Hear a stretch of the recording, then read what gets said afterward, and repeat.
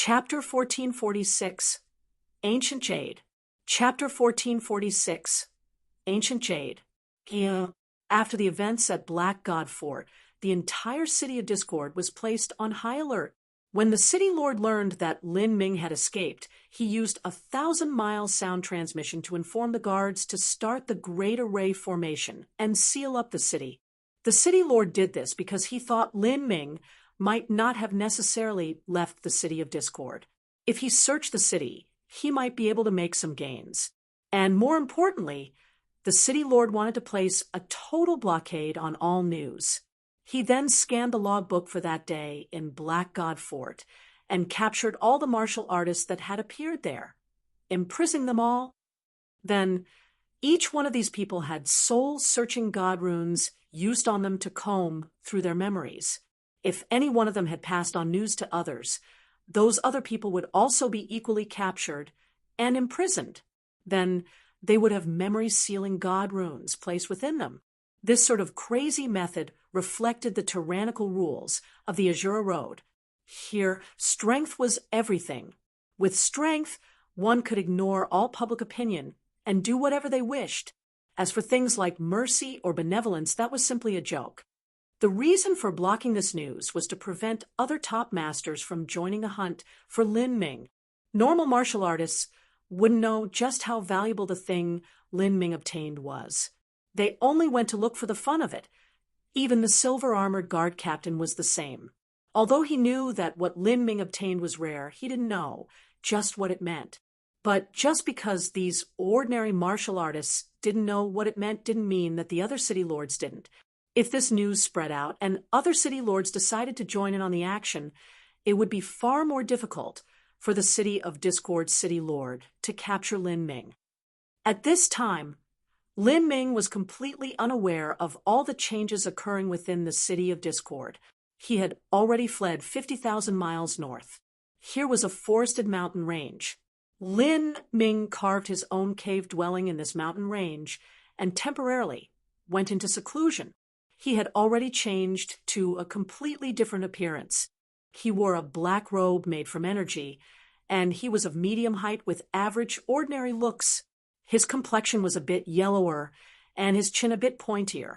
His eyes drooped a little, and he looked completely common, like someone you wouldn't notice in a crowd. Now that he needed to escape, the more low-key his appearance was, the better. The reason Lin Ming was able to flee this calamity was all because he cultivated the divine dream law's bodily rebirth technique to a high enough boundary. Not only could he easily change his appearance, but he could also change the aura of his soul. Even a great world king wouldn't be able to easily see through his camouflage.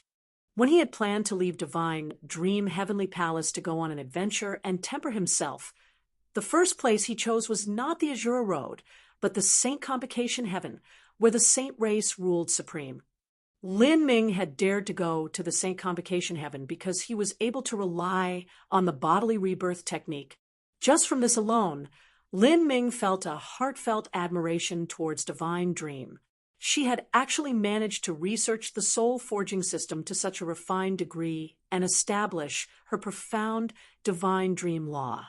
Of course, that ordinary Holy Lord Level Spirita's guard captain wasn't able to easily see through Lin Ming's disguise, and part of the reason for that was also because of the magic cube. The magic cube had allowed Lin Ming to understand the divine dream law to such a degree that he nearly reached Frost Dream's level of talent. It looks I won't be able to use my original appearance anymore. Then I'll use this appearance to continue participating in the Azura Road trials. It should be safe enough. Lin Ming had confidence in his own appearance-changing technique. Even if he were to stand in front of the city lord himself, the city lord wouldn't be able to recognize him. Only an Empyrean would be able to see through his disguise.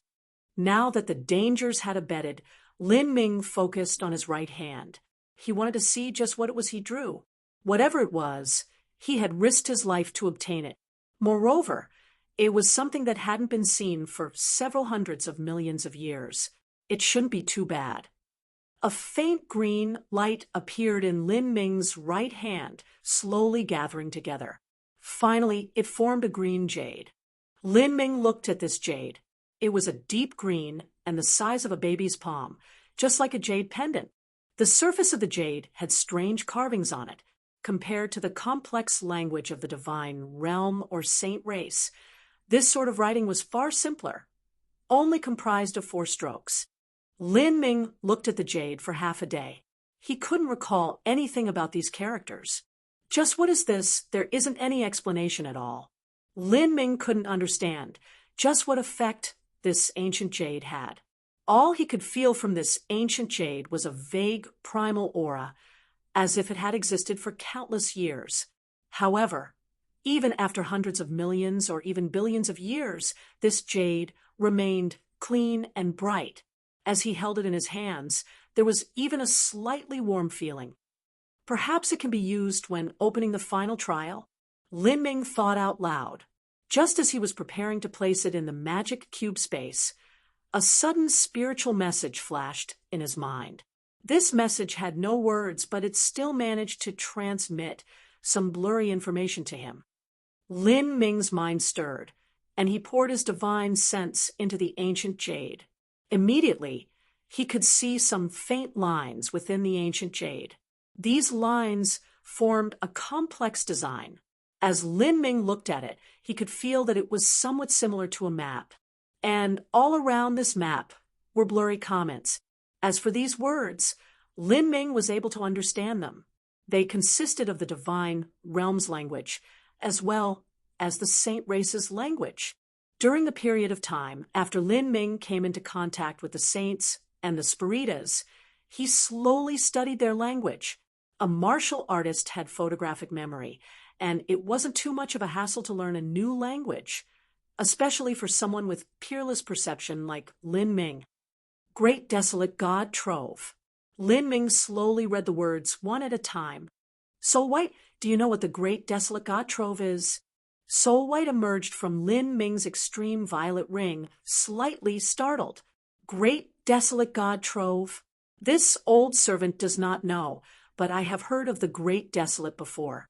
That is an extremely large area in the Azura Road, a completely wild and savage wilderness region. Many martial artists go there to temper themselves, but even they only journey around the edges. As for the depths of the Great Desolate, no one dares to go that far. In its depths, there are powerful ancient desolate beasts and even god beasts. Moreover, there is quite a number of them. It is said that there are numerous rare and hidden treasures in the Great Desolate. If one is lucky enough, if your destiny defies the heavens, then you may even find bones of long-dead god beasts. That is a land filled with immense lucky chances, but it is also extremely dangerous. Those who go there are always hanging on to life by a thread with 9 chances of death and only 1 chance of survival. Lin Ming sucked in a cold breath as he heard Soul White's description. God beast. Up until now, Lin Ming had only seen 2 god beasts with his own eyes.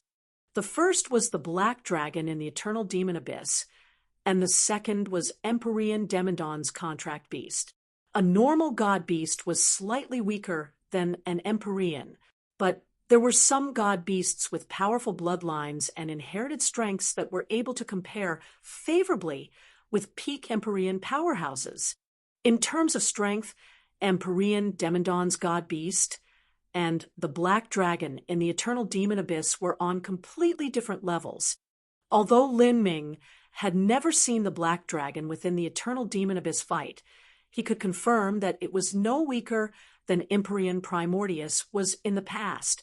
Otherwise, it would have been impossible for the black dragon to fight side by side with Empyrean Primordius.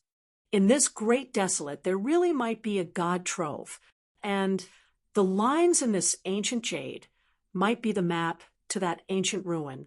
As Soul White saw Lin Ming develop the idea of going to the Great Desolate, he hurriedly discouraged him. Master, with your cultivation, it is far too early for you to go to the Great Desolate. That place is different from the world of the hunter game. The hunter game is only a trial, and its difficulty is determined by your cultivation.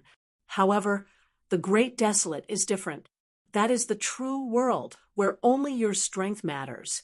I believe that Master should instead look at that rare blue soul level mission first. Still, a blue soul level mission isn't easy to complete either. There are many 2-star Azuras that form teams in order to complete blue soul level missions. And Lin Ming nodded. It was true, his strength was a bit too low right now. He might as well finish the rare blue soul level mission first. Lin Ming took out the blue soul level mission badge and poured his divine sense into it. Then a piece of information spread through his mind. Precipice Cliff, leave a name upon the Emperor's Stone. This short sentence was the so-called mission. What sort of place is Precipice Cliff? Lin Ming asked. Soul White ruefully smiled as he heard this. He said, "What a coincidence. Precipice Cliff is also at the Great Desolate, but it is located at the edges. It isn't too dangerous there." Oh, so it seems no matter what, I'll need to take a trip to the Great Desolate. Is this Emperor Stone located on this Precipice Cliff? The aim of this mission was clearly to have Lin Ming go to the Great Desolate and leave his name upon the Emperor's Stone. At the very least, he had to leave some sort of symbol. Lin Ming guessed that this Emperor's Stone likely had some sort of array formation. Once this array formation came into contact with his mission badge, the mission badge would turn into a god rune, the rare blue soul level god rune he would obtain from this mission. After Lin Ming understood the mission details, he spent several days in his cave dwelling adjusting himself. After he reached his best state, he left. Destination, the Great Desolate. Chapter 1447. Encounter in the Great Desolate. Chapter 1447. Encounter in the Great Desolate. Azure Road, the Great Desolate. No one knew just where the Great Desolate ended. It was said that the deeper one went into the Great Desolate, the more strange and fantastical phenomena one would see. Moreover, the space and time there was extremely disorderly, and even Empyreans that were skilled in the space and time laws could easily become lost in the space labyrinths. It was said that the Great Desolate eventually led to another unknown space, perhaps a world that was no longer a part of the Azure Road. In short, the depths of the Great Desolate were a forbidden zone. Currently, Lin Ming was only at the very outermost edges of the Great Desolate. He was still incomparably far from reaching anywhere near the center. This land was named the Great Desolate, but it wasn't desolate at all. Instead, there were mountains that towered for hundreds of thousands of feet with ancient, high trees that reached into the skies. Their roots gripped the earth like dragon claws, and within these primal groves, all sorts of vicious beasts flitted about. The reason that the Great Desolate was called the Great Desolate was that whoever stepped into that land, no matter who they were, would feel an ancient and prehistoric breath overwhelm them. It was said that the terrain of the land had remained pristine and unchanged for the last 10 billion years. Every inch of that land had experienced endless years. This also caused Lin Ming to feel a deep sense of respect towards this land in his heart. Rumble, rumble, rumble. A magnificent river surged in front of Lin Ming. The waters were turbulent and wild, as wide as a sea, seeming to contain an infinite strength. Soul White said, "Master, this river is called the Desolate Springs, and it runs through the Great Desolate. When a martial artist wants to enter the Great Desolate, they usually follow the path of this river forwards. If we follow this river, it will be a bit more secure, and we will also arrive at Precipice Cliff." All right. Lin Ming nodded. It really was a wise decision for him to bring Soul White under his control. It saved him a great deal of trouble. As Lin Ming wanted to go forwards, the clarion cry of a bird rang through the skies, alarming many vicious beasts hiding in the grass.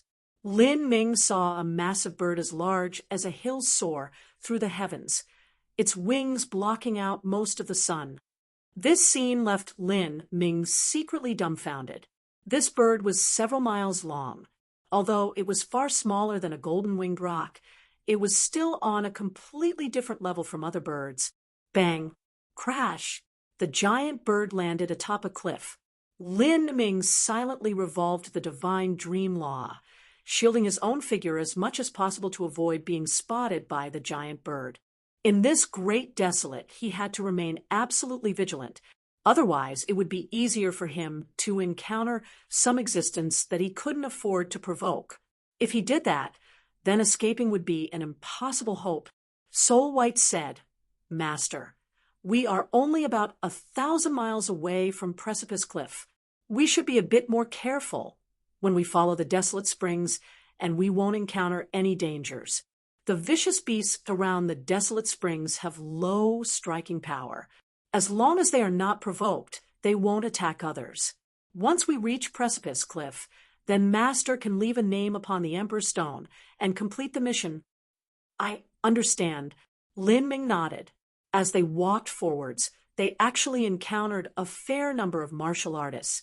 These people were doing as Soul White had said, and were walking alongside the river. This was the safest entryway into the Great Desolate. Out of the many martial artists, there were those at the Divine Sea, Divine Transformation, and Divine Lord Realms. They either came to the Great Desolate to adventure or to complete some sort of mission. Of course, the missions they were given might not be to go to Precipice Cliff. During this time period, Lin Ming saw massive slaughterfests take place around him, as well as some squads picking up the bones of rare beasts. These were not the bones of god beasts, but some ancient desolate beasts that had a faint bloodline connection to god beasts. These bones had existed here for far too long, and the marrow had already drained away, leaving nothing behind but bones. In Lin Ming's eyes, these ancient desolate beast bones were extremely wonderful treasures. Even so, they were much worse than the azure dragon bone he had found before. However, these sorts of beast bones still caused dozens and hundreds of people to kill each other in a struggle to obtain them. Finally, over half these people died, leaving pools of blood to drench the earth. The final strongest powerhouse carried off the beast bones, even as he was severely wounded. As Lin Ming was watching this, he noticed that it was likely this powerhouse had received grievous hidden wounds that would be difficult to recover from. In fact, this powerhouse had also burnt 20 to 30% of his blood essence. If he wanted to restore just that, then he would have to pay an extremely deep price. This place is really filled with the scent of blood. In the Azure Road, strength is king. Fighting and killing over treasures is far too common. Even if you don't fight, others will fight you all the same. Lin Ming sighed. These common martial artists, or martial artists from small influences, lacked far too many resources.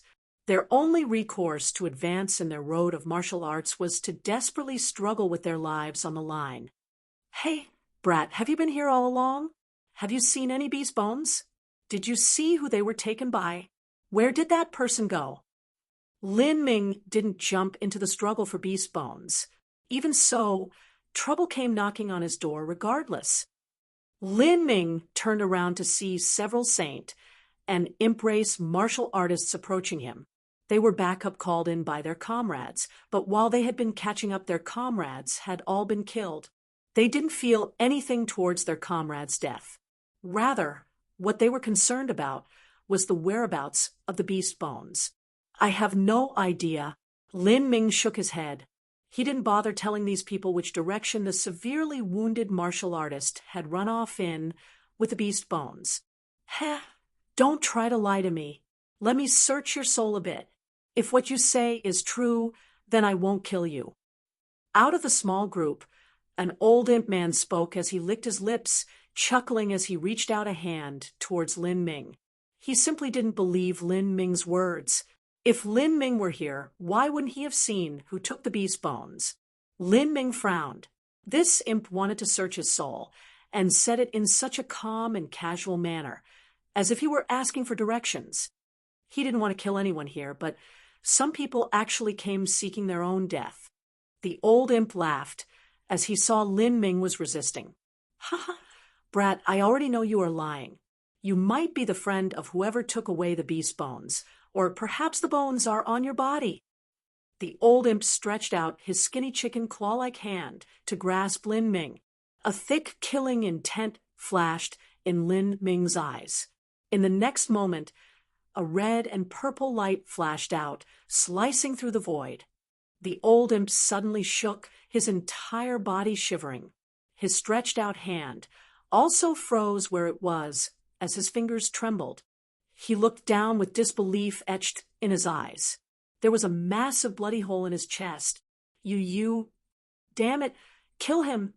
The other martial artists around the old imp were all enraged. Fight together. This boy isn't simple at all. They never thought that Lin Ming would sneak attack in such a manner just now, nor did they recognize his true strength. Come then, all of you can die together. Lin Ming waved the Phoenix Blood Spear. At the same time, energy erupted from his body as the heavy grand mist energy surged outwards, blocking out the space all around him. As these people were enveloped in the grand mist space, they immediately felt a terrifying suppressive pressure pushing down on them. Let alone attacking, even breathing was becoming difficult. Wait. Some people miserably cried. However, once Lin Ming attacked, he didn't hold back at all. The Phoenix Blood Spear swept out with a thick arc of spear light in just several blinks of the eye. All of these people were killed by Lin Ming. Blood splashed everywhere. Lin Ming wiped off the blood from the Phoenix Blood Spear and shook his head. They kill others like cutting grass. These Azura Road people are really mentally insane. As Lin Ming was speaking out loud, he heard the faint explosions of energy just several dozen miles away. It was clear some people had started to fight. I'll go around them. Lin Ming didn't want to be caught up in any more troublesome matters. If there was some battle taking place on the road, then he would just circle around them. However, after 10 miles, he stopped his footsteps. The fighting taking place in the distance was actually quite unusual. From the wild and heated origin energy in the air, he could feel that the two sides fighting were all masters, completely incomparable to the trash he just killed. Who is fighting? These swift and fierce energy collisions. This is definitely a battle between extraordinary individuals. Moreover, how could these sounds? Lin Ming's hearing was extremely sharp. Even from such a distance, he could hear what sounds were coming from that chaotic battlefield. As he heard a familiar sound, an astonished light flashed in his eyes. I guess I'll go take a look. As Lin Ming spoke, he rapidly rushed towards the battlefield. The 20 to 30 mile distance took only several blinks of time. At this time, he heard someone shout out, "Wings of the Dark Phoenix." For a time, the aura of a god beast shot up into the skies. Lin Ming was extremely familiar with this aura. 10 years ago, within the arena of the Divine Realm First Martial Meeting, he had fought against this aura. Wings of the Dark Phoenix, a god beast's aura. Is it Xiao Maxin? She also came to the Azura Road. Just who is she fighting? Chapter 1448. The Phoenix Within the Flames of Battle. Chapter 1448. The Phoenix Within the Flames of Battle. Lin Ming was extremely startled to discover that Xiao Maxin was one of the people fighting, but as he thought about it further, it wasn't strange at all. With the great calamity ready to erupt at any moment, Xiao Maxin would also want to rapidly increase her strength, but in the divine realm alone, it would be hard for her to find sufficient space to grow. She needed rivals and opponents. She needed a new world to broaden her horizons. And she needed pressure that would force her to transform into someone greater than she was before. The Azure Road was indeed a very good place to go. Then, after arriving here, Xiao Maxin had at some time obtained a mission to go to the Great Desolate. And her appearing here was also reasonable, because the Desolate Springs was the safest entry route into the Great Desolate. As Lin Ming thought of this, he sped up. He could clearly see the phantom of a dark phoenix, in the distant skies. Lin Ming had fought with Xiao Moxian before, so he clearly understood that this was her bloodline strength, the phoenix true form. Unless she encountered some formidable opponent, Xiao Moxian wouldn't easily reveal this ability in the Azura Road. It was similar to an elephant revealing its ivory tusks or a rhinoceros revealing its horn. It would arouse the greed of others. Lin Ming's guess was correct. Xiao Moxian was indeed placed in a great crisis. The cause was simple. After Xiao Moxian entered the Azura Road, the first place she stopped was Wave City. After entering Wave City, she went to the mission-issuing area, similar to the City of Discord's Black God Fort. And then she also participated in the trial game there. With Xiao Moxian's talent, obtaining the 50-badge Blue Soul level reward was far too simple, and even obtaining the Zenith Black level reward wasn't difficult at all. After Xiao Moxian had 2 drawings, although she didn't draw the Destiny reward that Lin Ming had drawn, she had still pulled out the second Zenith Black reward possibility, and the best one at that. If she drew that, the value of the God Rune would only be slightly worse than the Destiny reward. This would be enough to cause all the martial artists in Wave City to go crazy with greed. In addition, her Blue Soul level reward was likely the most precious third possibility type too. When these factors were added together, the result could be imagined. Xiao Moxian was now besieged from all sides, fires scorching the starry skies. Hoo! Black flames swept up a storm. Xiao Moxian wielded her swift long whip, the speed reaching unimaginable degrees, as if she would tear apart space itself. Flames burnt along the whip's length. Every time the whip lashed out, martial artists would be torn apart, leaving behind nothing but bloody fog. Corpses were already piled up all around her. These corpses were either torn apart by long whip strokes or charred into cinders. As for Xiao Moxian, her long hair was scattered about and blood stained her face. Her large pitch-black eyes were filled with a cruel and ruthless light. Although she normally seemed naughty and cute, she actually had the blood of the monster and demon races flowing through her veins. When it came to killing someone, she could instantly become a dark enchantress, showing no mercy at all. She had already been fighting for a long time, and dozens of people had been killed by her. The rocks all around were dyed black and red, and all the surrounding plant life had withered away. There were many wounds crisscrossing her body, and even her expansive dark phoenix wings were wet with blood. This blood was hers. The battlefield was already thick with the scent of blood and death. Xiao Moxian was like a dark angel, her body brimming with a terrifying power as she harvested all life around her. I'm sure that she must have a true phoenix bloodline within her. She might even be the descendant of a phoenix. In the group of people, a Holy Lord martial artist suddenly shouted out. He clearly had a considerable amount of experience. In the midst of this intense battle, he had been able to see through Xiao Moxian's bloodline, a phoenix body. How could a descendant be born from a phoenix, mating with other races? If so, Vena's brothers have really hit the jackpot. Just a single drop of her blood essence is incomparably precious. If we can capture this woman and dual cultivate with her, we can suck up her Een essence and even swallow her primal origin energy. We can even use her blood to make medicine to obtain unimaginable benefits. Ha ha ha! Use her for medicine? That ruins the fun too much. This is truly a top-quality woman, the most outstanding kind of all. So how can we use her as medicine? We should enjoy her as thoroughly as we can. When we capture her, we can plant a slave seal within her and make her serve us faithfully. Hee, little girl, don't resist us. We have enough people that you will be captured sooner or later. No matter what you try, we will place a slave seal rune within you and enjoy your body. Ha! The leading martial artists increased their violent barrage of attacks. These people all had a Holy Lord level cultivations for a total of 4 Holy Lords. Although they weren't strong Holy Lords, several of them added together formed a terrifying strength. It would be almost impossible for Xiao Moxian to escape the siege of these people, and even someone like Lin Ming would find it difficult. Xiao Moxian formed more seals as she wrapped her body in black flames.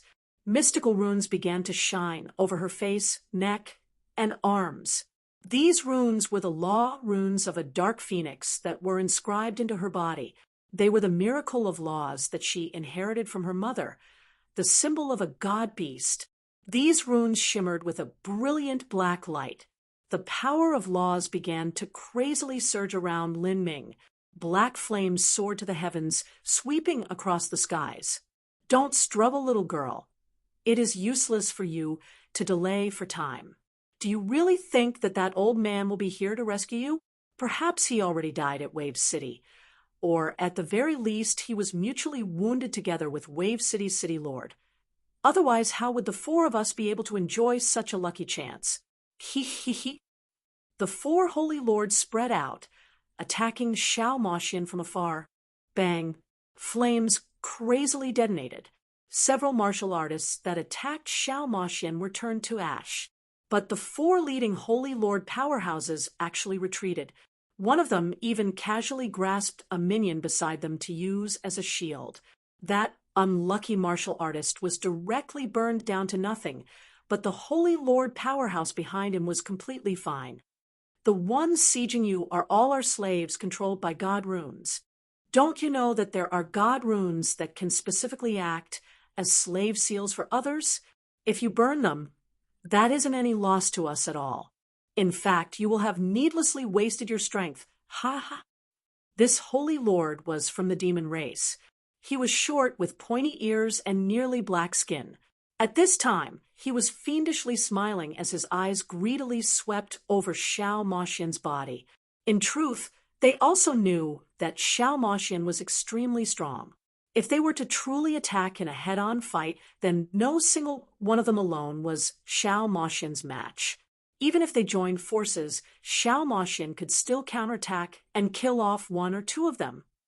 Thus, they used the many slaves under their control to wear down her strength. This was the safest and most methodical tactic. Xiao Moxian's eyes shined with a cold light. Although she possessed a nearly unparalleled physique, she had indeed consumed far too much energy and was nearing her limit. Her inky black eyes narrowed as she glared at the demon holy lord who had just spoken. Killing intent rose from all around her. You are courting death. Bang! At this moment, a volcano seemed to erupt within Xiao Moxian. Her strength rapidly ascended as her aura violently gushed out, causing the earth to shake. In that instant, it was like a true phoenix was awakening within Xiao Moxian. This is... The demon holy lord that was speaking before suddenly paused. He felt the space around him tighten as a terrifying strength swept at his direction. Xiao Moxian had ignored all others to attack him. Her only goal was to wipe out the holy lord who had shouted just now. Old Fourth, be careful. Not too far away. Two of the other four wave saints also moved to help him. As for the last one, he attacked Xiao Moxian. He was too far away, so he didn't have enough time to help his comrade. Thus he thought of attacking Xiao Moxian to force her to retreat. Xiao Moxian realized that there was an attack coming at her from behind, and she also realized the consequences of being struck, but she ignored it, stubbornly attacking as she did before. Her long whip howled as dreadful black flames formed a raging inferno that smashed into the demon holy lord's body. The demon holy lord cried out miserably as half his body was struck. Many of his organs broke, his meridians cracked, and he vomited out a mouthful of blood. How is this possible? He found this all unbelievable. How could Xiao Moxian suddenly erupt with such a titanic strength? She has burned her bloodline, the bloodline of a dark phoenix. The holy lord behind, Xiao Moxian shouted out as he attacked her. His saber came roughly chopping down upon her back. Xiao Moxian had spent all of her strength and attention to strike that demon race, holy lord, so she had no time to turn around and defend. Instead, she wrapped her wings around her body. revolving all of her strength to resist this saber strike. Ca. A saber slashed through Xiao Moxian's protective true essence and cut down at her phoenix wings. Blood splashed out and her face paled. Her body was sent flying backwards until she crashed into a cluster of rocks. Rumble, rumble, rumble. Rocks shattered and Xiao Moxian was buried within the debris. But in the next moment, a massive amount of broken stone was swept away by her black phoenix wings. Xiao Moxian stood up, but as she did, she revealed that only one of her phoenix wings was upright. The other wing was hanging at a strange angle. That saber strike just then had cut through her wing bones. In addition, there was also a 3-foot-long wound. It was unknown just how deep it was, but it had already injured her organs. If she didn't possess a phoenix's body, then she would have already lost all combat strength. Old Fourth, are you okay? 2 of the Holy Lords caught the demon race Holy Lord. Although half his body was ruined, he still had a single breath of life. In that life or death moment just now, the other 2 Holy Lords had been able to bear a part of Xiao Moxian's attack, saving his life. This damned girl! The boss of the 4 Wave Saints shouted out, his eyes shining with a ruthlessly sharp light. She has burned her phoenix blood. A phoenix god beast was the only creature in the universe that could freely burn its blood essence without diminishing its fires of life. This was because they could rebirth themselves within the flames of nirvana. However, this also had a premise, and it was that a phoenix that combusted its blood essence had to have completed at least a single nirvana. Otherwise, it was difficult to do so. Currently, Xiao Moxian had yet to undergo her nirvana. Thus, she could burn her ancient phoenix blood, at most only once. If she did it any more, then she would damage her life force, just like an ordinary martial artist burning their blood essence. Let's attack together. She is already exhausted. Right? No one hold back. We can't have this little girl pulling out some trump card like what she did to Old Fourth. We'll steal away the treasure she drew, keep her lowly life, and plant a slave seal in her, and then train her well. The 4 Wave Saints said, their eyes glimmering with greed and perversion. Among the 4 of them, the 3 that still had their battle efficiencies stood up. Their strength began to echo between each other before it suddenly burst outwards. Hoo. Energy gushed out. These people all came from the demon race or the saint race, and their different strengths converged together to form an array diagram. Within this array diagram, the phantom of a giant sea monster began to emerge. This sea monster was massive, with dozens of tentacles, resembling something like a massive octopus. Attack. The 3 of them all attacked with their sabers. As their sabers came slashing down, Xiao Moxian glared at them, her eyes cold and implacable.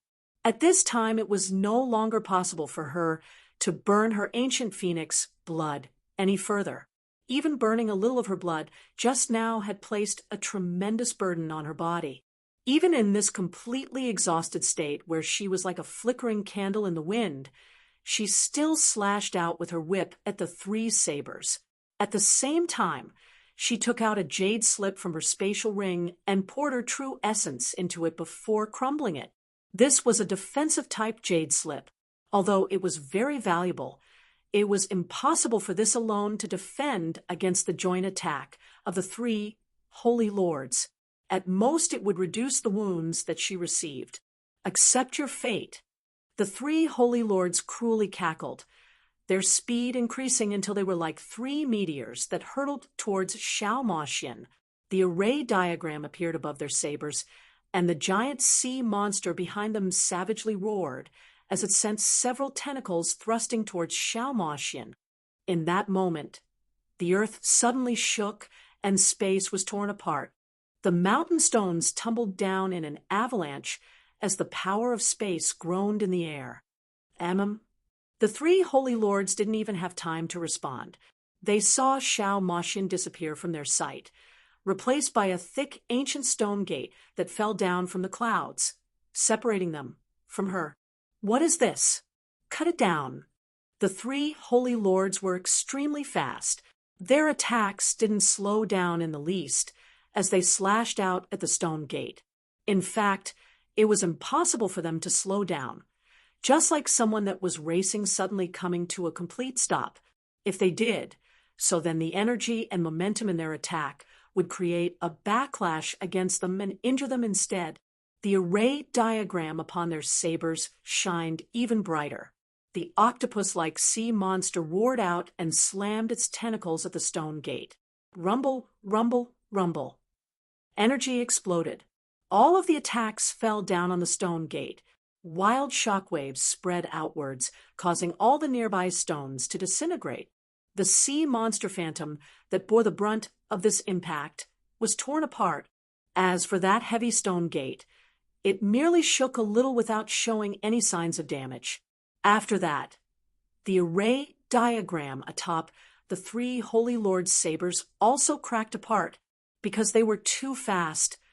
All of them crashed into the stone gate. For a time, they were completely knocked senseless. Puff! The boss of the Four Waves Saints spat out a mouthful of blood. Although he hadn't been attacked just now, he had taken a rebound injury. This was like a person punching at a stone wall with all their strength.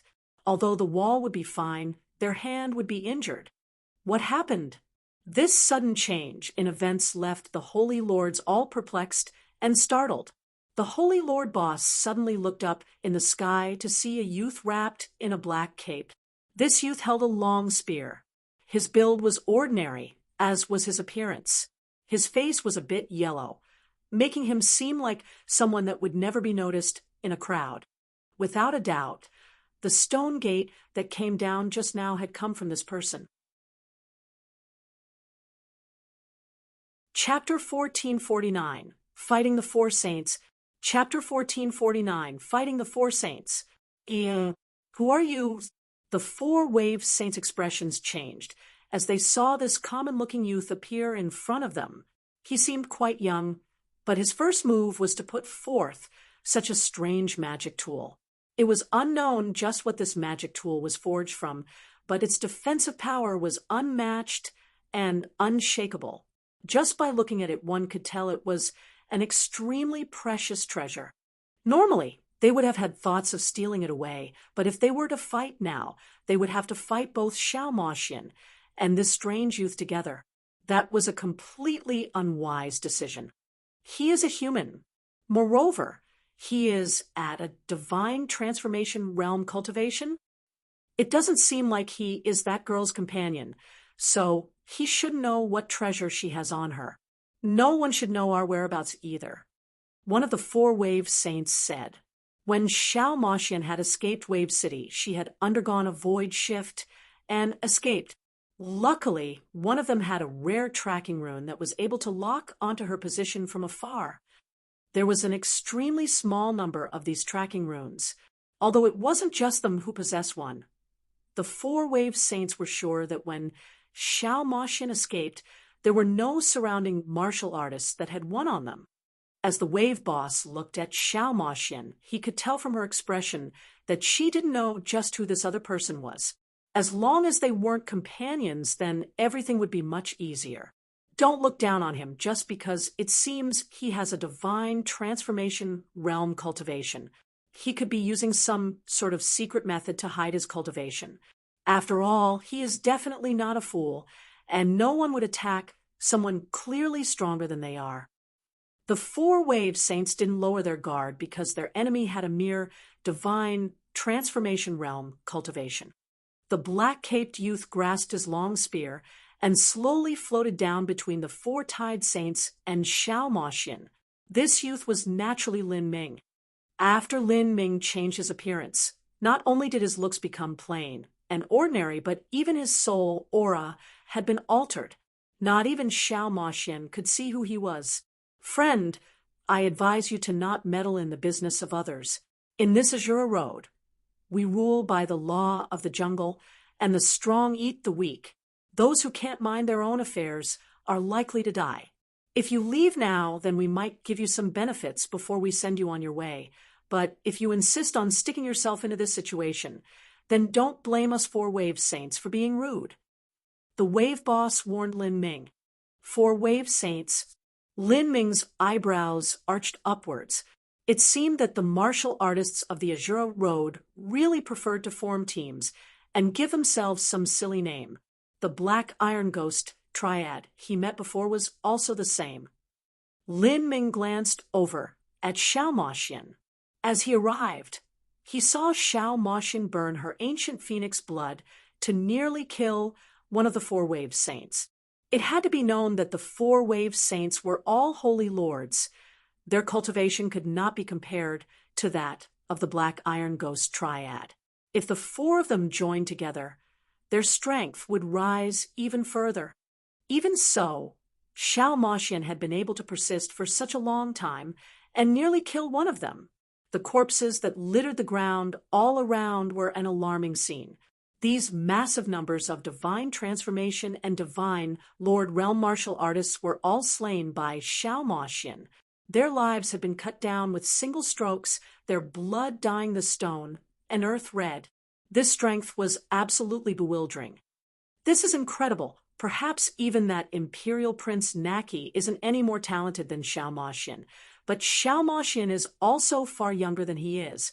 A divine body seen only once every billion years is indeed extraordinary. Lin Ming was flabbergasted. In the great calamity, Xiao Moxian was sure to be a strong heroine who played a leading role. Who are you? Have we met before? Xiao Moxian's true essence sound transmission echoed in Lin Ming's ear. She didn't recognize the Primordius Gate, nor did she see through his changed appearance. There is no point in bothering with who I am. Let's speak after we finish off these fools. Lin Ming's voice had also changed, becoming thin and hoarse, not appealing to listen to at all. Xiao Moxian grinned as she heard Lin Ming revealing a pair of cute sharp fangs. However, these fangs were stained red with blood, giving off a sad and mournful beauty. Great! Xiao Moxian raised her long whip. At this time, she was still able to laugh. Even though she was like an oil-less lamp just now, she had been able to restore some of her origin energy in this short period of time. It could only be said that a god-beast body was far too formidable. Friend, it seems you want to die no matter what. The four wave saints could sense that Lin Ming wasn't ordinary at all, but at this time it was too late for them to give up on their goal. They surrounded Lin Ming, but Lin Ming took this time to attack. As soon as he struck out, he did so with all his strength. His opponents were holy lords, and although they were weak holy lords, the three of them added together couldn't be underestimated. Bang! The Primordius Gate was sent hurtling forwards by Lin Ming once more. Its momentum was broad and glorious, like an endless avalanche. It's this stone gate again. The four wave saints grimaced. Don't try to defend against it. Spread out and attack him. The wave boss said with a sound transmission. His entire body erupted with astral essence, and he rushed forwards like a slippery eel, circumventing the Primordius Gate to attack Lin Ming himself. After all, he was still a Holy Lord powerhouse. When his saber slashed out, combined with his great mortal bodily strength, the saber wind was incomparably fierce and sharp. This saber strike could even shear a mountain in half. However, even though the wave boss was fast, Lin Ming was even faster. Lin Ming's figure flickered as he revolved the space and time laws, instantly shooting off towards the third wave brother. The phoenix blood spear thrust out, and the power of thunder and fire, heavenly tribulation twisted together atop the shaft. Heavenly Tao judgment. Rumble, rumble, rumble. Red and purple spear light surged, shrouding down towards the third brother with overwhelming momentum, blocking off all possible paths of escape. As Xiao Moxian saw this, her eyes widened. A move that controlled the power of thunder and fire? This move seemed somewhat similar to that one fellow's techniques. As Xiao Moxian thought of this, she didn't hold back either. The long whip in her hand slashed out like a viper towards the second wave brother. Her physical state was very poor right now, so she couldn't engage them in frontal combat, but to use some long-ranged attacks to siphon off the attention of one or two of them was possible. What fascinating strength! But what a pity you still can't do anything to me. The third wave brother that was being covered by heavenly Tao judgment took out a green ruler from his spatial ring. This ruler immediately grew to 10 feet long before he brought it pounding down, wanting to smash apart the power of heavenly tribulation. But at this moment, from all around Lin Ming, a horrifying atmosphere spread outwards. This atmosphere was boundless and ancient, containing an incomparably suppressive feeling. Grand mist space. Star-heavy grand mist energy wrapped around the green ruler, instantly slowing it down. The potential within the attack also diminished rapidly. The third wave brother was shocked. This sudden change left him panicked. "Be careful," the wave boss shouted. He wanted to move to help the third wave brother, but it was too late. With a loud rumbling explosion, the third wave brother was struck by the power of thunder and fire, heavenly tribulation. He soared backwards, his chest covered with red, as he spat out great mouthfuls of blood. His mortal body was powerful enough that he didn't receive a fatal wound, but his combat strength dropped precipitously. Behind Lin Ming, Xiao Maxian was watching all of this occur. She wasn't placed within the grand mist space, so she didn't feel the suppressive aura directly, but she could still vaguely feel the aura of the grand mist great Tao. This person is also skilled in the grand mist laws. Chapter 1450. This place shall be your grave. Chapter 1450. This place shall be your grave. In Xiao Maxian's mind, the figure of Lin Ming inevitably appeared. Whether it was the power of thunder and fire or the grand mist laws, those were all abilities utilized by Lin Ming. This was especially true for the grand mist laws. Very few people understood them. If one wished to learn them, they would need an abnormally high perception in order to perceive the grand mist laws from chaos stones. After all, in this universe, grand mist energy had nearly disappeared. Even so, Xiao Maxian couldn't confirm that this youth in front of her was Lin Ming based on those abilities alone. In the end, this was the Azure Road, and not the Divine Realm. Xiao Maxian didn't know that Lin Ming had come to the Azure Road, and that Divine Dream, in order to protect Lin Ming, had kept his whereabouts an absolute secret. In addition, there were countless martial artists from the various universes here that studied every law possible, so someone appearing that was similar to Lin Ming could occur. Lin Ming's attacks became increasingly ruthless. He revolved his strength to the limit with every move, each move bearing down more, and each move aiming to take a life. He was even stronger than Xiao Maxian. By himself in a 1-against-3 situation, he managed to suppress the 3-wave saints. In terms of striking power, the 4-wave saints were powerful, and if they were to fight 3 against 1, they shouldn't have been placed in such a disadvantageous position. However, Lin Ming had the Primordius Gate withstanding attacks for him. The Primordius Gate was like an indestructible aegis. No matter how wild or brutal the attacks were, the impact would only cause a slight tremble. "Let's break through this gate first," the wave boss shouted out with a true essence sound transmission. "How do we break it? Even a world king wouldn't be able to do anything to it. This stone gate must be an Empyrean spirit treasure," another one of the wave saints said.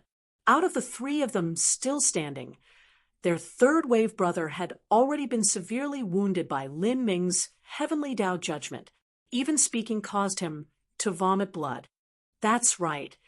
It is because it is an Empyrean spirit treasure that this boy shouldn't have been able to completely refine it. According to common sense, it should also be impossible for him to move this stone gate. It must be because this stone gate has a spirit of its own that is allowing the boy to control it. Even so, without the absolute control of a martial artist, this stone gate is in the end nothing but a lifeless object. As long as we can overcome this stone gate, then we will win. The wave boss said. Then he suddenly pulled out a black ghost banner and tossed it into the skies. This ghost banner rose up with the wind, drawing demonic words in the air. Woo, woo, woo. Sad and shrill cries echoed out from the ghost banner. All sorts of resentful spirits began to stream out it. These spirits were personally killed by the wave boss and enslaved by him before being sealed into the ghost banner. Once they were taken out, their pained resentment soared to the heavens. These resentful spirits gushed out like a tide. They didn't attack Lin Ming, but instead rushed towards the Primordius Gate. Lin Ming's eyebrows shot up. This sort of tactic was a bit surprising.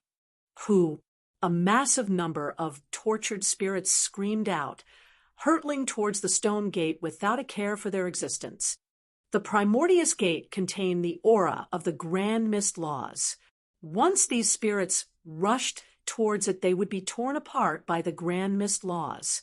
However, they continued on no matter the cost, tens and hundreds of thousands of them wrapping around the Primordius Gate. As the wave boss saw the resentful spirits he refined perishing in droves, he felt his heart drip with blood. But at this time, he didn't have the luxury to care about it anymore. As long as he killed this youth, he could obtain his treasures. Moreover, he would be able to obtain that charming young woman and her Zenith Black level reward. This was a great temptation. With these treasures, he could leap up to the heavens in a single bound. Take this opportunity to attack him. The wave saints shouted out loud. Runes began to shimmer all over their bodies. These were the god runes unique to the Azura Road.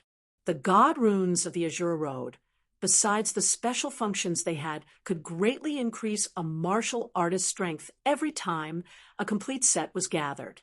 Master, be careful. These people have gathered 3 sets of gold runes and half a set of blue soul runes. They are considered the highest peak 2-star Azuras and can enjoy the blessings of heightened strength from the Azura Road. Soul White worn from within Lin Ming's spatial ring. Lin Ming's eyebrows arched up. This situation was becoming somewhat tricky. These wave saints were originally skilled to begin with, and now with the god runes increasing their strength, they would become even more difficult to deal with. It wasn't a problem for Lin Ming to fight a weak holy lord, but now there were 3 of them, all stronger than average. If Lin Ming wanted to kill them all off, then that would be difficult. After all, as long as they separated and escaped, then there wouldn't be anything that he could do. If he couldn't eliminate them all here, then they would reveal Xiao Maxian's location, bringing about even greater troubles. Dealing with several weak holy lords was already Lin Ming's limit. If he had to deal with a world king, then there was no chance for him to win.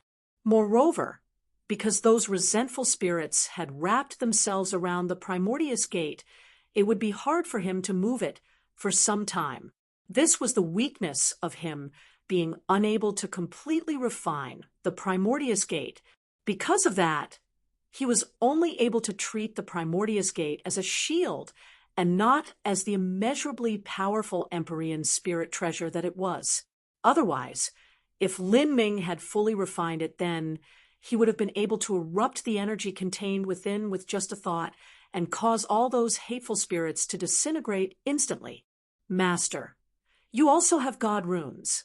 Although they aren't complete, they are still Zenith Black level runes. If you summon their power within your body with an arcane technique, then you can also increase your strength. Rising half a small boundary in strength shouldn't be a problem at all. Oh, Lin Ming was surprised. The 2 runes could increase his strength by half a small boundary. Lin Ming was already at the peak of the middle divine transformation realm. If he increased his cultivation by half a small boundary, then that would almost be the equivalent of entering the late divine transformation realm. The Azura Road takes god runes as manifestations of the laws, and they are things created by the Azura Road Master. The Zenith Black runes that Master obtained are extremely rare. Using them to rise half a small boundary shouldn't be a problem at all. As Soul White spoke, Lin Ming had already started pouring his true essence into the god runes. For a time, from between his eyebrows and on his right hand, faint red-black runes began to shine. Black and red were the colors of zenith black runes. As the wave saints saw Lin Ming's body begin to radiate a black and red light, they were shocked. This is zenith black runes? How is that possible? Zenith black runes were normally something that only city lord level characters possessed. Moreover, the zenith black runes they had were usually of a lower realm, but the two zenith black runes shining on Lin Ming's body both blazed with a divine light, emitting an extraordinary and terrifying aura. Behind Lin Ming, Xiao Maxian also saw the bright shimmer of these zenith black runes. She had already been at the Azure Road for long enough that she understood what this red and black light meant. Who is he? Xiao Maxian's large eyes widened until they were like brilliant black gems. She couldn't stop looking at Lin Ming as she took an increasing interest towards him. She really wanted to know what the answers to her questions were, but she didn't ask. Xiao Maxian had a childlike innocence and naivete. The more she wanted to know something, the less she would ask about it. Instead, she would investigate herself. Only then was it fun. This brat. The Wave Saints felt the situation become increasingly messy. This boy was so young, and yet he possessed zenith black level runes. They suspected that Lin Ming had an unfathomably deep background. However, they had already tossed their lives into the ring, and it was impossible for them to retreat. The greater background a person had, the more ruthless they had to be in utterly exterminating them. They didn't even think that Lin Ming would ever let them go. Attack together. We must kill him. The Wave Saints drew out their sabers and attacked. 3 sabers gathered as one, their strength instantly increasing by several times. They joined together the power from the god runes as they attacked Lin Ming. This was their strongest attack. Line of the Deep Sea. A terrifying power erupted, rushing forth like a raging tsunami. From behind the Wave Saints, the sea monster phantom that attacked Xiao Maxian appeared once more, hurtling towards Lin Ming. Master, be careful. Soul White cried out in alarm. Although Lin Ming was talented, his cultivation was simply too low. If he had to resist the strongest attack of these Wave Saints that were 2 large boundaries higher in cultivation than he was, then that was simply a crazy decision.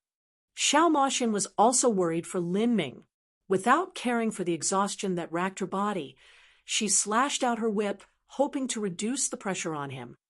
As for Lin Ming, he remained calm and unhurried. His soul force reached into his inner world, and a dark gray light howled out. Your tactics were good, but unfortunately, I have more than this stone gate. As Lin Ming spoke, there was a loud metallic ring, a gong that originated from the most primeval era, bringing with it the endless breath of the great Tao laws. A heavy and ancient bell suddenly fell down from up high, covering Lin Ming within it. This ancient bell exuded a vast and boundless aura. The surface of the bell was carved with images of flowers and creatures, phoenixes and dragons, leviathans and rocks, and even Tao patterns similar to those of chaos stones. This was the Primordius Bell, another one of the Empyrean spirit treasures that Empyrean Primordius had left behind for Lin Ming. When Lin Ming first entered Primordius Palace, he had knelt in front of this ancient bell for 3 years, fully perceiving the highest truths of the great Tao contained within, using this bell to directly refine the Primordius martial intent. The attacks of the Wave Saints completely fell onto the Primordius Bell. Clang! The Primordius Bell was rung by the attacks of the 3 people. A visible sound wave radiated out in response, causing space to tremble. Within this horrifying bell sound, everything was crushed. Wherever the sound wave went, the ground collapsed and mountains were destroyed.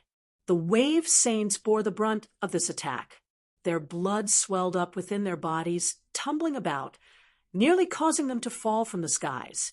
Their saber lights, as well as that roaring sea monster, had all completely exploded into bits, turning into nothing. Not only had their attacks failed against Lin Ming, but they had been struck by the sound wave of the Primordius Bell, causing them to suffer a severe wound from the backlash. What do we do? What kind of magic tool is this? A trace of blood spilled out of the wave boss' mouth. With great difficulty, he suppressed the roiling blood within his body. But at this time, he saw a giant bell come falling down on him from above. In the next moment, they were all covered inside of that ancient bell. This is bad. The wave boss was bewildered.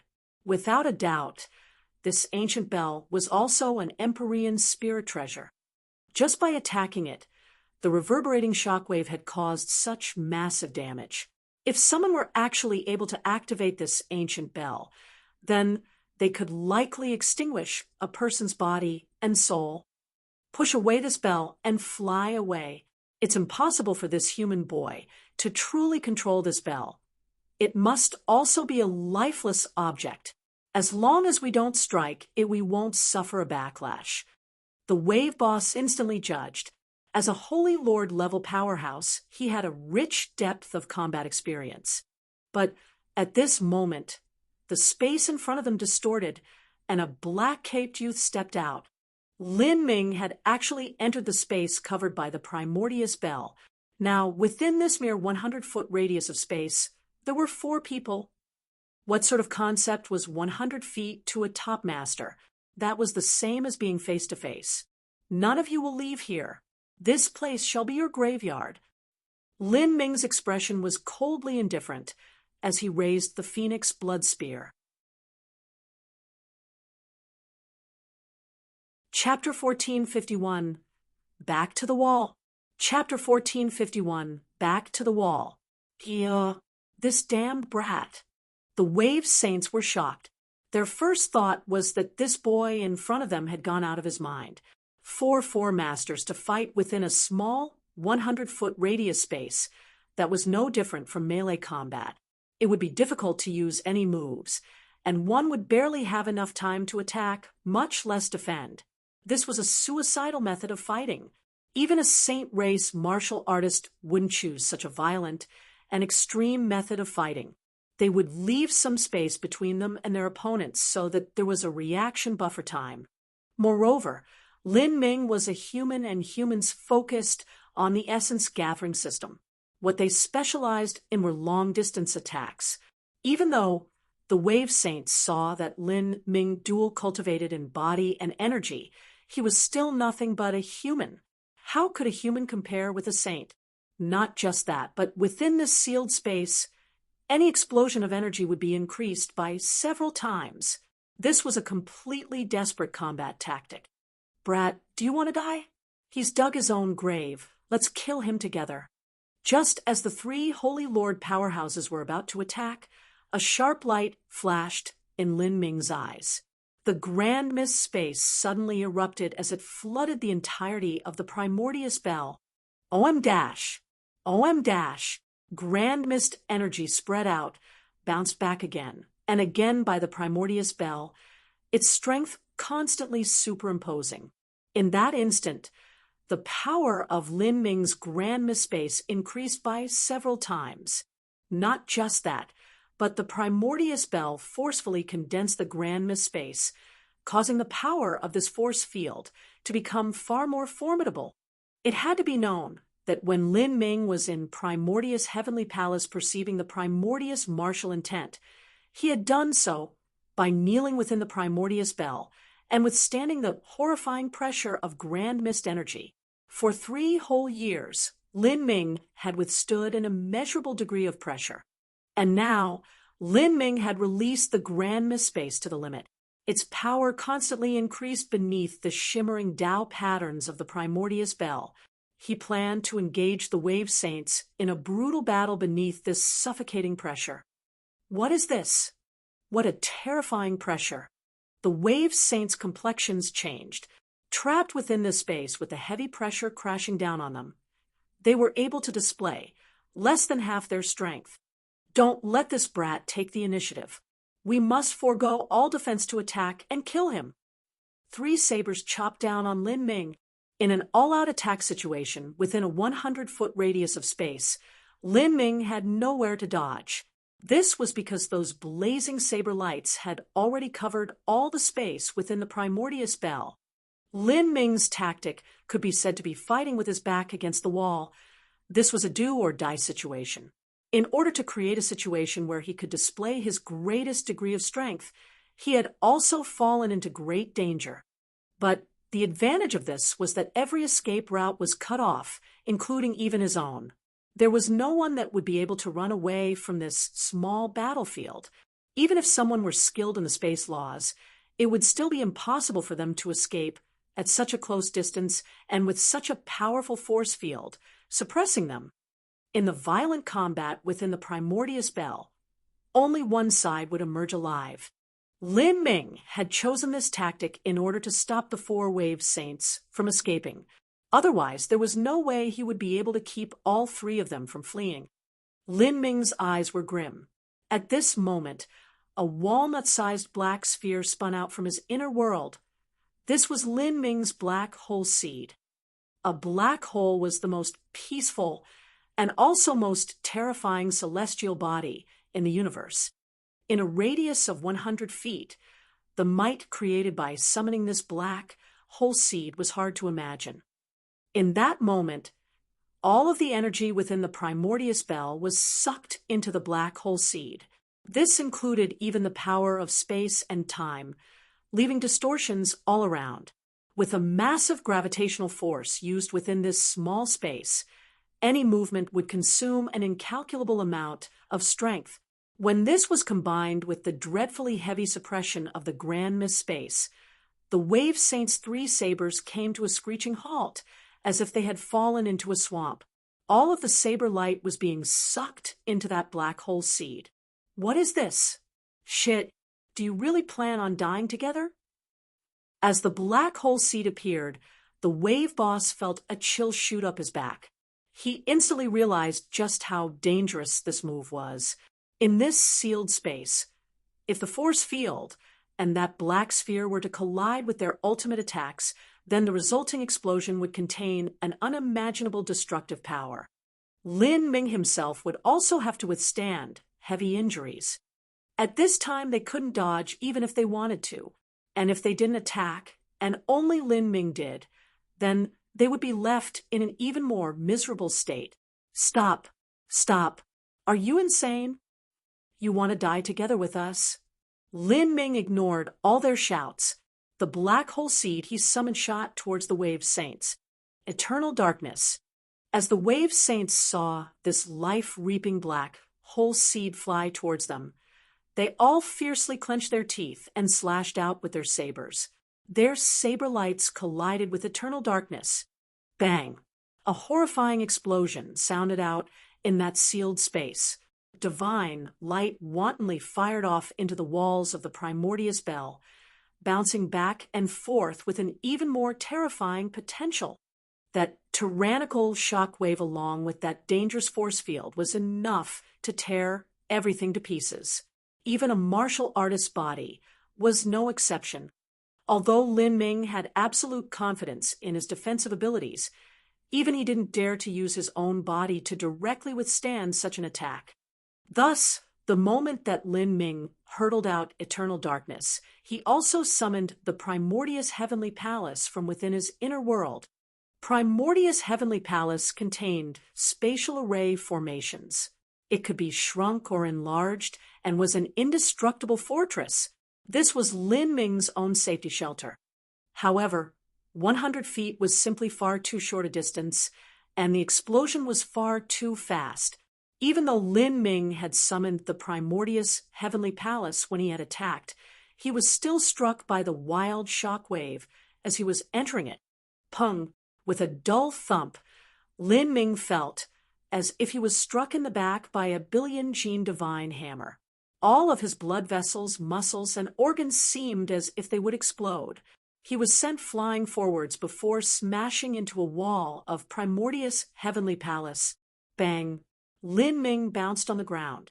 He felt his blood vitality tumble within his body, and his vision turned dark. At the same time, the Primordius Bell also shot up from the ground because of that gigantic explosion. However, the Primordius Bell was far too heavy, and there was also a massive amount of grand mist energy contained within, making it as heavy as a small planet. Thus, it didn't bounce too high. On the contrary, the earth beneath the Primordius Bell suddenly sunk down, and all of the land for several miles was blown away by the impact like a giant meteor had crashed into the ground as the shock waves spread outwards. Not too far away from the Primordius Bell, Xiao Moxian was startled. She revolved her true essence to the limit and wrapped herself with her remaining wing to protect her body. Clang! A thunderous bell peal rang into the heavens. Xiao Moxian was sent flying backwards as she received a light shaking injury. The main problem was that she had been too heavily wounded from before, so she found it a bit difficult to resist this shock wave. Rumble, rumble, rumble. Mountains collapsed and rivers were forced to change course.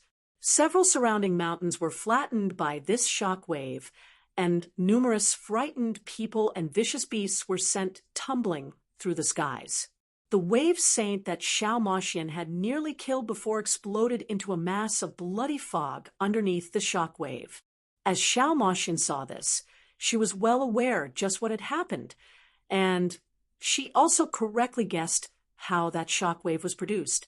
Within the Primordius Bell, Lin Ming and the remaining wave saints must have all used their finishing blows in a frigid final battle.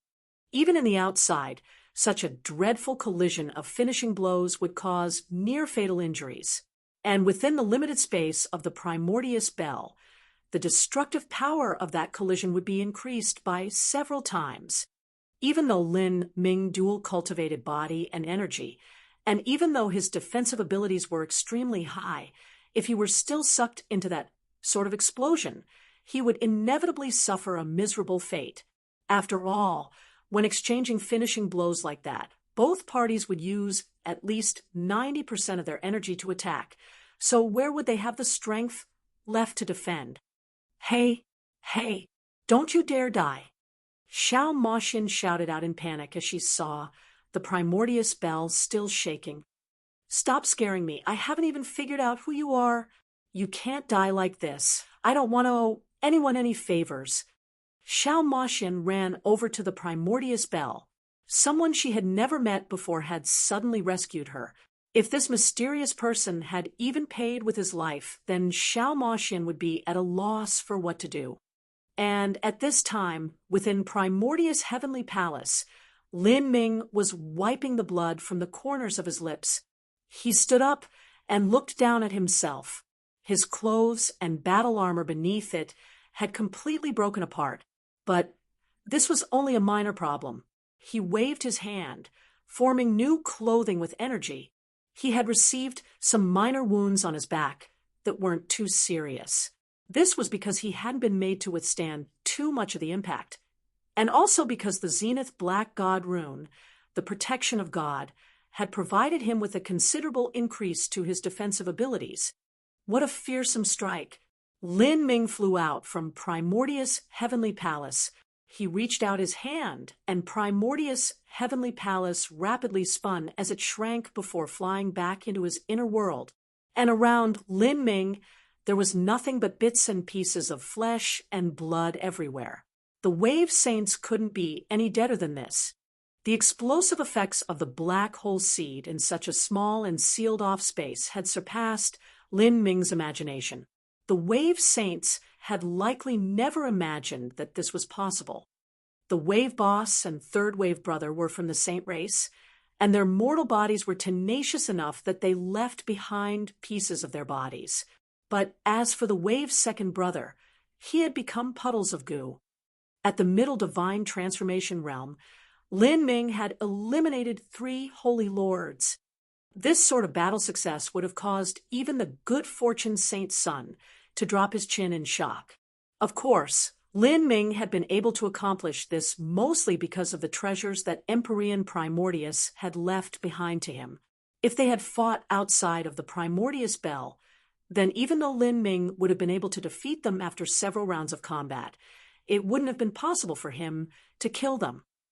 I wonder at what time I'll be able to kill 3 holy lords without relying on external objects or traps, and just with my strength alone. Only then will it be considered fierce enough. As Lin Ming was thinking to himself, he suddenly heard someone knocking on the Primordius bell. "Hey you, Black Cape boy, are you still alive in there? Don't scare me like this." Damn. How could this bell be so heavy? Xiao Moxin poured her true essence into the Primordius bell, but found it hard to lift. This surprised her. Even though she was injured, she could still use her true essence to lift a large mountain, but now she couldn't even lift this ancient 100-foot bell. Ack, it's so heavy! Xiao Moxin finally raised up a side of the Primordius bell. As Lin Ming saw this, he was even more startled.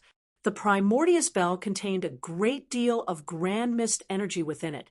Even for him, he would need to expend a great deal of strength and effort if he wanted to lift the Primordius bell without utilizing the grand mist laws. For Xiao Moxin to use brute force to accomplish this proved just how abnormally strong she was. Lin Ming stretched out a finger and poured his grand mist laws into the bell. In the next moment, the Primordius bell floated upwards.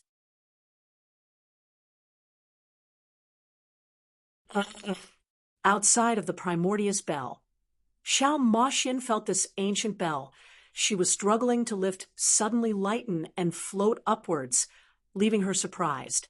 Was there really someone alive inside? In this sort of situation, Xiao Moxin didn't think that the young man who rescued her would be able to survive. Even if he luckily lived through that explosion, his entire body would be drenched in blood, and he would be near the point of death. Although she said that, Xiao Moxin didn't think that someone she never met before would sacrifice their life to randomly save her. If he dared to enter this bell, then he should have some method to live.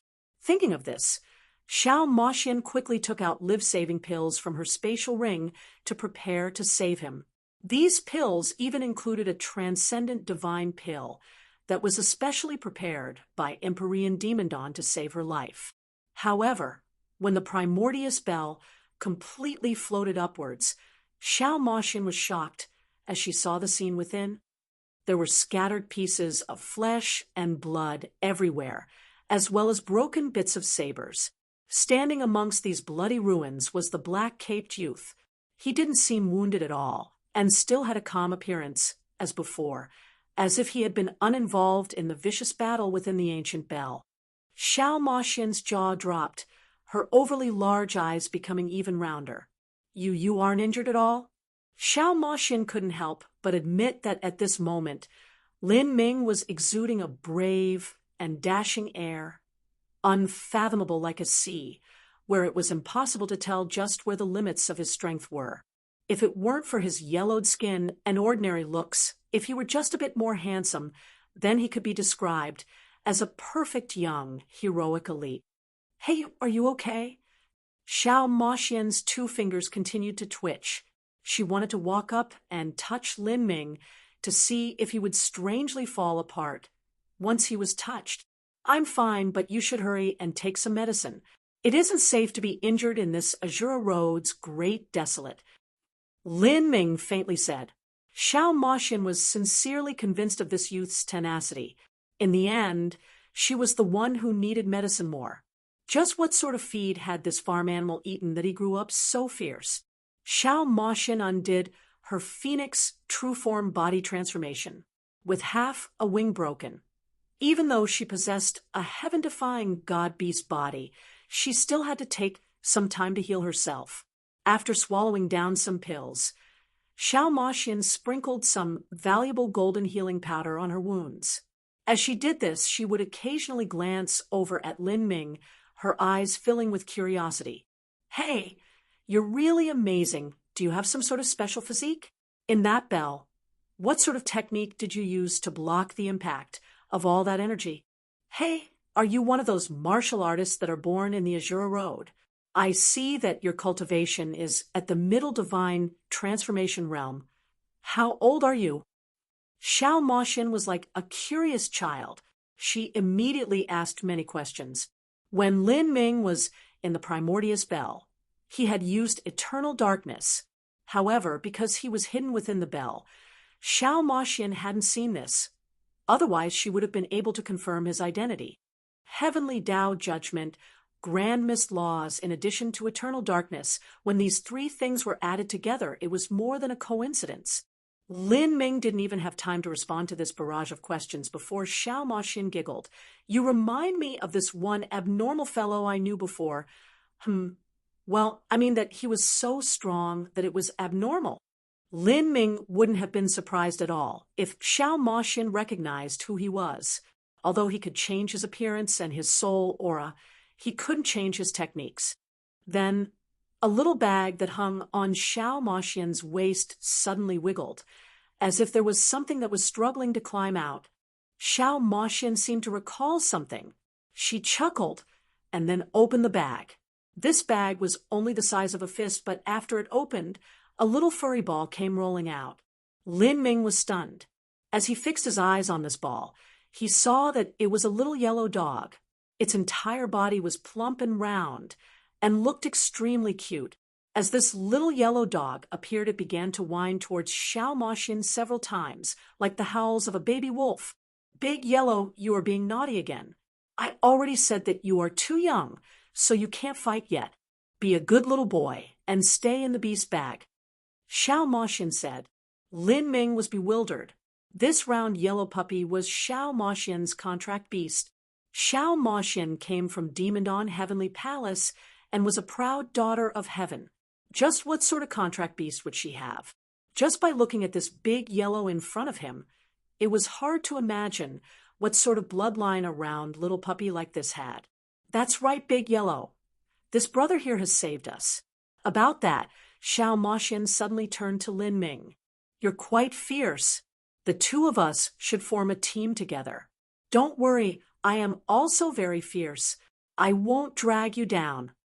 Xiao Moxian sincerely said. As she spoke, she unconsciously revealed the tips of her canines, making one think that she was up to no good. Form a team. Lin Ming was stunned. Forming a team was actually quite a good idea, but how would any loot be divided? Normally, one would obtain one rune, or perhaps two. Collecting a full set of runes wasn't easy to begin with, much less two complete sets. At this time, Soul White had already guessed what Lin Ming was thinking. Master, it's common for martial artists to form teams in the Azure Road. The Four-Wave Saints were also the same. As Soul White spoke, Lin Ming recalled his adventure so far in the Azure Road. Indeed, he seldom saw solo martial artists, not to mention the Four-Wave Saints, but even the roving gangs of bandits, the Black Iron Ghost Triad, or the various teams in the Great Desolate were in the same situation. Forming a team had clear advantages in the chaotic Azure Road. Whether it was combat strength or survivability, it was far superior to that of a single person. If we form a team and obtain God runes, how would we divide them? Lin Ming asked. Then, Soul White replied with an unexpected answer. Soul White said, there is an easy solution. Normally, when martial artists collect God runes, it isn't to complete sets, but to sell them for resources. If so, then you can divide the resources equally.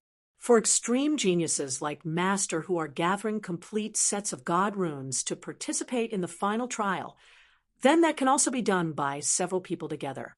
Completing one set of God runes is enough because out of the many God runes, there is one called Transmission Connection that can form a complete set.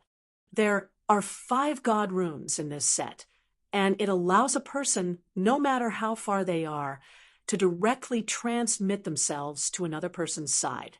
In this way, a team can continue into the final trial together. Moreover, within the Azure Road, there are many missions that are far easier when done in a team. So there's something like that, Lin Ming said, a bit dumbfounded.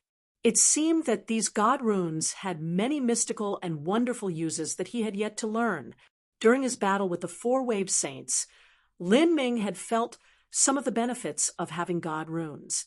Master, don't let the runes of those 4-wave saints go to waste. Lin Ming nodded. He stepped in front of the Primordius Bell and put it away with a wave of his hand. Underneath the Primordius Bell, vague God runes were already shimmering above the ruined corpses of the wave saints. These God runes were mostly at the gold level. Lin Ming waved his hand and received all of them. The 4-wave saints had 3 complete sets of gold runes and half a set of blue soul runes. But these blue soul runes were the worst grade of all blue soul runes. All of these runes were taken by Lin Ming. The runes that were taken from the bodies of others could be used to participate in the final trial after they were completed, but they couldn't be used to grant himself the title of Azura. In order to become an Azura, he had to gain runes obtained from missions. Currently, Lin Ming wasn't even a 1-star Azura. In order to enter the final trial, I'll need to gather 36 complete sets of God runes. Are any of these 3 sets of gold runes part of the 36 required sets? Lin Ming asked. Soul White shook his head, saying with regret, I fear that Master will be disappointed. The 36 complete sets of God runes required to open the final trial are all extremely rare runes, but these runes are very common. I didn't think it would be so easy either. As Lin Ming was speaking, Xiao Moxian took out some food from her spatial ring to feed the small yellow puppy. The little yellow puppy hummed in happiness, its cries very lovable. Even so, Lin Ming could recognize that there was a great strength within this tiny dog that had yet to develop. Hey, I owe you a life, but my life is really valuable. So let's say I owe you a great favor instead. Xiao Moxian glanced over at Lin Ming. What should I call you? Lin Ming pondered for a moment. As he was considering whether it was necessary to hide his identity from Xiao Moxian, he perked up. He turned around and looked towards the distant horizon. There was a young martial artist flying towards him at breakneck speed. This youth was from the monster race. If he dared to brazenly fly in the skies above the great desolate, then he was either impatient enough that it was worth the risk, or he had the capital to do so. Chapter 1453. Yet Another Monster Prince. Chapter 1453. Yet Another Monster Prince. Seeing this young man fly in from the distant skies, Lin Ming put down any idea of revealing his true identity. In Lin Ming's opinion, it really wasn't necessary to reveal his identity to Xiao Moxian, and towards someone unknown he wouldn't casually reveal something vital like it. Looking at Xiao Moxian's expression, it seemed as if she knew who this monster youth was. This person also seemed to come from the divine realm. Was he Xiao Moxian's companion? Just as this thought flashed through Lin Ming's mind, his suspicions were immediately confirmed. Junior apprentice sister, I've found you. The youth fell down at a quick speed, causing a wave of dust and smoke to rise up. Junior apprentice sister, are you safe? The youth who flew here wore blue clothes, and although he wasn't too handsome, he had an extraordinary temperament. He was definitely an outstanding genius. I'm fine. Xiao Moxian's expression was lukewarm as she spoke to this senior apprentice brother of hers. This caused Lin Ming to be a bit confused. This youth should have arrived at the Azura Road with Xiao Moxian. So how come he was safe, but Xiao Moxian had been besieged instead? Had they been forced to scatter because they were being chased? Is Old Blue okay? Xiao Moxian asked. The Old Blue she referred to was an old monster race man who was responsible for acting as Xiao Moxian's guardian in this adventure through the Azura Road. That monster race old man himself had a great world king cultivation. After Xiao Moxian's incident in Wave City, the old monster race man had fought the Wave City Lord in a brutal battle. When Xiao Moxian escaped, the two of them had still been fighting. The monster youth said, Old Blue severely wounded the Wave City Lord, but he was also injured himself. Although that Wave City Lord is weaker than Old Blue, he had many god runes and was supported by the laws of the Azura Road, so he was able to injure Old Blue too. Although Old Blue doesn't have any life-threatening injuries, he was marked with a tracking god rune by the Wave City Lord. This sort of mark can only be undone with a corresponding unbinding god rune, and that sort of god rune is extremely rare, so it will be difficult for Old Blue to find one for some time. Old Blue is safe, and that Wave City Lord won't be looking for him to fight, but if he were to come here, then you would also be discovered by the Wave City Lord. For the treasure you obtained, the Wave City Lord will definitely take any risk to lead his subordinates to you. The Azura Road's god runes possessed laws far beyond the control of any Empyrean. The rules they established were completely beyond the influence of a great world king powerhouse. Before this, Old Blue was able to find the corresponding god rune to unbind the tracking rune on him. The Wave City Lord would be able to find out where he was. If Old Blue were to return to Xiao Maxian's side, that would instead place her in even greater danger. Oh, so it's like that. When Xiao Maxian heard that Old Blue wouldn't be around to protect her anymore, not only was she not worried, but she became even more excited. A faint hint of elation rose in her eyes. And, according to what Old Blue said, due to security reasons, he wants us to return first. We are only at the edge of the Azura Road, so returning to the Divine Realm shouldn't be difficult at all. Once we recover, we can return here and continue adventuring. This method will be safer, and will also be more prepared next time. Junior Apprentice Sister, what do you think? Xiao Maxian was the precious child of the monster race and Demon Dawn bloodline. When Old Blue came to the Azura Road, he was willing to sacrifice his life to protect Xiao Maxian. But now that he was injured and also had a tracking mark placed on him, there was no way he could continue to protect her. He was afraid that Xiao Maxian would have some accident. Thus, this was all he could do. I don't want to go back. Xiao Maxian devilishly smiled. That's perfect. I wanted to adventure through the Azura Road myself to begin with. What's the point of adventuring if I'm going to be monitored at every moment? Do you think I came here for vacation? For a genius to grow, they had to experience the pressure of true life or death battles. Moreover, Xiao Maxian naturally had adventurous and wild blood running through her veins. If she didn't take risks, she wouldn't be at ease. Now that she knew she could go through the Azura Road by herself, she was naturally much more excited. Junior Apprentice Sister, please don't speak so carelessly.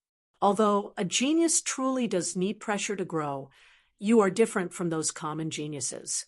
Your body has half of a god-beast bloodline, and you are the descendant of a true god-beast. Even if you only ate and slept every day without doing anything at all, you would reach the realm of an Empyrean sooner or later. There is just no need for you to take such a great risk to come adventuring. As long as you live a calm and diligent life and adventure under the protection of your elders, you can still easily become an extreme Empyrean. The monster youth was extremely worried as he saw how eager Xiao Maxian was to travel through the Azura Road alone. He immediately cautioned her. However, Xiao Maxian naturally hated following the rules of others to begin with, so why would she listen to his advice? Humph! Who cares about an extreme Empyrean? I already said that I will become a true divinity in the future, and that is only the barest minimum. You can hurry up and return by yourself. Don't bother me anymore. Xiao Maxian dismissively waved her hand, hinting for the monster youth to leave post-haste. The monster youth was left speechless. Become a true divinity, and that was also the barest minimum. This junior apprentice sister of his had ambitions that were far too high. He ruefully smiled, and then embarrassingly said, Junior apprentice sister, you are being too mischievous. If something happens to you, how can I explain that to grandfather? Then again, hey, stop being so nagging. You're just like some old lady.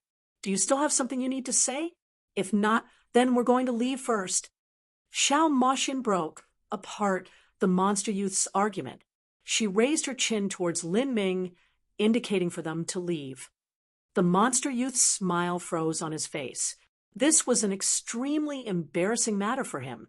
He was one of the most outstanding young elites of the monster race, and also one of the likely candidates to be the next monster emperor. Otherwise, how could he have been able to enter the Azure Road with Xiao Moxian to adventure together? But now he had been labeled a nagging old lady by Xiao Moxian. How could he feel comfortable about this? Junior apprentice sister. Since ancient times, the truth has never been easy to hear. As the monster youth spoke to hear, he suddenly realized something. He turned to Lin Ming and said, "Wait, who are you?" The monster youth had naturally noticed Lin Ming, who wasn't standing too far from Xiao Moxian. But after he glanced over his humble and common appearance, as well as his divine transformation realm cultivation, he didn't pay further attention to him. But now, Xiao Moxian wanted to go through the Azure Road, and also bring this shabby-looking young man with her. And most importantly of all, he was a human. As someone born of the monster race, he was raised with a negative impression of humans. He didn't want Xiao Moxian to have too much contact with humans at all. Moreover, he also knew that this junior apprentice sister of his had an extremely high-handed mind, and normally didn't have a liking for anyone. Now, she didn't even want him to accompany her as she traveled through the Azure Road. So why would she bring this boy with her? Just what specialty did this young man have? He had been together with Xiao Moxian for most of the time. So where had this unknown boy suddenly come from, and why did the two of them seem to be on good terms with each other? Lin Ming originally didn't have any plans to bother responding to this monster youth, but then he also saw Xiao Moxian curiously looking at him. It was obvious that he would need to reply to this question sooner or later, so he simply said, "My name is Lin Lanjian." Lin Lanjian was the name that Lin Ming had used before when he entered the Four Divine Kingdoms and was being chased down by the Azure Divine Kingdom. Lin Lanjian? So your surname is also Lin? You have the same last name as that abnormal fellow I know. Xiao Moxian couldn't help but inevitably form these associations. Her senior apprentice brother frowned, grumpily saying, "Junior apprentice sister, you plan on journeying through the Azure Road, and you want to go with this young man too? Why do you care so much about what I want to do?" Of course I have to care. This person comes from unknown origins, and there is nothing we know about him. All we know is that he is a human, and you should know that humans are greedy and deceitful liars. In these last several billions of years, how many great wars have erupted within the divine realm between humanity and us monsters? How many of our people have died? This is because humans have always lusted after our resources. The monster youth had no goodwill towards humans. He didn't hold anything back, as he spoke out loud in front of Lin Ming, the same as cursing Lin Ming to his face. This caused Lin Ming to frown. In truth, Lin Ming also acknowledged that humans were a truly greedy and deceitful race, but the other races were no exception. The saints, the monsters, the demons, all of them were the same. Lin Ming coldly said, "There is no need to speak so high-handedly as if you are any better or more noble than everyone else. There are wars between every race. Are you trying to say that you have never attacked others for their resources before?" Lin Ming's words were forceful and aggressive, each one drawing blood. The monster youth couldn't refute them. It was true. In many mystic realms, he had attacked others for their treasures. Then again, it should be said that this was common amongst all martial artists. There's no point in endlessly arguing. "Lin Lanjian, let's go. Where did you say you wanted to go?" Xiao Moxian clearly didn't like this monster youth minding her matters towards this senior apprentice brother who constantly badgered and pestered her. She had no liking at all. "I'm going to Precipice Cliff, the Emperor's Stone." Lin Ming stated his destination. "That's such a coincidence. I also have to go there. Do you have a mission there?" "Yes, I also have a mission." Xiao Moxian chuckled, no longer bothering speaking with her senior apprentice brother, and instead walking away with Lin Ming. The left-behind senior apprentice brother had an incomparably ugly expression. He had flown so far to get here, and had found Xiao Moxian after such great difficulties, but she had slammed the door in his face. Moreover, he had no idea what sort of potion this sorry-looking fellow had brewed to make her form a team with him. How could he be willing to endure this? The monster youth grit his teeth and began stepping forwards. "You want to come too?" Xiao Moxian asked the monster youth. "Humph, I also have a mission at Precipice Cliff's Emperor's Stone, so why can't I take this road?" Although he had no choice, he couldn't allow Xiao Moxian and this black-caped fellow to wander off together. How could he not worry about what would happen? "Boy, just who are you? Are you a native martial artist of the Azure Road?" The monster youth asked Lin Ming with a true essence sound transmission. "Think what you will," Lin Ming said, not caring much. "Ha! What fine words! No one has spoken to me like that in a long time. Do you even know what status she has?" The monster youth concluded that Lin Ming and Xiao Moxian had just met, so he must not know what her true identity was. Without Lin Ming's reply, the monster youth said, "The girl standing next to you is the direct bloodline descendant of an Empyrean, and she has a heaven-defying talent. As for me, I am also the direct bloodline descendant of an Empyrean. My grandfather is the Monster Emperor. I have no idea why my junior apprentice sister decided to go with you, but I advise you to watch your thoughts and not think of anything inappropriate. After this trip to Precipice Cliff, I want you to vanish from my sight." This youth's grandfather was the Monster Emperor? Lin Ming groaned inwardly. This was yet another monster prince. Chapter 1454. Monster Prince, do you? Chapter 1454. Monster Prince, do you? In the divine realm, the Monster Emperor was not the title of a cultivation realm, but the title of the supreme king of the entire monster race. The monster race had more than one Empyrean, but all monster Empyreans had to obey the command of the Monster Emperor.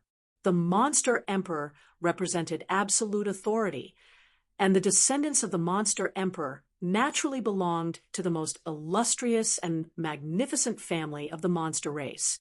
The Monster Emperor lived for a long time and had countless children. Even amongst the monster princes, there were those that were weaker and those that were stronger. Lin Ming could feel that this youth in front of him had a solid foundation. He was definitely an outstanding individual amongst his peers. If this person came with Xiao Moxian to the Azure Road to adventure, and also had a great world king to protect them, his status must not be ordinary. He might be the most extraordinary of the current monster princes, and he might even have a chance of inheriting the throne of the Monster Emperor in the future.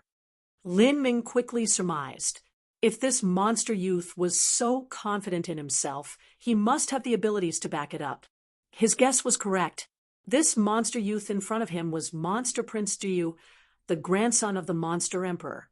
His father was a half-step Empyrean, and also had the chance of rising even further in the future. As for his mother, she possessed the purest bloodline of the royal Hydra family.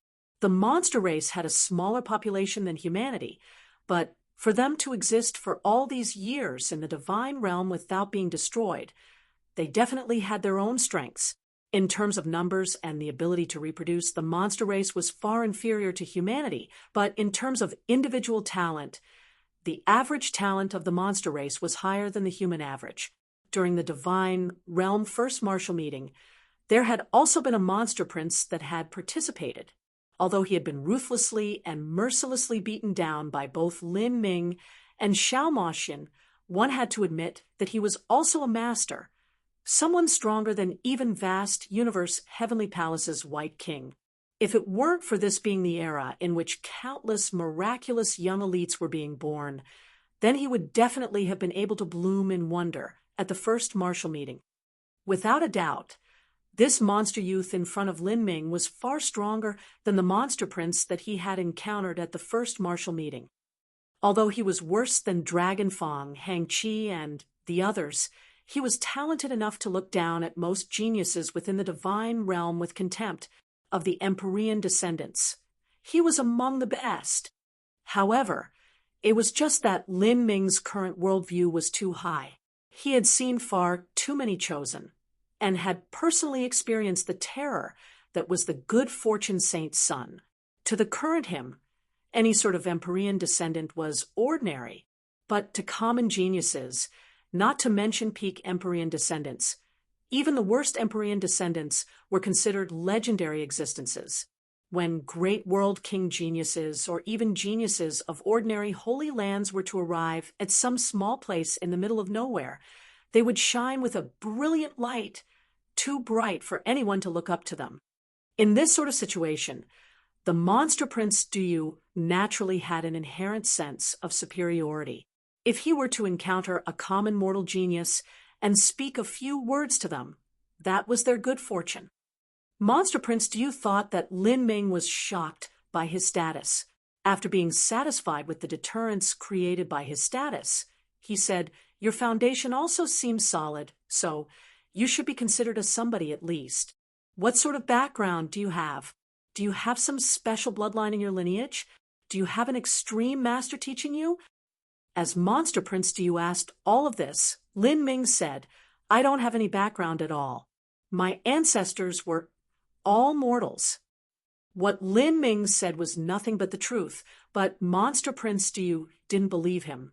In the eyes of Monster Prince Duyu, a martial artist with such a solid foundation couldn't possibly originate from a common mortal background. They at least had to be the peak young elite of some sect. To Monster Prince Duyu, Lin Ming likely came from some tiny influence, like a holy lord level holy land. He probably didn't want to state where he came from in order to not embarrass himself. This brat has an ordinary background, and his looks are also so ugly. No matter how I see it, there is no way that junior apprentice sister, Xiao Moxian, should ever take a liking towards him. Monster Prince Duyu thought to himself. Then he was much more relieved in his mind. As he looked at Lin Ming once more, most of the annoyance was gone from his eyes.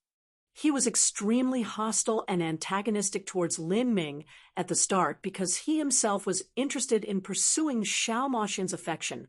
However, Xiao Moxian had for some reason displayed a strangely bewildering interest in Lin Ming.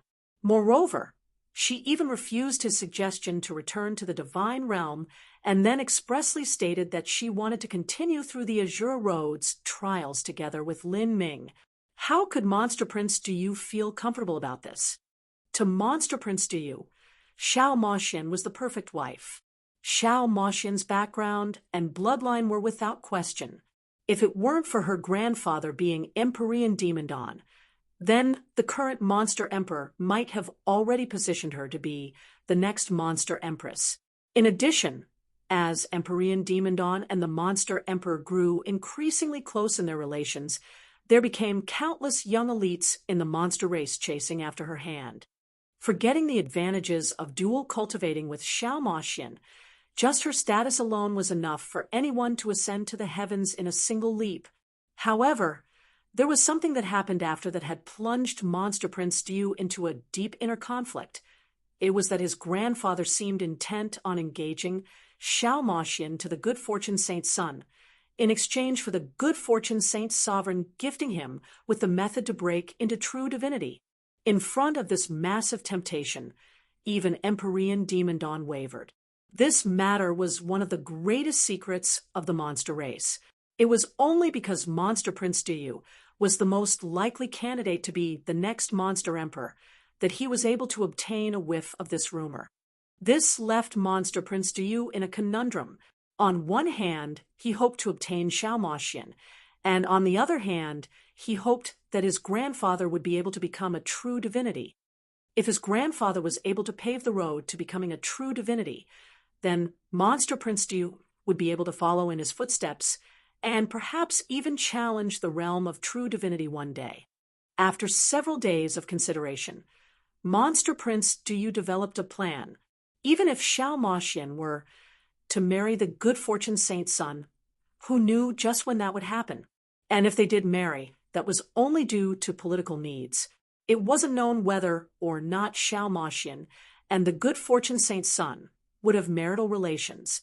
If Xiao Moxian was disinterested in the good fortune saint's son, then he could preemptively move in on Xiao Moxian before their marriage.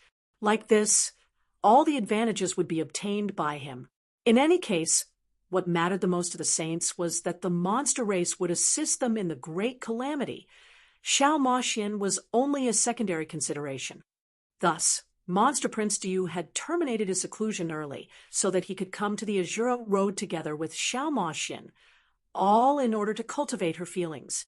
Now that a third will like Lin Ming had popped in from nowhere, he was definitely displeased with that. But if Lin Ming was completely inferior to himself, then that was another matter altogether. Thinking like this, Monster Prince Diyu even felt that it might be a good matter if Old Blue wasn't able to accompany them on their trials through the Azura Road. This would give him a true chance to pursue Xiao Moxian's affections. After all, for a lone boy and girl to travel through the endlessly dangerous Azura Road, overcoming obstacles one after another, he might be able to reach his goals sooner than he thought. As Monster Prince Diyu was thinking about this, he suddenly heard a roar explode in front of him. He immediately went on alert. A vicious beast had appeared. In the Great Desolate, there were vicious beasts everywhere. To meet a vicious beast was naturally a time for him to show off.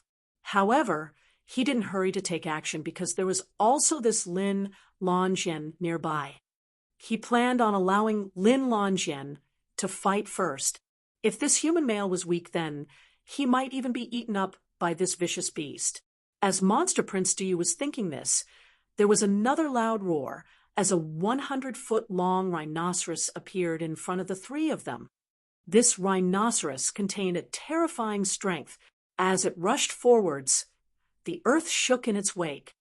Although it looked like a rhinoceros, as one saw its cruel and sharp fangs, no one could think that it was a grass-munching herbivore. Not bad. Monster Prince Diyu's eyes lit up. This rhinoceros was clearly strong. Even if it couldn't kill Lin Longyan, as long as Lin Longyan ended up in a miserable state, then he could clean up the mess afterwards. Monster Prince Diyu smiled as he looked at Lin Ming. "Brother Lin, do you plan on fighting this one?" How could Lin Ming have known that during this short period of time, Monster Prince Diyu would have had so many colorful psychological calculations? Although he felt that Monster Prince Diyu was hostile towards him, he didn't care much at all. It didn't matter for him to get rid of this vicious beast either. Just as Lin Ming was about to attack, Xiao Moxian actually excitedly pulled out her whip. She tightened her whip, making it crackle in response. "What a large cow! My big yellow finally has something to eat." Xiao Moxian chuckled. Without waiting for Monster Prince Diyu and Lin Ming to move, she immediately took the initiative. The rhinoceros roared and hurled itself towards Xiao Moxian. In its eyes, these three people were all food. It dripped saliva down its maw as its fangs glistened. Show! A whip came slashing out, followed by tumbling flames. Xiao Moxian's figure drew a delicate arc in the sky. In the next moment, the whip wrapped around the rhinoceros' legs as if it had a mind of its own. This whip was extremely tough to the point that the giant rhinoceros couldn't break free. It immediately fell down where it was. Bang! The earth shook. Xiao Moxian flipped upside down in the air, falling straight down like a meteor. A chilling sword appeared in her hand, thrusting downwards. Chi! The long sword pierced through the rhinoceros' divine iron-like skin as if it were tofu. It drilled through the beast's throat, and then a massive amount of flames erupted from the sword, instantly incinerating the rhinoceros' throat to ashes. The giant rhinoceros fiercely struggled for a brief moment before falling over, motionless. It was a one-strike kill. Even though Lin Ming already expected this result, he couldn't help but marvel at her combat skills. Her actions were neat and methodical, without any delay at all. The severe wounds that the four-wave saints caused to her have mostly healed and don't seem to affect her combat strength anymore. Although she had taken some medicine, the greater reason was her own regenerative abilities. The physique of a god beast is truly too abnormal. As Lin Ming was thinking this, Xiao Moxian opened a wriggling beast bag. She said, "Big Yellow, it's time for a meal." The little puppy called Big Yellow immediately came rolling out of the beast bag. It bounced about for a bit, its eyes shining as it saw the rhinoceros. Then it rushed towards it. Lin Ming had a funny look on his face. This little dog was so small, just how much could it eat? However, in the next moment, something incredible occurred. The 100-foot-long rhinoceros actually began to shrink. Then it was swallowed up by the little dog that was tens of thousands of times smaller. This scene caused Lin Ming to be dumbfounded. He could feel that this little dog contained the power of space within its body. Although this dog was tiny, there had to be another world within its body if it was able to swallow up that giant rhinoceros. After eating the giant rhinoceros, Big Yellow burped out loud and rolled on its small belly in satisfaction. Then it sauntered back into the beast bag to sleep. What a gluttonous little Tao-Tai! Swallowing down a 100-foot rhinoceros is truly childish. After Big Yellow ate the giant rhinoceros, Monster Prince Diyu began to casually comment. In truth, he had a strong sense of superiority in his mind. Then he looked over at Lin Ming's expression. A Tao-Tai was a type of god beast. Although it wasn't amongst the strongest of god beasts, it was still a true god beast. In this world, just how many young elites could have a god beast as a contract beast? To martial artists of minor backgrounds, this was something they couldn't even dream of.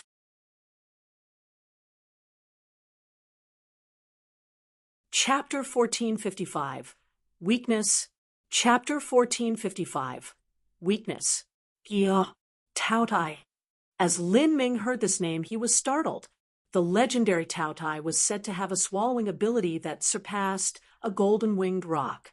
In terms of combat ability, they were slightly worse than the four main divisions of god beasts. But no matter what, they were still genuine god beasts. A Tao-Tai with a royal bloodline was said to be able to swallow a great dimension. This sort of creature formed their own heaven and earth within their bodies, giving them unfathomable degrees of strength. Xiao Moxian really is the proudest daughter of heaven of two great influences. To think that she would even have a god beast as her contract beast, not even most Empyreans have this chance. In Lin Ming's eyes, only a peak Empyrean like Empyrean Demon Dawn could have a god beast as their contract beast. This was because a god beast was far too arrogant and proud. They were inherently unwilling to submit to other races. If someone wished for a god beast to follow them, they had to first obtain the approval of that god beast. Monster Prince Diyu faintly smiled as he saw that Lin Ming knew just what a god beast was. The reason he had said all of this so nonchalantly was to shock Lin Ming and have him understand just what caliber of woman Xiao Moxian was.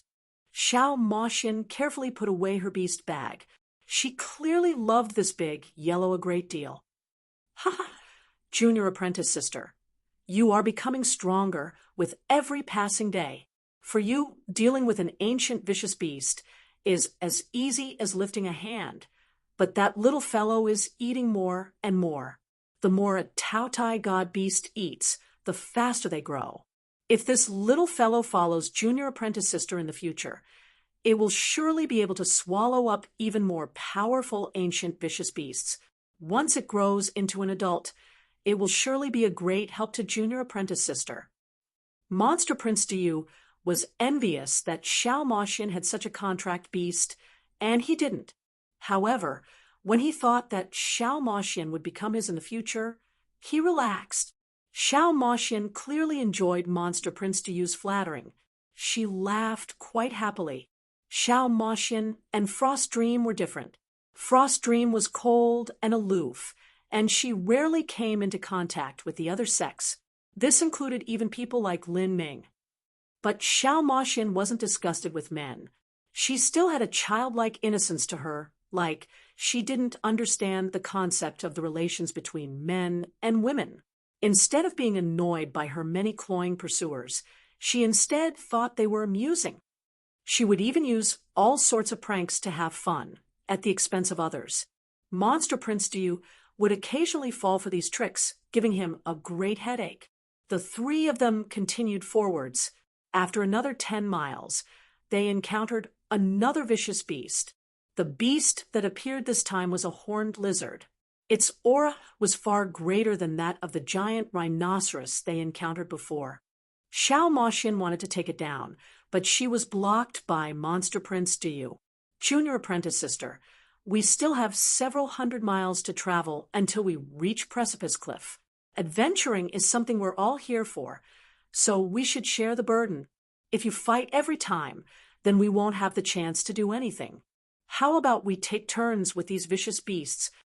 Xiao Moxian looked at Monster Prince Du with surprise, but she didn't really care about who had the chance to fight. As for Lin Ming, his thoughts stirred. He knew that Monster Prince Du had made the suggestion to probe him, embarrass him, or both. However, Lin Ming was disinclined to bother with Monster Prince Du's devious little games. In this battle, the horned lizard was dealt with by Monster Prince Du alone. Monster Prince Du was indeed amazing. Although he was weaker than Xiao Moxian, he was still able to look down at all martial artists of his level with disdain. With his monster blood boiling over, he threw himself into a fierce battle with the horned lizard. After a few moves, he shattered the horned lizard's defenses and struck it to death. This entire battle lasted for only 5 breaths of time. Monster Prince Du had used 3 moves in total. When combined with the horned lizard struggles, this caused the nearby mountain to explode and dozens of ancient trees to fall over. The battlefield extended to a large area. Ha ha! This lizard was quite strong. That was a fun battle. Monster Prince Du commented with a relaxed tone as he slapped his hands together, wiping them clean. With a wave of his hand, he placed the horned lizard's corpse into his spatial ring, where it would later be Big Yellow's dinner. However, within Lin Ming's spatial ring, Soul White snorted with contempt as he looked at the great scene Monster Prince Du had caused. What an idiot! To think he used so much energy in fighting a single horned lizard. Oh, Lin Ming was surprised. He asked Soul White with a sound transmission, "What would you do?" Before Soul White could reply, Monster Prince Du looked over at Lin Ming, grinning as he said, "Brother Lin, the next one is yours." Lin Ming laughed inwardly. This Monster Prince Du was indeed trying to probe him, but Lin Ming didn't mind much at all. The 3 people continued forwards. However, what made Monster Prince Du feel uneasy was that Lin Ming only encountered a few beast weaklings. He simply didn't need to use any strength to defeat them. This isn't going to work. That beast was also too weak. Where have all the strong, vicious beasts of the Great Desolate gone? Monster Prince Du cursed. Coming this far, the beasts they encountered became increasingly weak. However, at last, when the second round had passed, and it was Lin Ming's turn again, they ran into yet another large fellow. This vicious beast was also a horned lizard, but instead of 1 horn, this lizard had 3 horns. Moreover, it was much larger than the one Monster Prince Du had killed earlier. Its entire body was jet black with red patches mottling its head. Just the tongue that slipped out of its mouth was thicker than an adult's thigh. Feeling the aura of this lizard alone, there was no doubt that this horned lizard was far more terrifying than the last. Ha ha! This lizard isn't bad. Brother Lin, it should be your turn to deal with it. It shouldn't be difficult for you, right? Monster Prince Du looked at Lin Ming with a mocking light in his eyes. The corners of his lips tugged up in a jeer as he waited to see Lin Ming be defeated. Lin Ming faintly smiled and stepped forwards. Lin Lanjian, you have to kill it within 3 breaths of time, or it will be too sad. Xiao Moxian playfully cheered from behind. She was well aware of how strong Lin Ming was. However, this sort of cheer caused Monster Prince Diyu to frown. Before, when he dealt with the single-horned lizard, he had spent 5 breaths of time to do so. But this 3-horned lizard was clearly much stronger, and yet she was saying that Lin Longjien should be able to kill it in 3 breaths of time. How could he possibly believe this? Lin Ming glanced towards Xiao Moxian and smiled. Then he walked towards the horned lizard. He sent a sound transmission to Soul White. Soul White, you said before that it doesn't take much energy to deal with this lizard. Of course, this type of horned lizard has a weakness at its abdomen. Normally, it is lying flat on the ground to cover up its weakness, but once it attacks its prey, this weakness will be exposed. Understood. Lin Ming didn't need Soul White to point out exactly where this weakness was. As he swept his sense out, he immediately found an uncommon place at the belly of the beast. It was there. Roar. The horned lizard roared and threw itself towards Lin Ming. Lin Ming didn't even bring out the Phoenix Blood Spear. His figure vanished as he revolved the space laws. In the next moment, he had flash-stepped beneath the belly of the horned lizard. He slammed up his palm, and with a light cracking sound, that lizard shook as if it had been struck by a bolt of lightning. Its body tumbled over, crashing into a pile of boulders as it fell downwards. Its limbs continued to twitch. Soon it died. Monster Prince Diyu's eyes popped open. Even Xiao Moxian's large black eyes had widened. She blinked in disbelief as if she couldn't believe what had happened. Before, she had cheered out for Lin Ming to end the battle in 3 breaths of time because she had a certain understanding of his strength. If Lin Ming were to really finish the battle in 3 breaths of time, then she wouldn't be surprised at all. But just now, Lin Ming didn't use any strength at all. He simply flash-stepped over, thrust out with his palm, and easily ended the fight. That giant horned lizard had been slapped to death. This was really too unbelievable. Although Xiao Moxian believed she could easily kill that lizard, she couldn't do so with a single palm strike. To this sort of massive beast, a human arm wasn't any different from a fly. How did you do that? Monster Prince Diyu gulped. He couldn't help but ask this question. Lin Ming simply said, "This lizard has a weakness. It has an area at its abdomen where its monster beast core is contained. If you push against this area and flood it with true essence, then you can destroy the beast core and directly kill it." This Monster Prince Diyu's jaw dropped downwards at a loss for words. When he killed the one-horned lizard, it had taken him a considerable amount of effort to do so, but now he was suddenly informed that the beast had a weakness. This made him feel as if he had been played around with. He breathlessly said, "If you knew that earlier, then why didn't you say anything?" Lin Ming shrugged. "You never said you didn't know, so how would I know what you know? You never asked me either." These words felt as if they were jammed down Monster Prince Diyu's throat. This damned brat!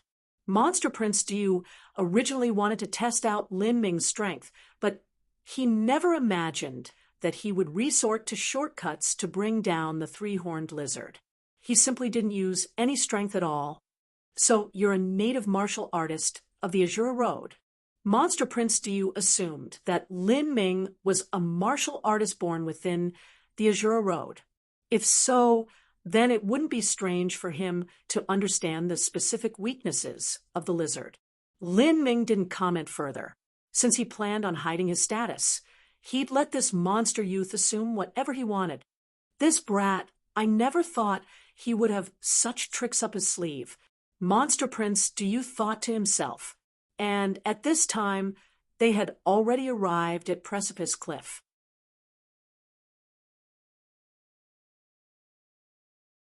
Chapter 1456. This is it. Chapter 1456. This is it. A precipice cliff. As the name suggested, it was a precipice on the edge of the Great Desolate.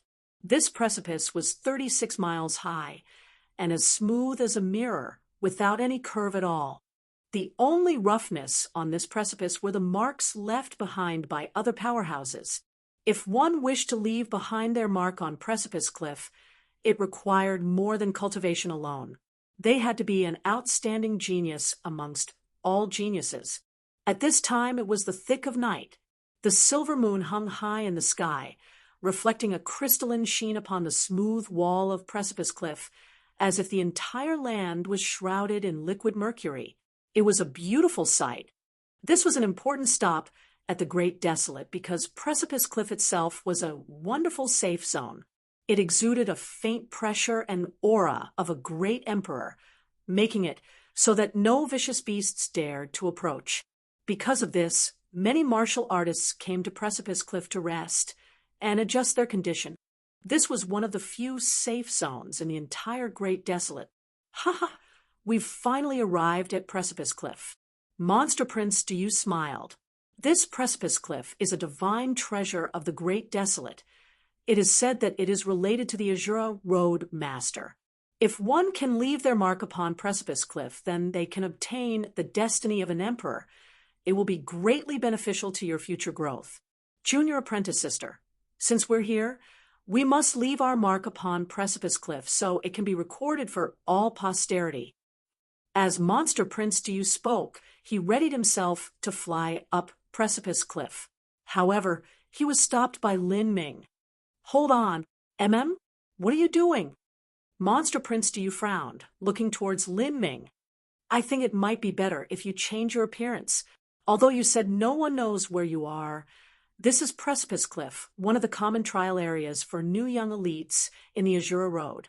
Don't you think there might be an ambush here?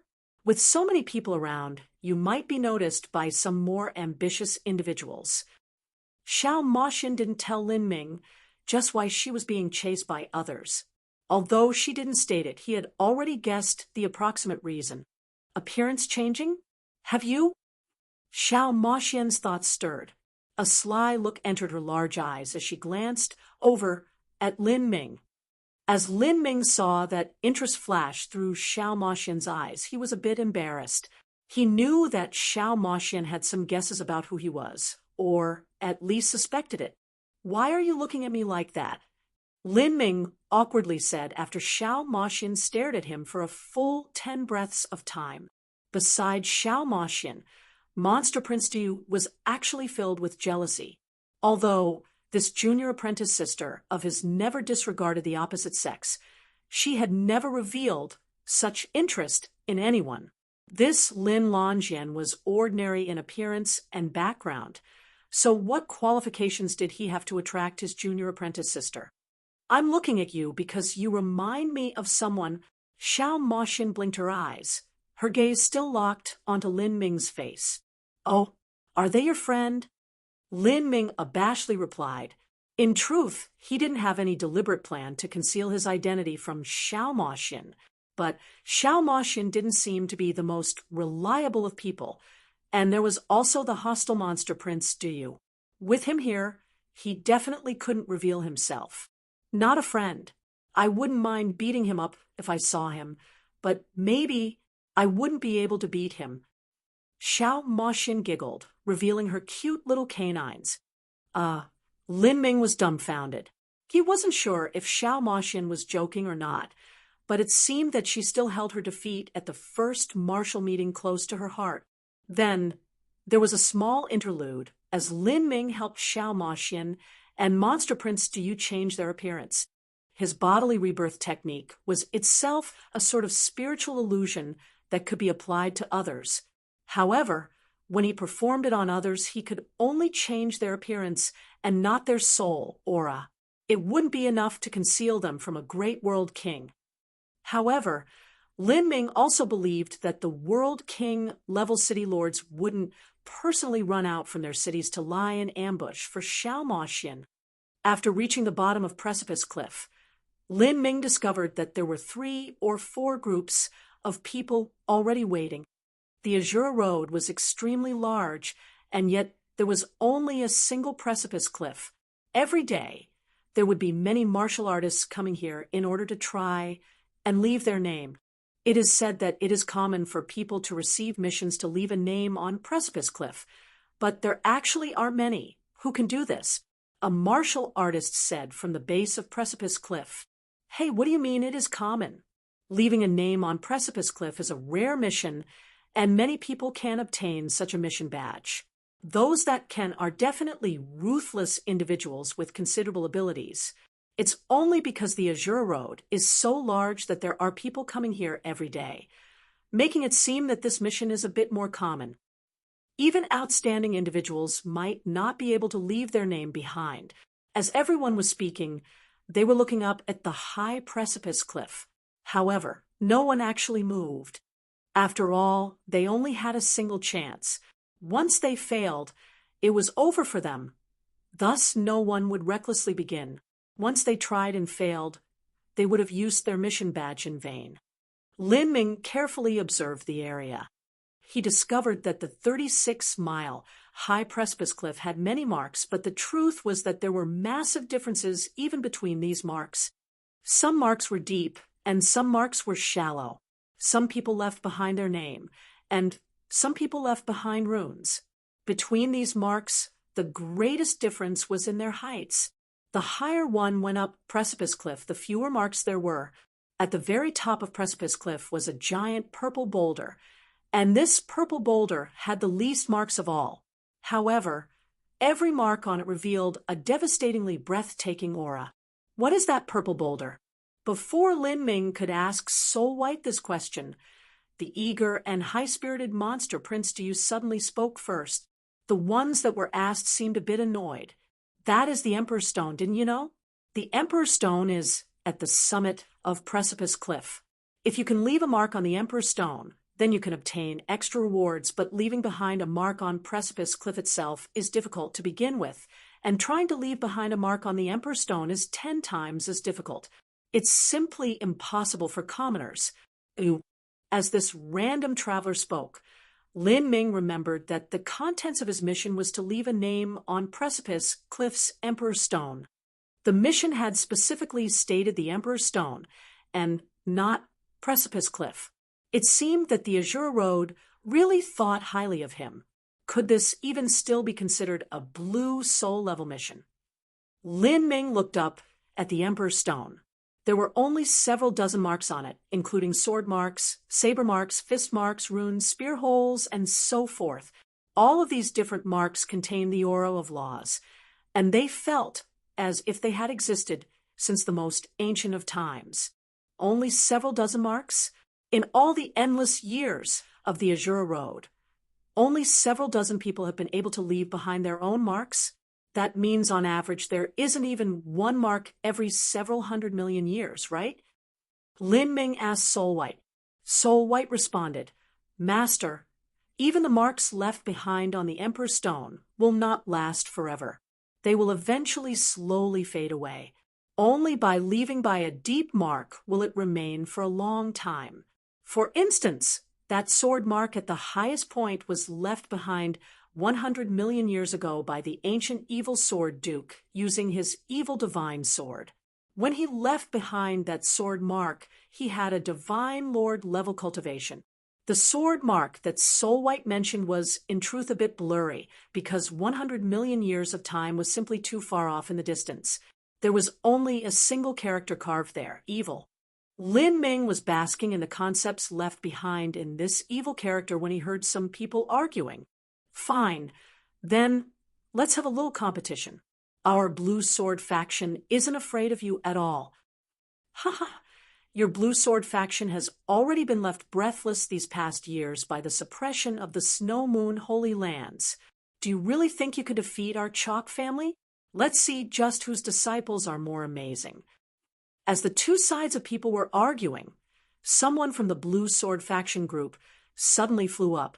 He was like a giant bird as he flew up more than 10,000 feet high. Once he arrived at a blank area on Precipice Cliff, he revolved all the energy within his body and poured it into his sword. Then, with a loud shout, he slashed downwards. Kacha! With an echoing sound of metal on stone, some stone chips were cut away by this person. Then, That person fell back down to the ground. His movements were steady. It was clear he had exhausted a considerable amount of his energy. Everyone looked up. They saw that 10,000 feet up precipice cliff, there was a bowl-sized mark. This was a law mark left behind by 2 sword strokes. Because of the lack of strength, the mark wasn't drawn perfectly, so it seemed a bit rough. Success. Amazing. The youth that dropped to the ground returned to the cheers of his group. But on the other side, the White Chalk family group seemed to think little of it. You weren't even able to leave behind your name and only a tiny law mark, so what are you all so happy about? White Shun, it's your turn. With those words, a person from the White Chalk family flew up. This person also flew up around 10,000 feet, reaching a position several feet above the height that the Blue Sword faction disciple reached. Then he carved his own mark right above the mark left behind by the Blue Sword faction disciple. The weapon he used was a dagger. This dagger was like a divine brush, with the sound of wind and the chipping of stone. Bits of rock fell down. Then this disciple floated to the ground. Everyone looked up to see that this White Chalk family's White Shun had left behind a character on Precipice Cliff, White. A character was certainly much more complex than a 2-stroke law mark. In order to carve this into Precipice Cliff, it required a far greater amount of strength. It wasn't something that the average person could hope to accomplish. Moreover, this White character was several feet above the mark left behind by the Blue Sword faction disciple, making it seem as if the lower mark was suppressed. This caused the Blue Sword faction disciple to be extremely depressed. The people from the White Chalk family began to cheer in abundance. On the other side, the Blue Sword faction people had extremely ugly complexions. They were indeed inferior in the first round. Third junior apprentice brother, it's your turn. The Blue Sword faction side sent yet another person up. A competition between 2 great influences had the other martial artists at the base of Precipice Cliff enjoying the show. This is a close struggle between dragons and tigers. They really do have many geniuses. Whether it is the Blue Sword faction or White Chalk family, both of them are different from us. It's already amazing if we have anyone able to leave their mark, but everyone in their groups can do it. Not too far away from Lin Ming, some martial artists began to vividly discuss what was happening, their eyes filled with admiration. But just as they had spoken, a contemptuous voice spoke out. This is it? How mediocre. Out of those in both their groups, there isn't a single one worth mentioning. This person's voice was loud, and martial artists had extremely sharp hearing. The one speaking immediately attracted the gaze of many present. The one who was speaking was Monster Prince Diu, who had traveled here with Lin Ming. Monster Prince Diu's arms were folded against his chest. There was a proud and cocky smile gracing his face. In his opinion, this level of ability was really just too pathetic.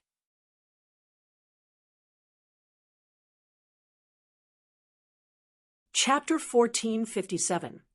Emperor Stone. Chapter 1457. Emperor Stone. Asterisk Chinese miles and feet are different from imperial standards. Asterisk. Monster Prince Diu's words immediately aroused the anger of everyone, not to mention those young elites of great sex that were spoken down to by Monster Prince Diu. Even the commoner martial artists were annoyed. To obtain a mission badge of this level required a certain standard. Mostly, they were 1-star Asuras. As a result, after arriving here, they had seen the geniuses of great influences show off, and they were left sighing in awe. But at this time, these geniuses of great influences were called mediocre by Monster Prince Diu. Didn't this mean that everyone else was even worse than mediocre? How could they feel good about this? Who the hell are you? You're not as awesome as you think you are. Some martial artists glared at Monster Prince Diu. Monster Prince Diu sneered and slowly uncrossed his arms. He clenched his fists together, causing crackling popping sounds to echo in the air. What? You lot are so weak, and yet others can't mention it? Interesting. How interesting. Near the white chalk family, a middle-aged man leading their group looked towards Monster Prince. Do you? If you have such confidence, do you think you can amaze everyone here with your achievements? Really, a newborn calf doesn't fear the tiger at all. If you want, then you can try yourself. Elder White Glory, he is simply running his mouth off. If he comes up, then I'll suppress him for you. A nearby junior disciple said. All of these heroic young elites were arrogant individuals, and none of them wished to accept they were naturally inferior. Monster Prince Du continued smiling. Towards the mission of leaving his name upon Precipice Cliff, he had full confidence. From the attempts of the White Chalk family and the Blue Sword faction, he could see the approximate difficulty of the mission. Precipice Cliff looked like a singularly smooth wall, but this simple wall actually contained the aura of outstanding individuals since time immemorial. Even if the marks these outstanding individuals left behind had vanished, their auras would still be preserved within Precipice Cliff. Slowly, over time, these countless auras condensed into a horrifying force field. If one wasn't a truly amazing individual, it would be impossible to obtain the approval of Precipice Cliff. The higher one went up Precipice Cliff, the more intense the aura would be, and the greater the pressure. The higher one wished to go, the more pressure they would have to withstand. Meanwhile, carving a mark into Precipice Cliff was also a challenge. The larger the mark one left, the more strokes there were, the deeper the writing was, then the greater the difficulty would be. To leave behind an extremely deep and profound mark on Precipice Cliff, while withstanding the tremendous suppression of the aura, there wasn't simple at all. When the martial artists of the White Chalk family and Blue Sword faction had tried, they had flown up just a bit more than 10,000 feet, and the marks they left behind were very simple. There was no need to mention how deep their carvings were. To Monster Prince Du, they were simply far too weak. Monster race martial artists tended to be outspoken and brash, speaking out however they wished. As Monster Prince Du saw such a poor performance from these people, he simply spoke out his thoughts. The result was that he had caused everyone to be angry with him. Of course, Monster Prince Du didn't care about whether or not these people were angry. In his eyes, these people were nothing more than ants. In the future, their achievements would end at the Holy Lord realm, but he himself would be an Empyrean-level character. After stepping below Precipice Cliff, he looked up and lazily said, "Of course, I'll give it a try. The reason I came to Precipice Cliff is to complete a mission. Is there anyone stronger amongst you lot? Is there anyone willing to leave a mark on Precipice Cliff with me?" The corner of Monster Prince Du's lips tug up as he swept his eyes over everyone. This fool doesn't know what death or danger are. Two people walked forwards. One was a tall young man, and the other was an ordinary-looking dark-skinned woman. These people came from the White Chalk family and the Blue Sword faction. Their auras were restrained, and their foundations were solid. One could immediately see that they were outstanding martial artists of their generation, peak Holy Land geniuses. Lin Ming judged from not too far away, from the point that Monster Prince Du had spoken out to this sudden conflict. Lin Ming hadn't spoken at all. He had only stood on the sidelines watching. "Let's begin." Monster Prince Du licked his lips, eagerness in his eyes. He seemed impatient to start, as if he were confident that he would be able to go very high. As for the other two people, their eyes were dignified, secretly competing with everyone around them. They could feel that this brash fellow wasn't bluffing. He really did have the ability to back up his boasts. This wasn't any casual competition. They could not afford to lose, because losing meant disgracing the honor of their sect and family. "I will go first. Do you think you can keep up?" As Monster Prince Du spoke, he flew straight up. His speed was fast as he flew upwards like an arrow. The other two refused to be outdone. Both of them leapt up, the repulsion force causing the ground to explode beneath them. The three of them leapt upwards like mighty tigers, unstoppable. How fierce! Seeing Monster Prince Du be so fierce and strong in his actions, all the angry commoner martial artists were silenced. They clearly weren't his match. 10,000 feet passed in the blink of an eye. At this height, Monster Prince Du hadn't slowed down at all the way up to 20,000 feet. At this point, the other two people seemed to be weakening. 30,000 feet, 40,000 feet, with 1,500 feet to a mile. Monster Prince Du had already gone up more than 20 miles. At this height, Monster Prince Du was still calm and relaxed, his flight easy. As for the other two, they had reached their limit. This height was already pushing their limits. The pressure of Precipice Cliff was terrifying, especially when one went higher. The closer one approached to the Emperor's Stone, the greater the pressure they would have to bear. It was impossible for them to withstand. For those that lacked talent, it was impossible to obtain the recognition of the Emperor's Stone.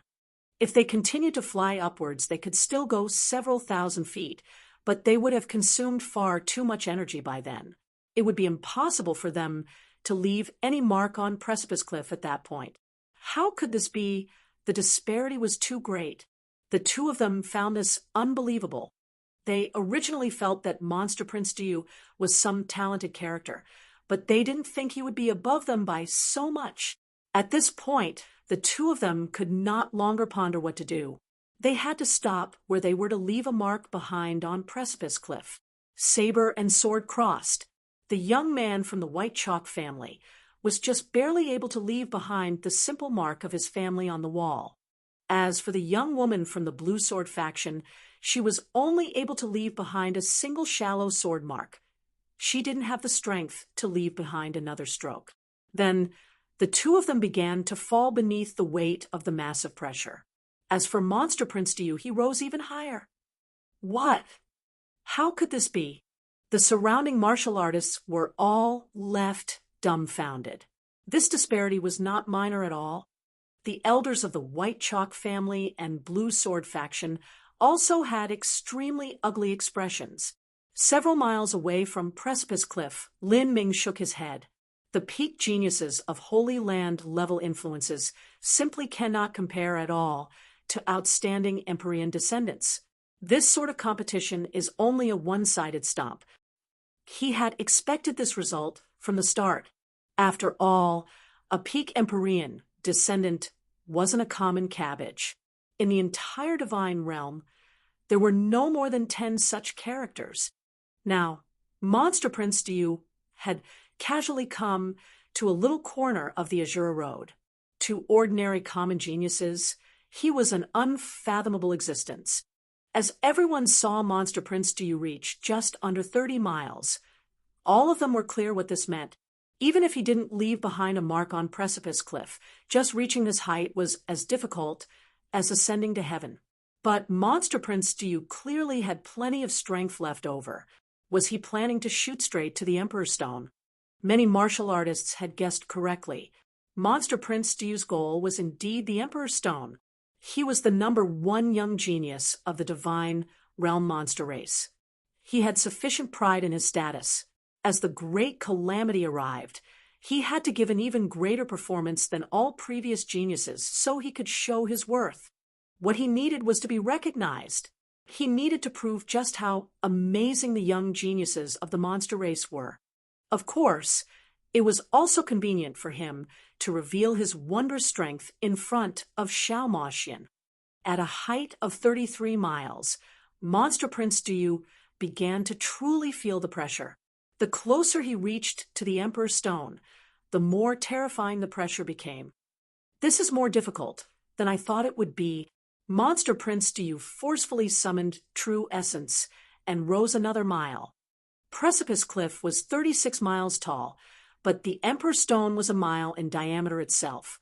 In other words, as long as he could fly up 35 miles, he could leave behind his mark on the Emperor's Stone. By this time, Monster Prince Du had consumed a considerable amount of strength. He estimated that even if he were to succeed in flying up 35 miles, he likely wouldn't have the strength to leave behind a character. How could this be so hard? I have to go all out. Monster Prince Stew roared out loud. His bones began to emit loud, cracking sounds. His body became larger and more solid, and scales covered his neck and cheeks. This was the monster race's body metamorphosis. Monster Prince Stew had activated his monster bloodline to forcefully fly up yet another mile and reach a height of 35 miles. Now he had finally arrived in front of the Emperor's Stone. I'm here. All of Monster Prince Stew's blood was tumbling in his body, and the energy within him was chaotically raging about. He had reached his limit. If he tried to continue upwards beneath the dual pressure and restless energy within himself, then he would likely suffer broken organs, and even his meridians would be damaged. However, he continued to release True's essence. Once he stopped, it would be impossible for him to leave behind any mark on the Emperor's Stone. Monster Prince descends. Monster Prince Stew clawed at the Emperor's Stone without any reservations. After completing his body metamorphosis, his hands had become like dragon claws. Moreover, there was a fierce and savage-looking gauntlet covering his hands. These gauntlets were Monster Prince Stew's weapons. In terms of sharpness, it was no worse than a sword or saber. Monster Prince Stew had poured all of his remaining true essence into this strike. As his claw came slashing down, his monster blood boiled over. Kacha! The Emperor's Stone exploded with a burst of sound. A tiny amount of stone fragments were torn off by Monster Prince Stew. Although this was only a slight trace, Monster Prince Stew had indeed left behind a shallow mark on the Emperor's Stone. He had succeeded. This strike exhausted all of his strength. Beneath the heavy pressure, his body began plummeting to the ground. In midair, he forcefully suppressed his tumbling blood and swallowed down a pill to restore some origin energy. Only then was he able to stumble back onto the ground. All around Monster Prince Stew, the many martial artists were shocked speechless. This fellow had actually managed to leave behind a mark on the Emperor's Stone. Although it was only a tiny shallow mark, it was still the Emperor's Stone. Compared to Precipice Cliff, it was on a completely different level. Monster Prince Stew looked up at the little marks he left behind. Out of his 5 fingers, only his thumb, index finger, middle finger, and ring finger had left behind small traces. His pinky didn't have any strength left to chip the Emperor's Stone. Moreover, the traces were very shallow. The Emperor's Stone lives up to its reputation. It isn't easy at all. As Monster Prince Stew thought out loud, he turned towards Xiao Moxian and Lin Ming, a smile on his face. He wanted to see just what it would be like when Lin Ming tried to complete this mission.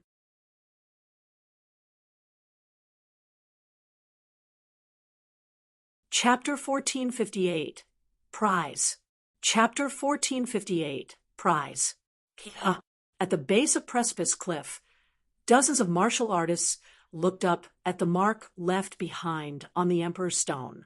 Although Monster Prince Stew had left behind only the shallowest of marks, this mark still left behind a profound impression as it reflected within everyone's eyes. That monster youth can actually leave behind a mark on the Emperor's Stone, but we can't even fly higher than 20 miles. The difference is too great. This could be called a scene that isn't encountered even in 10,000 years. It's not as much as 10,000 years. The trace he left behind is a bit shallow, so it should be a 1,000-year event. Even so, a 1,000-year event is shocking enough. After all, the Azure Road is comprised of numerous geniuses of the 33-layered heavens. The ones who were angry because of Monster Prince Stew's overly arrogant and provocative attitude were all left silent. The White Chalk family and Blue Sword faction also felt ashamed of their own inferiority. But to them it still wasn't a disgrace to lose to such an outstanding individual. The difference was simply too great at the start.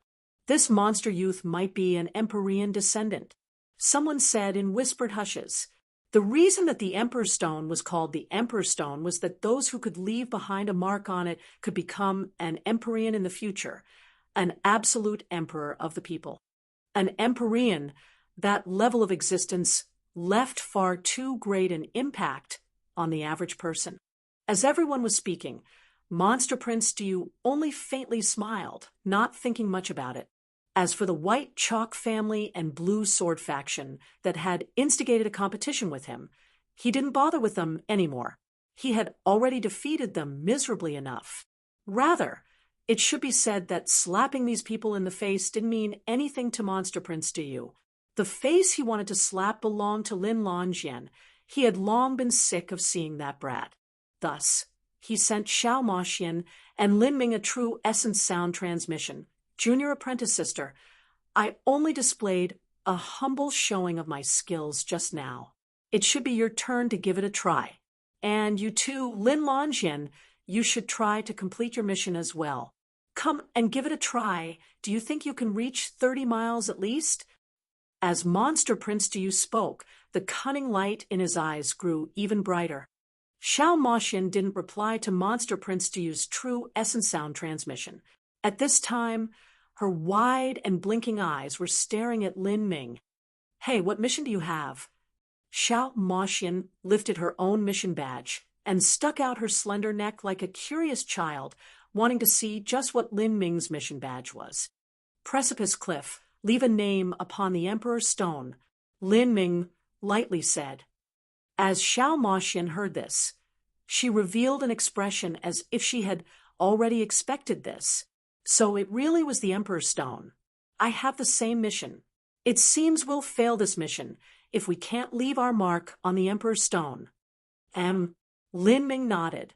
Xiao Moxian's mission was the same as his. This proved that she too had been approved by the Azure Road's Heavenly Tao. I've already been wanting to compete with you. As Xiao Moxian said these words, her liquid eyes flashed with a playful light. If we were to fight directly, I'd probably lose, but aren't you older than me? Since I can't beat you up, let's compare our talent and potential instead. Just who is better than whom in the end. As Xiao Moxian spoke, Lin Ming's mind stirred. Indeed, this impish little enchantress' words had aroused his fighting spirit. What Xiao Moxian said was right. In terms of individual strength, she was slightly worse than he was. But in terms of talent and potential, that was a completely separate matter. Xiao Moxian's glorious name had already spread throughout the entire divine realm.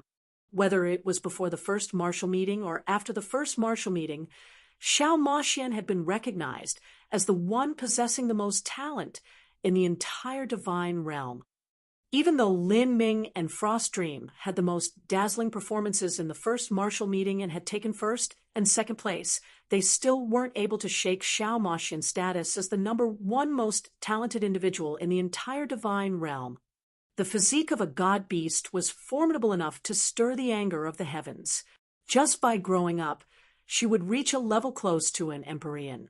And beyond her god beast physique, she also possessed a ridiculously high perception and had inherited Empyrean Demondon's martial talent. Moreover, she had nearly unlimited top resources at her disposal. For her, becoming an extreme Empyrean was the most basic accomplishment she would have. There was a high chance she could step into the realm of true divinity. Lin Ming also wanted to know just how his own potential was compared to Xiao Moxian's. Okay, then let's compete a bit. Ever since Lin Ming arrived at the Azure Road, he could feel that there were far too many powerhouses in the world.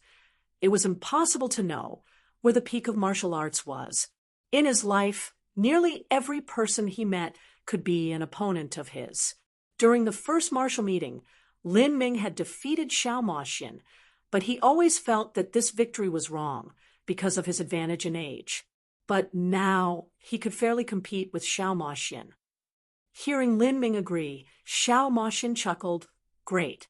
The two still used true essence sound transmissions to speak. Not too far away, Monster Prince Dew's complexion was ugly. He spoke to the two of them, and yet neither of them had responded to him.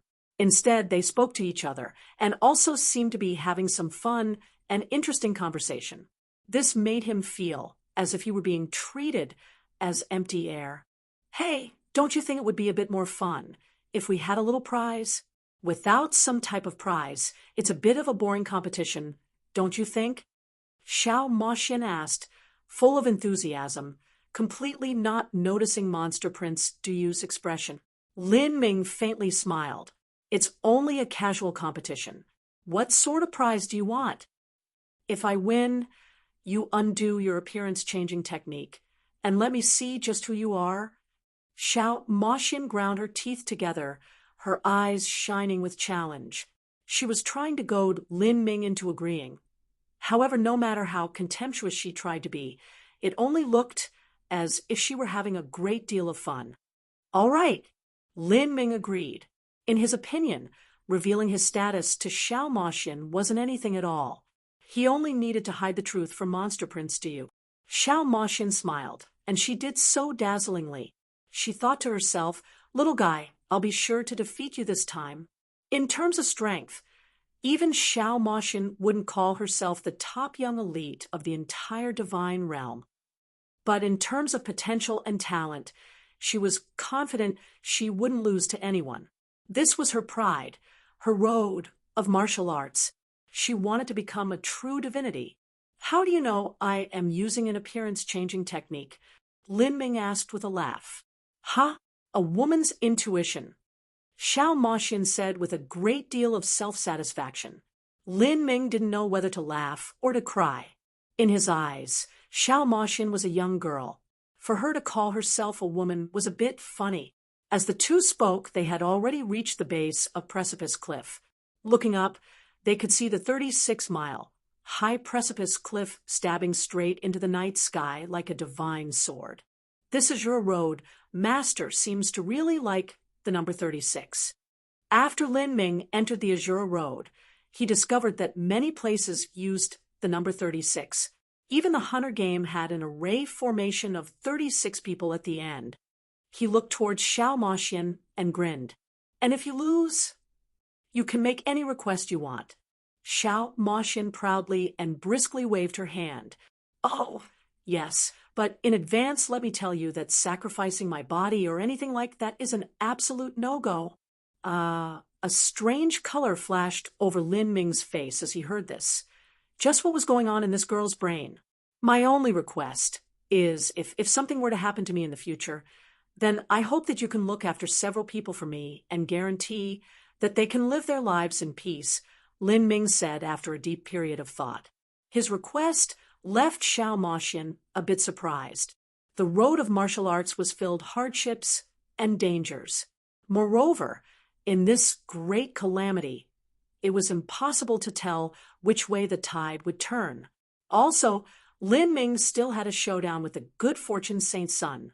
Although he believed in his own ability to grow enough to challenge him in the future, there was no saying what would happen. All right, Xiao Moxian thoughtfully nodded. Now, let's begin. Shall we go together? Okay, we'll start together. Lin Ming and Xiao Moxian stood 100 feet away from each other. The position they chose at the base of Precipice Cliff was just beneath the Emperor's Stone.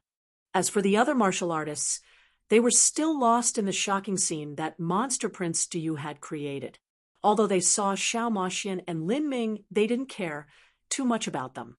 Some influences had already dispatched representatives to pay their respects to Monster Prince Diyu, although they knew it was impossible for Monster Prince Diyu to join their side. Forming a good relationship with him wasn't bad either. Monster Prince Diyu was disinclined to bother with these people. He coldly sneered as he looked at Precipice Cliff. He never imagined that Lin Ming would be so reckless and blind as to compete with someone like Xiao Moxian.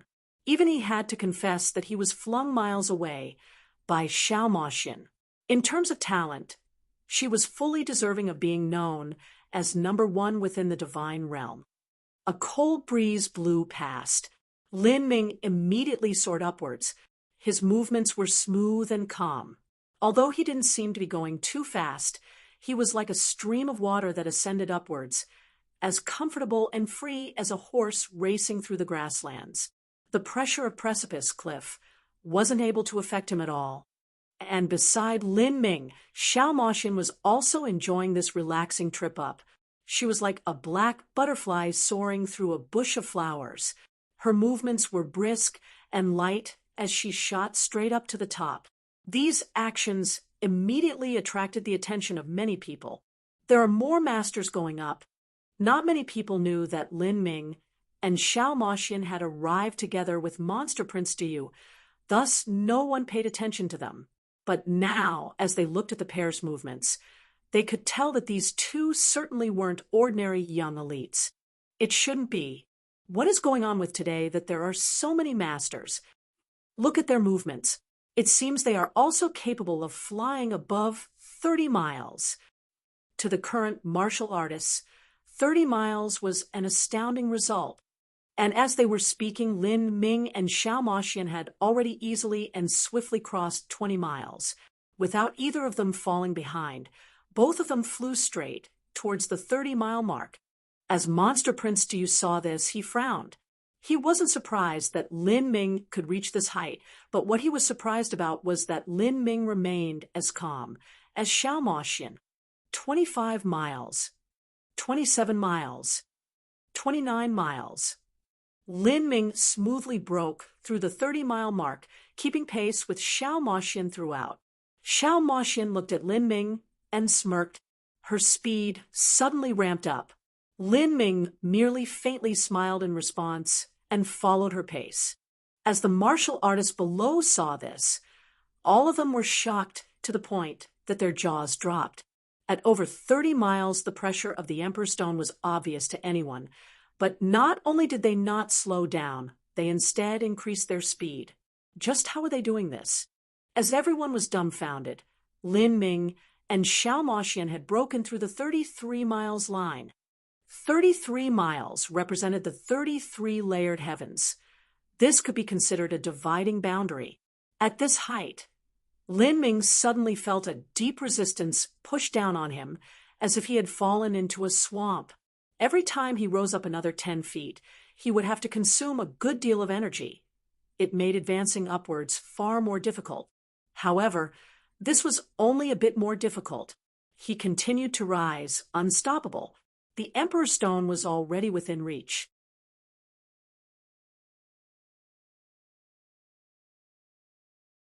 Chapter 1459, Struggle of Dragons and Phoenixes. Chapter 1459, Struggle of Dragons and Phoenixes. After flying so high, Lin Ming and Xiao Moxian attracted the attention of everyone present. Once they passed 33 miles, the pressure suddenly rose to yet another level. Every time they flew up 10 more feet, they would have to consume massive amounts of energy. It was hard to imagine just how deep the true essence of these two people was. They will soon reach the Emperor's Stone. The 35-mile Emperor's Stone isn't far away from them at all. Can these two people all leave behind a mark on the Emperor's Stone? Just what is happening today that 3 people suddenly appear who can leave behind a mark on the Emperor's Stone? Everyone felt as if they were in some fantastical dream. Not too far away from them, Monster Prince Diyu's eyes were brilliant as he stared at Lin Ming. Lin Ming would soon break past 34 miles. He himself had also reached this height and understood just how great the pressure of the last mile was. The last mile was the greatest and most difficult to bear. This brat, he's actually not falling behind Xiao Moxian at all. I can't believe that he still has so much strength left over. After passing 34 miles, the pressure will rise to another difficulty. If he can't retain any strength, then it will be impossible to leave behind a mark on the Emperor's Stone. I want to see just how you do this.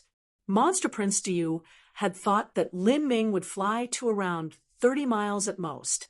He didn't imagine that Lin Ming would soon reach the Emperor's Stone, and that his speed would also be consistent with Xiao Moxian's. He found this all hard to accept. As Monster Prince Diyu had said, for the last mile of Precipice Cliff, the pressure indeed increased by several times. Underneath that massive pressure, Lin Ming and Xiao Moxian suddenly slowed down, as if they had run into a wall. The aura of Precipice Cliff was really far too strong here. It was tangible. Finally, a little bit of a challenge. Xiao Moxian laughed. She looked at Lin Ming as black flames wrapped around her entire body. In the next moment, she ascended like a blazing star, her speed suddenly increasing. As for Lin Ming, he activated the power of the Azure Dragon within his body. His feet pressed against the stone wall, and with the force of the recoil, he pushed upwards, shooting high like an arrow. At the same time, Lin Ming waved his right hand, bringing out the Phoenix Blood Spear. CA. The long spear slashed out. Spear light recklessly cut through the barrier of pressure, tearing it. Lin Ming passed through this gap like a fish and impacted upwards, his speed also increasing. What?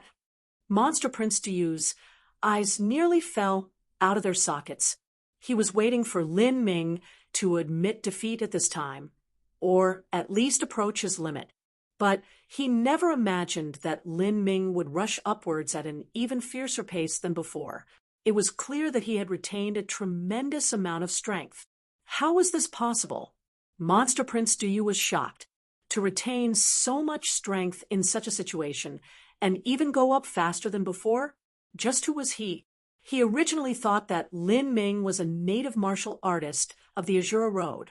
Moreover, Lin Ming gave off a very humble and ordinary feeling, the type that you wouldn't notice in a crowd of people. When he killed vicious beasts on the road here, he had relied on his experience to use tricks to defeat them. This couldn't be considered his true strength. But now, looking at Lin Ming's performance on Precipice Cliff, it was true that he was the peak genius of an entire race.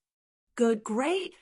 Xiao Moxian joyously laughed as she looked at Lin Ming. Beneath the great pressure of the Emperor's Stone, she was still able to freely laugh as before. This left everyone beneath her startled and awed. Your potential is amazing, but I haven't even transformed. I've already won this competition. Ooh. As Xiao Moxian spoke, she suddenly swept her sleeves downwards. As she did so, black flames tumbled all around her, forming bird-like wings of flames. She immediately pulled ahead. The 35-mile Emperor's Stone checkpoint was broken through. Xiao Moxian had no plan to stop and leave her mark here. She continued flying upwards. The Emperor's Stone was exactly 1 mile in diameter. To leave her mark on the top was an enormous difference from leaving her mark on the bottom.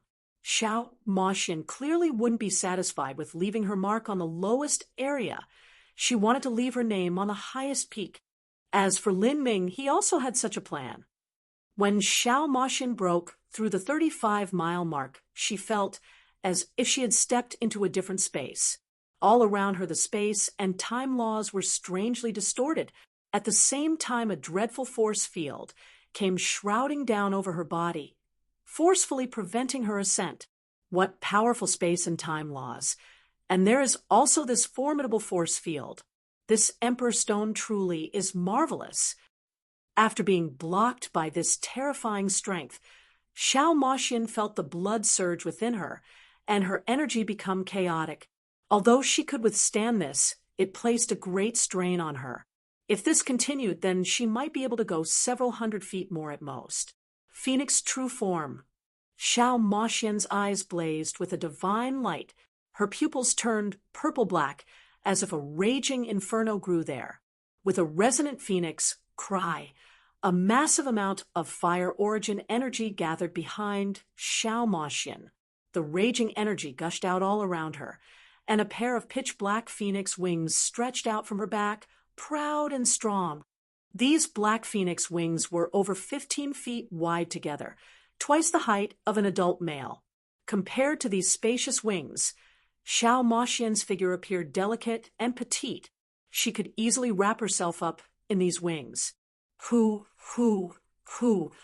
The massive amounts of fire origin energy condensed into black flames that combusted all around her. Soon after, these black flames turned into a roiling sea of fire that turned the entire sky a shimmering black. After transforming her body into her phoenix true form, Xiao Moxian was in her strongest state. She was like a dark goddess of the night, ruling over everyone, demanding their worship. As the many martial artists beneath Precipice Cliff saw this, all of them were shocked. This black-clothed girl was also from the monster race. This sort of bloodline seemed to contain some indescribably majestic and royal aura, making everyone want to fall to their knees. Junior apprentice sister is too strong. I haven't seen her take action for 2 years, and yet her strength has already grown to this degree. Even though I am several years older than her, I am still not her match. The title of the #1 most talented genius in the divine realm is hers beyond reproach. Monster Prince Stu couldn't help but praise. At the same time, his visions as he looked towards her became increasingly hot. This was a look of yearning mixed with desire. After Xiao Moxian transformed her body, her strength suddenly increased. The Emperor Stone's pressure was broken apart by her wings. She continued flying straight up. Lin Lonjian, if you haven't held back anything, then you're as good as defeated. Xiao Moxian's clear and crisp voice sounded out in Lin Ming's ear. Lin Ming also couldn't help but commend Xiao Moxian in his mind.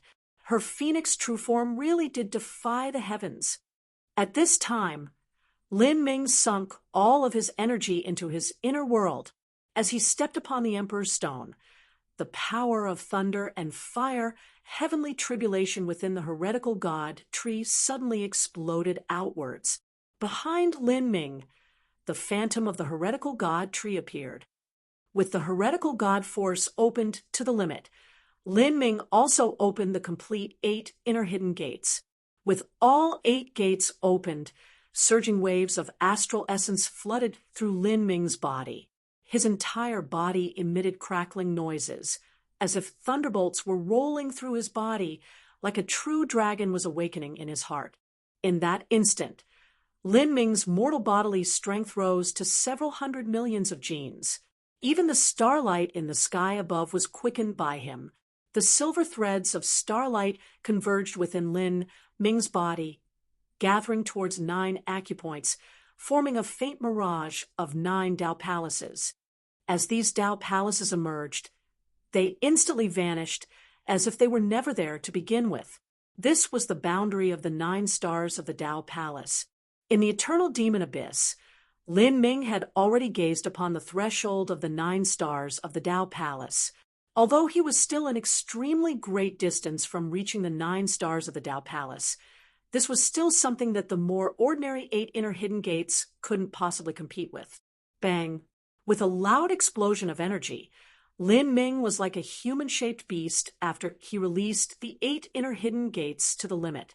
He rushed forwards, chasing straight upwards with Xiao Moxian, 1 dragon and 1 phoenix racing up hand in hand. With unstoppable force, a 35-mile height, the height at which the Emperor's Stone was, still couldn't stop them. They've reached the Emperor's Stone, but they still aren't satisfied. Do they plan on leaving their mark on the pinnacle of the Emperor's Stone? Who are they? That monster youth from before was abnormal enough, but compared to these 2 people, the difference is like mud and clouds. Everyone began to shout out loud. If Monster Prince Stu were to be compared to Xiao Moxian and Lin Ming, the difference really was too great. In truth, in terms of strength, Monster Prince Stu wasn't much worse than Xiao Moxian and Lin Ming. But what Precipice Cliff challenged was one's potential and talent. In other words, their future achievements. When comparing this, Monster Prince Stu wasn't able to match Xiao Moxian or Lin Ming at all. The disparity was far too great. And at this time, an even more startling scene occurred. The black-clothed girl that was flying up the Emperor's Stone suddenly attacked the caped youth. Whoosh! Xiao Moxian's whip came slashing out. Blazing flames roared forth, forming snakes of flame that instantly enveloped Lin Ming. This caused the entire audience to be scared witless. This was the height of the Emperor's Stone, a height that surpassed 35 miles. If it were them at that height, they wouldn't even be able to resist the pressure of the Emperor's Stone. That great pressure would directly wound them and cause them to vomit blood. But as for that young boy and girl, they actually still had the strength to fight. This was too aggravating. As Lin Ming watched the fire snakes about to strike him, he arched an eyebrow upwards. You want to sneak attack me? Hee. We're only competing on who can win, but we never placed limits on the methods we can use. In other words, we can use any method we want, so why can't I sneak attack you? Xiao Moxian laughed out loud. Because she had used most of her strength to resist the pressure of the Emperor's Stone, the striking power of her attack wasn't strong at all. Rather, it was extremely tricky with many changes that made it hard to predict. However, this wasn't a problem at all to Lin Ming. His spear speed could also reach the limit. Chasing thunder. The phoenix blood spear thrust out. With a sparkle of electric purple light, Lin Ming's spear broke through the fire snakes. If you want to attack me, then does that mean I can attack you? Lin Ming asked back. Of course, there is no need go easy on me, otherwise there would be no point in winning. You're quite confident in yourself. Do you think your true combat strength can compare with mine? Lin Ming grasped the phoenix blood spear, gathering his strength. Probably not. However, I think that in my repertoire of skills, I have something quite suitable for this current situation. So, I've as good as won. Xiao Moxian smiled wide, her cherry red lips parting to reveal her small canines. Her wings suddenly spread out. Behind her, the black flames crazily spun around. Heaven-absorbing demon art. The skill that Xiao Moxian spoke of was exactly the heaven-absorbing demon art. This ability could absorb another's energy to use for themselves. As they were ascending up the Emperor's Stone, 90% of their energy was already being used to resist the pressure of the Emperor's Stone. If someone could absorb the other person's true essence to use for themselves, they could take the absolute advantage.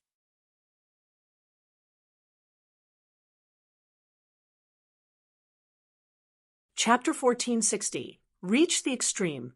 Chapter 1460. Reach the Extreme. The moment that the heaven-absorbing demon art appeared, all of the surrounding heaven and earth origin energy began to gather towards Xiao Moxian. Within Lin Ming, even the true essence, blood vitality, and law fragments were attracted by this strength, wanting to burst out from his body.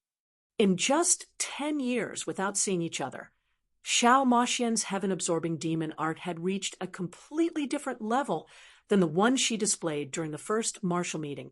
The heaven-absorbing demon art could permanently absorb true essence and world power from a martial artist, and it could also temporarily absorb it. Currently, Xiao Moxian was using the latter version. The first version was far too cruel and evil. She naturally wouldn't casually harm another person's cultivation. But in terms of attracting power, the latter version was several times more powerful than the previous. Beneath Precipice Cliff, everyone saw a massive vortex of energy appear 36 miles high. Underneath the terrifying force field of Precipice Cliff, it was hard to imagine just what sort of technique could still display such a horrifying might. They are attacking each other at this time. They are already having trouble resisting the pressure. So how could they still have the power to fight? Aren't they friends? Why would they try to pull each other down? Many people noticed that Xiao Moxian was speaking with Lin Ming as they walked towards Precipice Cliff. Xiao Moxian hadn't concealed her smile either, proving that the relationship between these two wasn't too bad. But at the 36-mile height of Precipice Cliff, they actually began to brutally strike out at each other. This was far too unexpected. Maybe they are having a competition. The one who leaves a deeper mark, the one who leaves a higher mark will win. Thus they are attacking each other. Some people already correctly guessed Xiao Moxian's reason for attacking. As the others heard this, they were left speechless. This was the most reasonable explanation. Really, this was what common people meant by being aggravated to death by constantly comparing themselves to others. Even if these people desperately tried as hard as they could, they still couldn't rush up the Emperor's Stone, but these two still wanted to compete over it. To them, it was like leaving a mark on the Emperor's Stone didn't have any challenge at all. Rather, the only challenge came from competing with someone else. only by competing with someone else to leave a mark would there be a challenge. Xiao Moxian's heaven-absorbing demon art created a giant vortex that covered nearly the entirety of the Emperor's stone. She giggled, turning to Lin Ming and saying, "What other methods do you have? If you don't use them now, you won't have any more time." Heaven-absorbing demon art. Huh? So that's how it's going to be. Lin Ming certainly recognized this move. After the vortex of the heaven-absorbing demon art covered his body, he could feel the energy within him being rapidly pulled away. The pressure surrounding him immediately increased. This was the transcendent divine might created by Empyrean Demon Dawn. As a direct descendant of Empyrean Demon Dawn, she naturally possessed his bloodline, one that perfectly complemented this transcendent divine might. Hee, your power is so pure. The pressure around me has lightened by a great deal. Xiao Moxian's hearty laugh echoed in Lin Ming's ears. As Lin Ming saw the heretical god tree's power of heavenly tribulation having difficulties resisting the heaven-absorbing demon art, he took a deep breath and then sunk his energy deep into his inner world. The black hole seed came howling out. A black hole was the heaviest celestial body in the entire universe, and its gravitational pull was also the strongest. Within the black hole horizon, not even light was able to escape. In that instant, within the massive black vortex that Xiao Moxian created, an even larger and more terrifying vortex appeared. This vortex was absolute darkness and spun in the opposite direction. Like a cruel circular saw, it tore apart the vortex of Xiao Moxian's heaven-absorbing demon art. What? The moment that the heaven-absorbing demon art shattered, Xiao Moxian suffered a backlash of energy. Her face whitened and she suddenly stalled. Her heaven-absorbing demon art was an extreme, transcendent, divine might. However, Lin Ming's divine seal art had surpassed the category of transcendent divine mights. This was a cultivation method created by a true divinity. Not just that, but the heaven-absorbing demon art and divine seal art were completely analogous cultivation methods, both of them able to form giant, attracting vortexes. When they bumped into each other, they naturally had to contest to see which was superior. Everyone below paled as they saw this scene. Xiao Moxian's advantage had been completely suppressed by Lin Ming. Not just that, but there was also the heaven-shaking black vortex. As for Monster Prince Diyu, he was completely frozen solid. In his eyes, all that was left over was that pitch-black vortex. He mumbled to himself, completely unable to accept what was happening. Beneath the traction force of the black hole seed, the energy that Xiao Moxian had gathered with the heaven-absorbing demon art began to be rapidly pulled out. This caused the pressure on her to rapidly increase in response. She grit her teeth, and her giant phoenix wings stirred up a tornado that forcefully stabilized her body beneath the massive storm of energy and the tremendous pressure of precipice cliff. This cultivation method is Xiao Moxian's thoughts raced. The instant that her move was defeated by Lin Ming, she wasn't sad at all. Rather, a look of excitement crossed her face as she clearly recognized the true nature of this technique. It is that fellow's abilities after all. Although the appearance is a bit different, the aura cannot be wrong. During the first martial meeting, he used this technique to break through Big Sister Frostdream's Dream Soul Immoral Melody and fight to a tie with her. This Lin Lanjian is really that abnormal fellow after all. Ha! To think he would use an appearance-changing technique to try and deceive this miss. Presently, Xiao Moxian had basically confirmed Lin Ming's true identity. The power of thunder and fire grand mist laws, as well as this final black hole cultivation method. All of this together was more than convincing. There were countless martial artists in this world, and it couldn't be calculated just how many practiced similar laws and cultivation methods. But the laws that Lin Ming cultivated were extremely rare. One could even say that he was the only one to practice them. Those that practiced similar laws as he did could be called nearly zero. In addition, The talent and potential that this Lin Longyan displayed could not be wrong. A freak is really a freak. 10 years later, I've already improved so much, but I still can't catch up to him. He's growing too fast. As Xiao Moxian was thinking, her hands weren't lying idle. Although she was covered by the vortex of that black hole seed, she still had the strength to fight. Counterforce, heaven-absorbing demon art. Xiao Moxian accumulated all the strength she absorbed with the heaven-absorbing demon art into a Tao diagram and then shot it outwards. Bang! With a loud explosion. The vortex barrier created by the black hole seed had an opening forcefully torn apart by Xiao Moxian, allowing her to rush through. Consider yourself ruthless enough. This miss isn't going to play with you anymore. Xiao Moxian's figure flickered as she flew straight towards the peak of the Emperor's Stone. However, the brief exchange just then had consumed a great deal of her strength. Her speed wasn't too fast, and it wasn't easy for her to resist the pressure. Seeing Xiao Moxian end the battle, Lin Ming received the black hole seed and pursued her towards the peak. As everyone below saw this happen, they were left dazed. What an intense battle! And yet they still have the strength to carve their mark in the stone. You're wrong. Although that exchange looked like an intense battle, just now it was mostly an exchange of energy. They haven't used up too much true essence. Among the many martial artists present, there were those with extraordinary sight. The one who spoke was correct. Even though Lin Ming and Xiao Moxian were unrivaled geniuses of their generation, they still couldn't ignore the pressure of the Emperor's Stone. Thus, the moves that these two people used were to save energy as a premise. Although that exchange seemed like an intense battle, it was in truth a competition of energy. In the end, Lin Ming had taken the upper hand. Withstanding the ever-increasing pressure, Lin Ming and Xiao Moxian simultaneously reached the peak of the Emperor's Stone. At this time, the two of them weren't relaxed either. They were both using around 95% of their strength to resist the pressure of the Emperor's Stone. Xiao Moxian was the first to move. The Emperor's Stone was extremely firm, far harder than divine iron. Xiao Moxian's right hand turned into a phoenix claw as she slashed at the wall, forcefully digging out chunks of stone.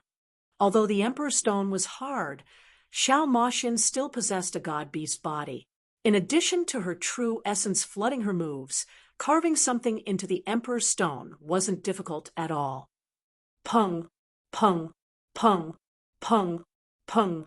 Rock shattered. Xiao Moxian's blood vitality tumbled within her body. She vigorously summoned her energy, releasing a barrage of strikes as pieces of the stone wall were torn down.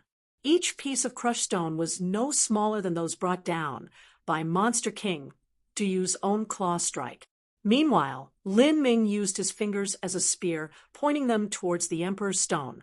Spear light wrapped around his fingers, forming a divine blade.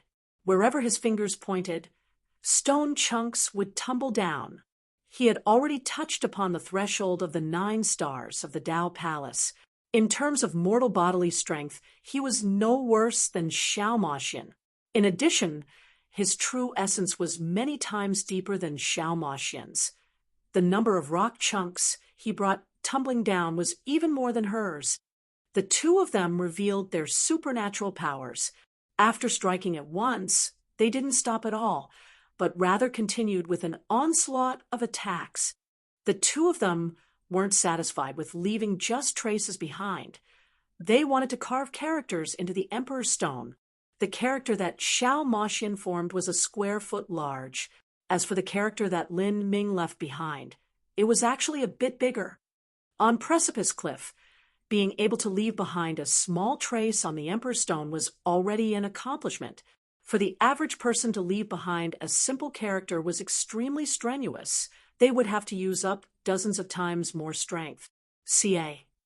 The sound of chipping stones sounded out in the air, alarming to all. Xiao Moxian's attacks were as smooth as the wind. Even so, her complexion began to pale. It was clear she had consumed a tremendous amount of energy. In just 10 breaths of time, a delicate and beautiful character appeared on the peak of Precipice Cliff. This was the character that represented her name, Xian, and nearby, Lin Ming had also completed carving his last name, Lin.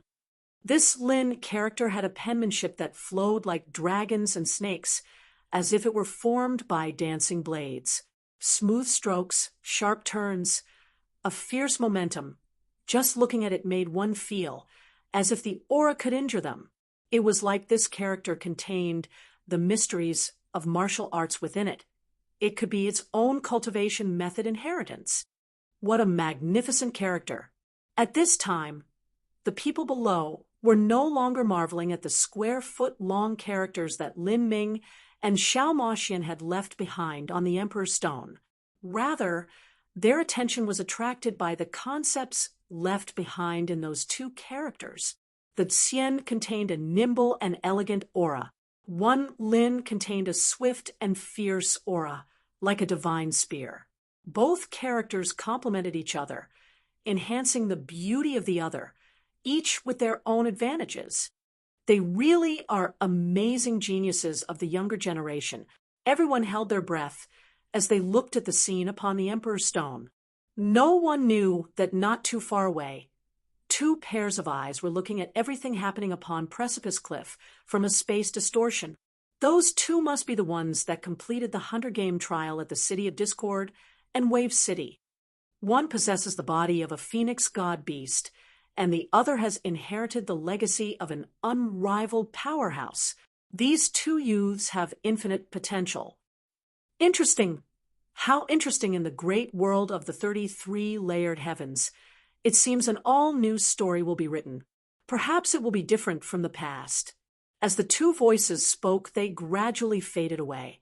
From beginning to end, no one was able to feel their aura.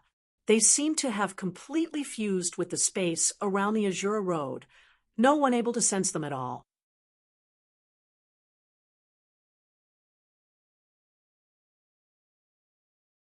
Chapter 1461, The Azura Sutra. Chapter 1461, The Azura Sutra. After reaching the peak of the Emperor's Stone and carving in the character of Xian, Xiao Moxian had expended 80 to 90% of her true essence. She was already finding it hard to maintain flight. As she glanced over, she could see that Lin Ming had also carved his surname, Lin, into the stone wall. The Lin and Xian characters were about the same size, a square foot, but the Lin character had deeper and more forceful strokes with a vigorous and fascinating aura. The concepts contained within this character were even better.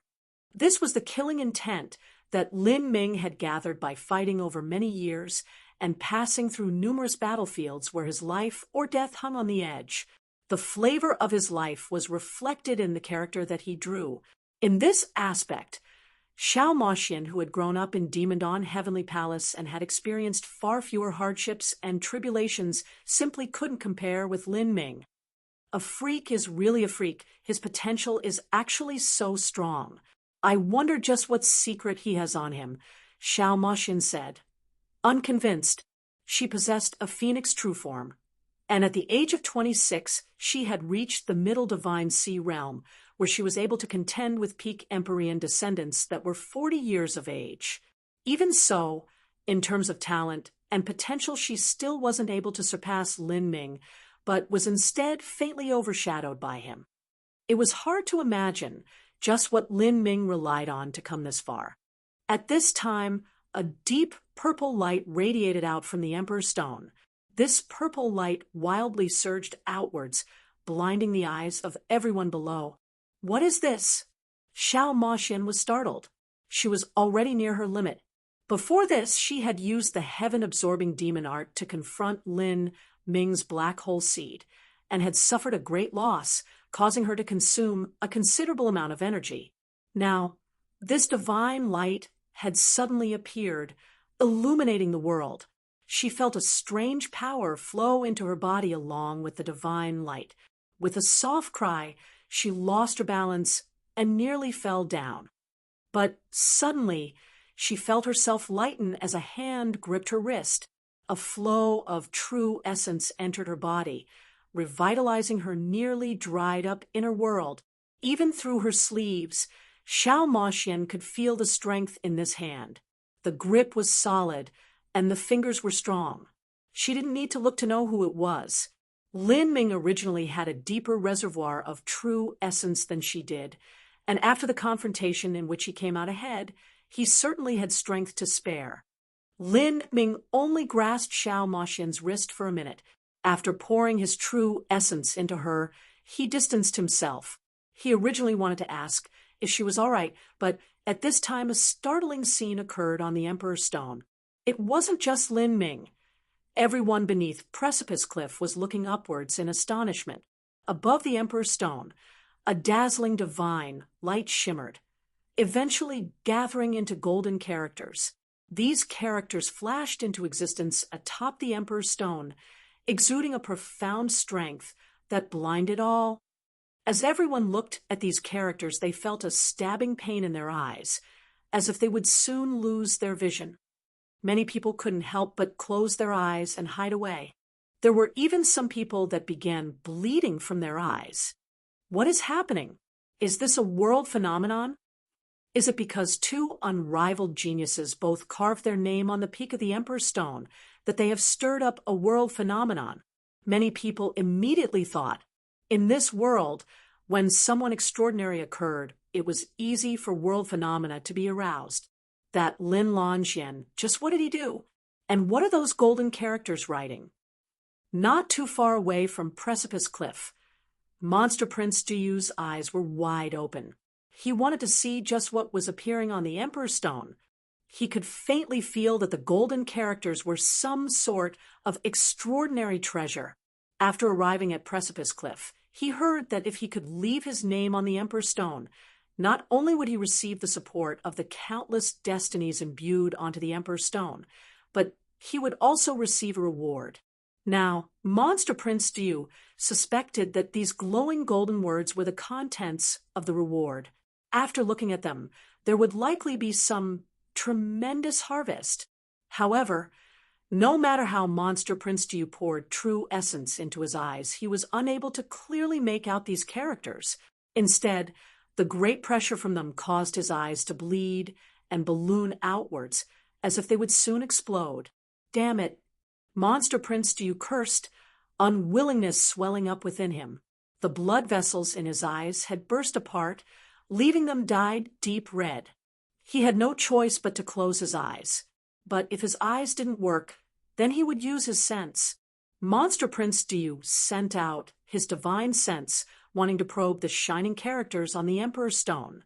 However, the moment his divine sense broke through the pressure of Precipice Cliff with great difficulty and rose 36 miles high, touching those shining characters, Monster Prince Diyu felt his own divine sense fall into an endless maze, nearly causing his soul to collapse. Ah! Monster Prince Diyu cried out in pain, as if a snake had bitten him. He hastily pulled back his divine sense. However, just that brief contact alone had caused him to vomit blood. His face paled, and even his soul was injured. The Emperor's Stone was one of the miracles left behind in the Azura Road. No matter who it was, regardless of their cultivation, anyone that dared to challenge its rules would suffer the punishment of the Emperor's Stone. At this time, high in the air, Lin Ming and Xiao Moxian were able to clearly see the shimmering characters. The first row only had a few simple words, plain and humble. The characters glowed with a divine light, flickering about like beating flames. These words were Azura Sutra. Underneath these words were smaller words, the 33 heavens, the boundless great Tao. My resolve is to seek the peak of all martial arts. I spent 3 billion years to travel through the 33 heavens, cultivating 33 lives. 1 life, 1 Empyrean, 1 life, 1 divinity. What I seek is the highest truth of the heavenly Tao. These words were clearly no sort of heart mantra or cultivation method. Rather, it was a preface. It was likely the preface written by the Azura Road Master himself, the preface of the Azura Sutra. This preface was more precious than any gold, although it started with several dozen words and continued for hundreds more. After reading them, Lin Ming felt his mind shake. In this preface, it was written that in order for the Azura Road Master to seek the peak of martial arts, he spent 3 billion years to travel through the 33 heavens. In every layered heaven, the Azura Road Master would seal away his life's cultivation and begin from nothing. Like this, he cultivated 33 lives. Each life was 100 million years.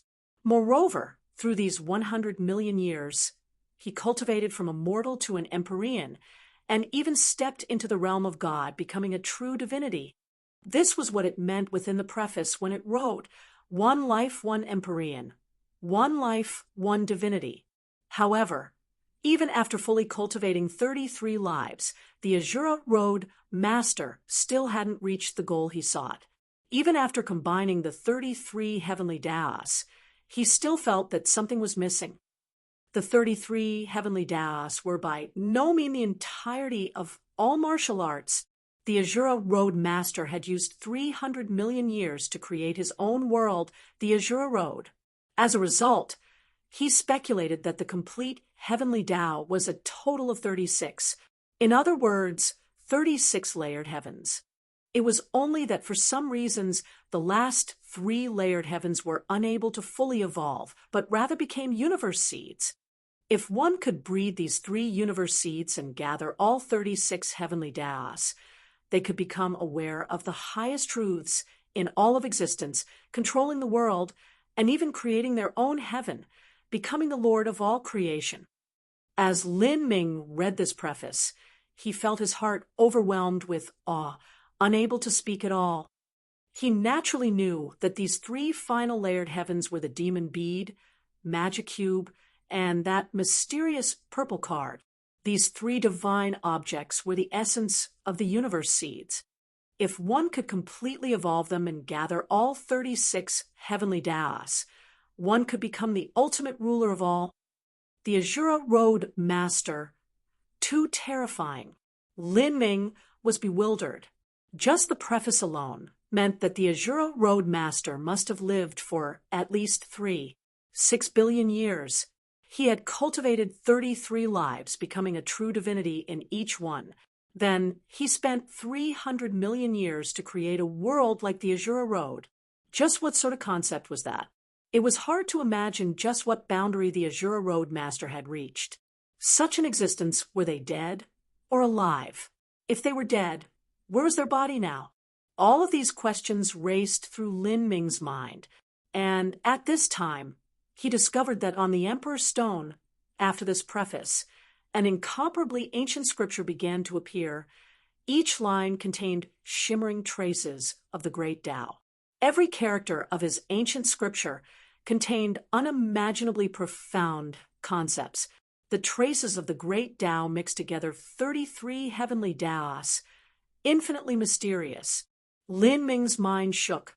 He no longer paid attention to matters of the Azura Road Master, but instead fully invested himself in this ancient scripture. Near Lin Ming, Xiao Maxian was also in a similar state, although the shimmering characters on the Emperor's Stone weren't too numerous. The truth was that they contained an incomprehensibly large amount of information. Just remembering the words themselves wasn't difficult, but wanting to remember all the concepts contained within these words required an incredibly high perception, and Lin Ming and Xiao Maxian were 2 such people with monstrous perceptions. In just 10 breaths of time, only several hundred words shimmered into existence. This writing was likely not the main content of the Azura Sutra. There was no cultivation method. Rather, it was likely a general outline of a sort, although it didn't involve specific techniques. The layers upon layers of profound mysteries within this general outline was enough to give one endless advantages. After the light slowly dimmed down, Lin Mind and Xiao Maxian looked at each other. They could see the excitement and awe gazing back in each other's eyes. This is a cultivation method manual left behind by the Azura Road Master. It seems to be, but This is only a vague outline. To use this alone to practice anything is impossible. At this time, high up in the air, Lin Ming could no longer feel the pressure of the Emperor's stone. He easily floated in the sky. It was obvious he had obtained the complete approval of the Emperor's stone. As he glanced down, he saw that because of the flash of divine light just now, the many martial artists underneath Precipice Cliff were left in a much worse state. Many of them were injured, with blood dripping down from their eyes. There were even some individuals who tried to use their divine sense to probe the Emperor's stone and were heavily injured, receiving damage to the soul.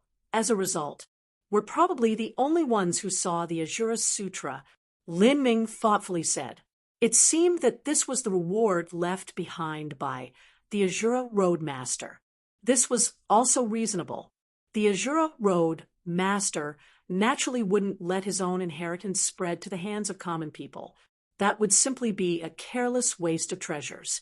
At this time, 2 beams of light shot out from the Emperor's stone, one beam going to Lin Ming and the other to Xiao Moxian.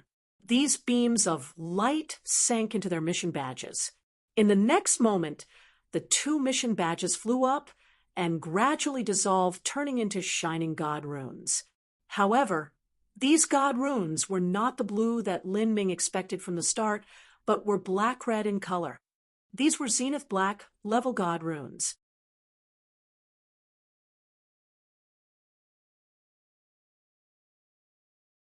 Chapter 1462, Late Divine Transformation.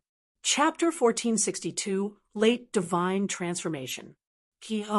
Only by leaving behind a name on the Emperor's Stone would they receive a god rune. This was the mission given to them by the Azure Road's Heavenly Tao. However, according to the mission description, after completing it, the reward should have been a blue soul level rune. Yet, the one Lin Ming obtained was a Zenith Black God rune. It wasn't just him.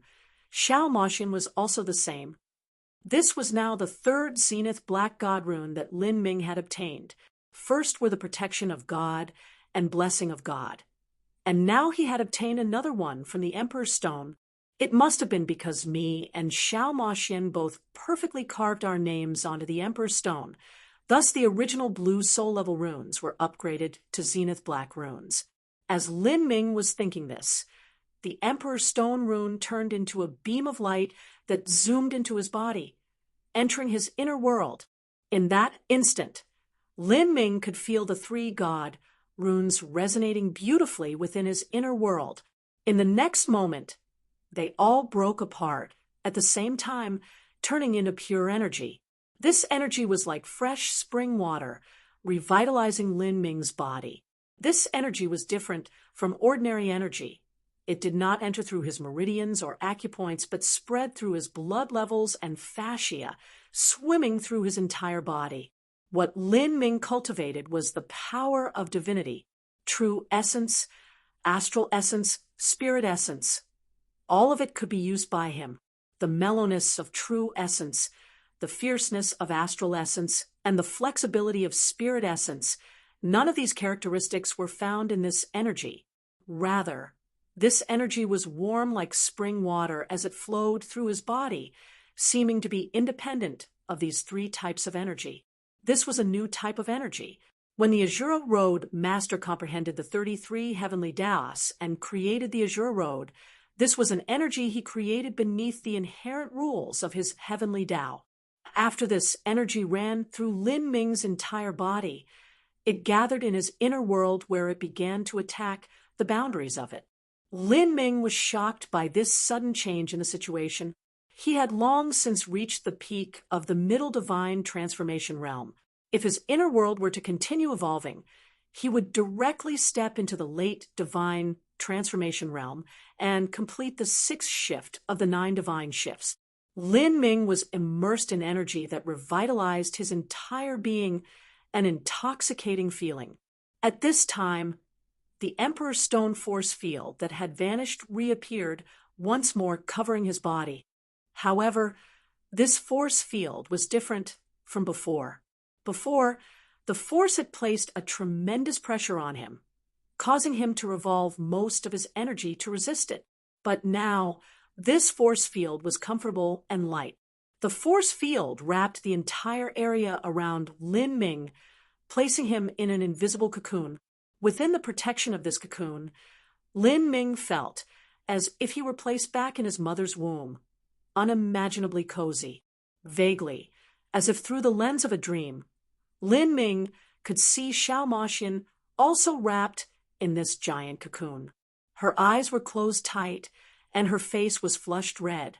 Her eyebrows gently shook, and her lips were curved up in a happy smile. She was clearly ecstatic. Lin Ming knew that similar changes were occurring within Xiao Moxian. Within her body was likely 2 or 3 zenith black god runes. And now those god runes had transformed into a strange power. Although this strange power didn't belong to the essence gathering system, it actually fused together true essence, astral essence, and spirit essence within their bodies, allowing their cultivation to step upwards. Lin Ming knew that god runes were extremely valuable. There were many martial artists in the Azure Road that didn't plan on completing full sets of god runes to participate in the final trial. Even so, they still continued to collect god runes to sell them to others who desired them. A set of gold runes was priceless. A rare blue soul god rune was something that even a holy lord would viciously struggle for. As for a zenith black level god rune, there was even less to speak of. The higher quality a god rune was, the more valuable it was. These god runes brought about all sorts of advantages. They could enhance strength, defense, blood vitality, destiny.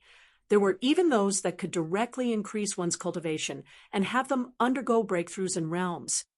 At this time, Lin Ming and Xiao Moxian were like butterflies being reborn in a cocoon, wrapped within the thick force field. Their bodies were constantly transforming, evolving. Not too far away, the martial artists below were able to guess what was happening as they saw this. This was likely the advantage granted by the Emperor's Stone for leaving their names at the highest peak. In the eyes of these people, Lin Ming and Xiao Moxian were originally unrivaled proud children of heaven. Now, they obtained even more advantages, allowing their strength to rise to an all-new level. This sort of transformation was something that really aroused everyone's envy.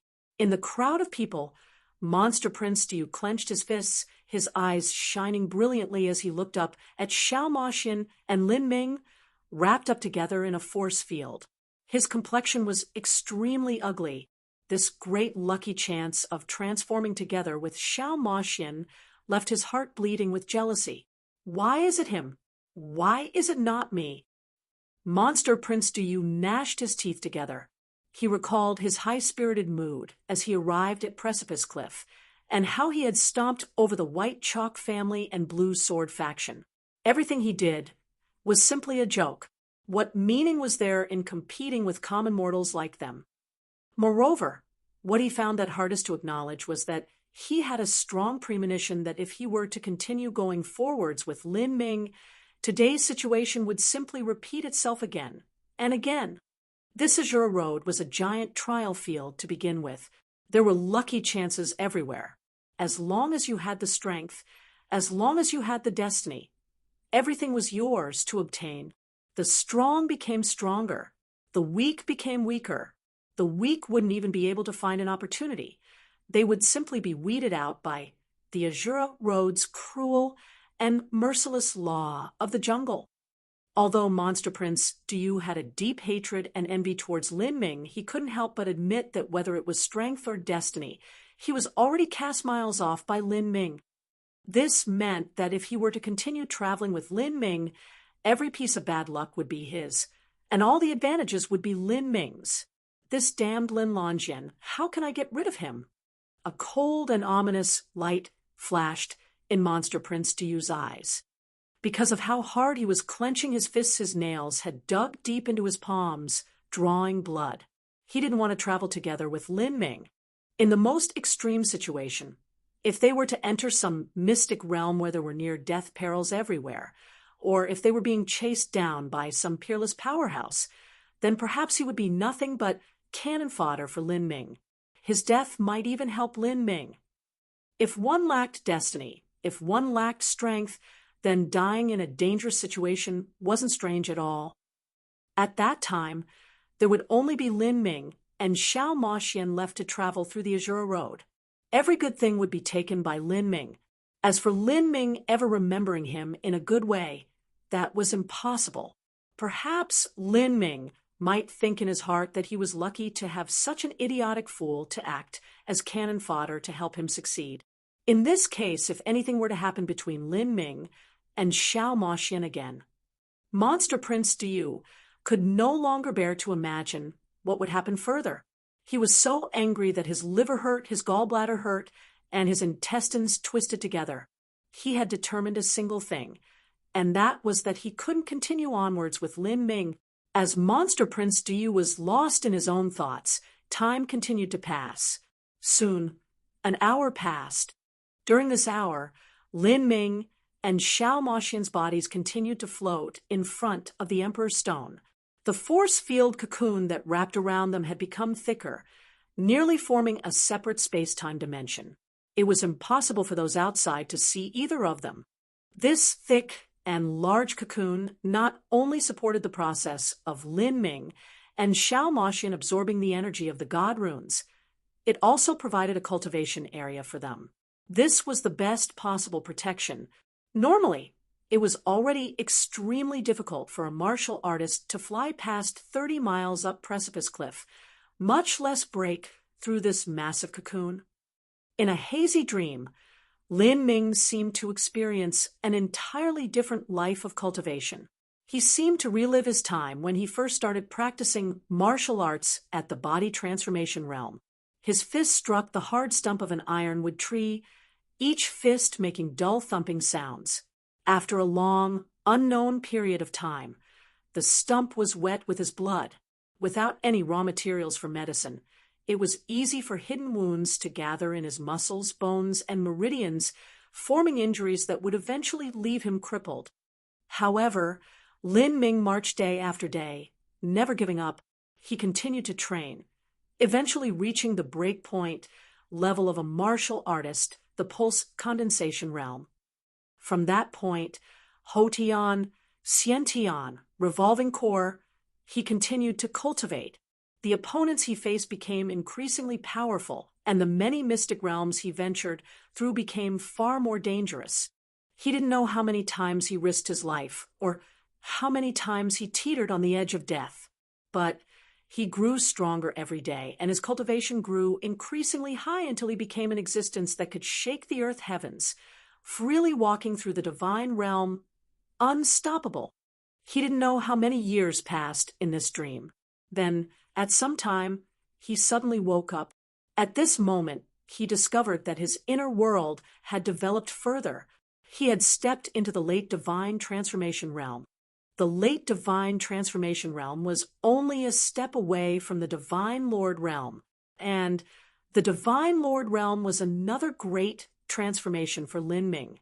It was an extremely critical realm. It had to be known that the good fortune Saint Sun's equivalent cultivation was also only at the peak of the late divine Lord realm. If Lin Ming could enter the middle divine Lord realm, then although he still wouldn't be able to defeat the good fortune Saint Sun, he should still possess the capital to contend with him. At that time, even if he encountered a world king, Lin Ming would at least have the ability to protect himself. He turned his head to glance at Xiao Moxian.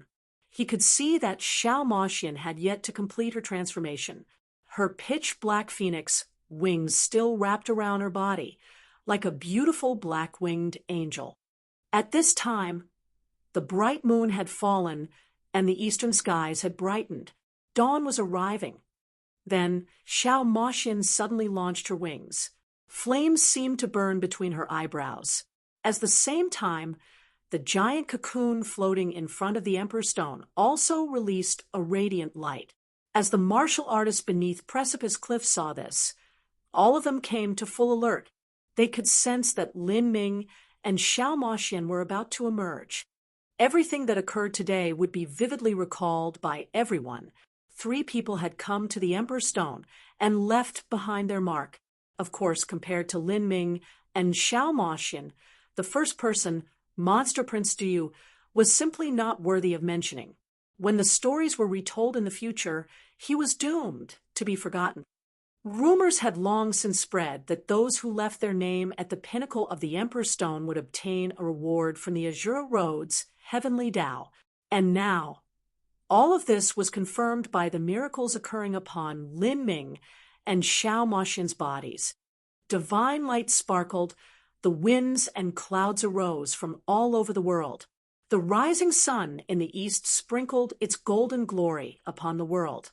As this sheen of light reflected upon Lin Ming and Xiao Moxian, the cocoon around them broke apart. They were like a god and goddess descended from the highest heavens, too dazzling to behold. The two of them slowly fell down. As the martial artists who had been waiting beneath Precipice Cliff all night saw the two of them, they were shocked speechless.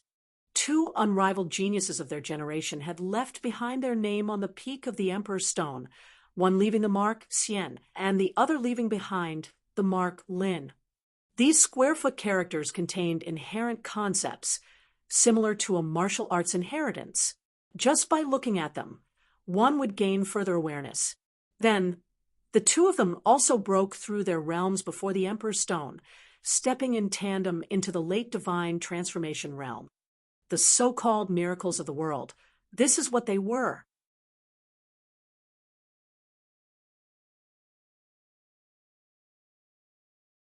Chapter 1463, The Imperial Prince Visits. Chapter 1463, The Imperial Prince Visits. As Lin Ming and Xiao Moxian landed on the ground, many martial artists subconsciously made way for them. Their eyes, as they looked at Lin Ming and Xiao Moxian, contained a sort of awe and admiration, like the children of small mountain villages seeing a royal prince and princess appear. Are they a pair? What an amazing couple! It's hard to imagine what level of talent their future child will have.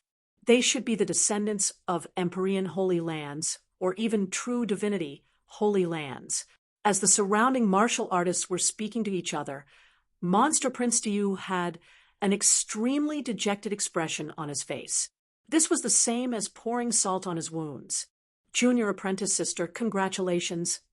Monster Prince Duyu squeezed out a smile as he saw Lin Ming and Xiao Moxian walk towards him. Monster Prince Duyu was at the peak of the late divine transformation realm. Although his cultivation had been the highest among the three of them, he had actually been the weakest. Now, Xiao Moxian and Lin Ming had both stepped into the late divine transformation realm, and their cultivations had become much more similar. Now, his strength couldn't even be compared at all. If the three of them were in absolute danger, and one of them had to die, there was no way he would ever be able to escape. Let's go. It's not good to stay here too long, Lin Ming said with a true essence sound transmission as his eyes swept over the martial artists beneath Precipice Cliff. What he had accomplished with Xiao Moxian just now was far too shocking. They were likely to draw the attention of many people. In addition, they had just made another breakthrough in their cultivation, and in the time it took to do so, it was likely that these people around them had already sent out the news. In this dog-eat-dog world of the Azure Road, if anyone was suspected of having valuable treasures on them, then it was easy to be killed and robbed. Even if it was well known that they came from great influences, there would always be those willing to take the chance. Let's go. Xiao Moxian's strength had just risen by a large degree. She was in a very good mood. The three people launched their movement techniques and quickly left. No one stopped them. As they were flying away, Lin Ming cast a deep glance towards Monster Prince Duyu. In the brief moment they had spoken, Lin Ming was able to faintly feel a simmering hatred from within Monster Prince Duyu and even some killing intent. If it weren't for Lin Ming studying the divine dream law and having an extremely sharp soul perception, then it would have been impossible for him to sense Monster Prince Duyu's hatred. From the start, Monster Prince Duyu had only disliked Lin Ming.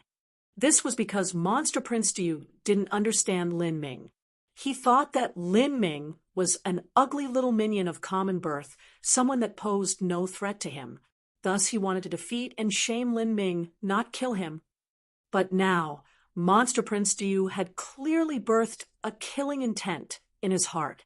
The presence of Lin Ming was an enormous threat. Not only did Lin Ming threaten the progression of his courtship towards Xiao Moxian, but there was even a threat to his destiny, his life. In the vast Great Desolate, Monster Prince Diyu trod upon the wind, his heart heavy and sad. He could increasingly feel that during this adventure through the Azura Road, it would be impossible for him to keep up. He had two choices: go adventuring by himself or follow Lin Ming and Xiao Moxian to his eventual death. Monster Prince Diyu could already see that the danger of the situations they encountered from now on would become increasingly terrifying, and the risks would rise every higher. If he continued with them, not only would he not obtain any advantages, but he would meet only dangers instead. Junior Apprentice Sister, how long do you plan on staying in the Azura Road? Old Blue is still being monitored by the Wave City Lord, so the situation is dangerous for us. We should return as soon as possible. The deeper we go into the Great Desolate, the more dangers there will be. If something were to happen to you— Monster Prince couldn't finish his words before Xiao Moxian interrupted him with a laugh. I don't want to go back. This Azura Road has just started to become fun. So why would I return? If you want to return so badly, then return yourself. Xiao Moxian simply didn't bother with Monster Prince Diyu's worries. She was increasingly excited to go deeper into the Great Desolate. This result was already what Monster Prince Diyu expected. Xiao Moxian was a playful girl who loved mischief and roaming, and now that she had obtained advantages already, how could she possibly think of turning back? However, he wasn't willing to give up here. He continued to say, Junior Apprentice Sister, this Lin Lonjian has been following us all this time. He should be a native martial artist of the Azura Road, and also knows the geography and situation of the Great Desolate extremely well. If he has evil thoughts, he might lead us to some danger zone and try to trap us so he can kill us and steal our possessions. With his strength and an advantage in location, there will be no way we can contend with him. This person is an unknown variable, and his character isn't known either. I feel that there are far too many problems with him.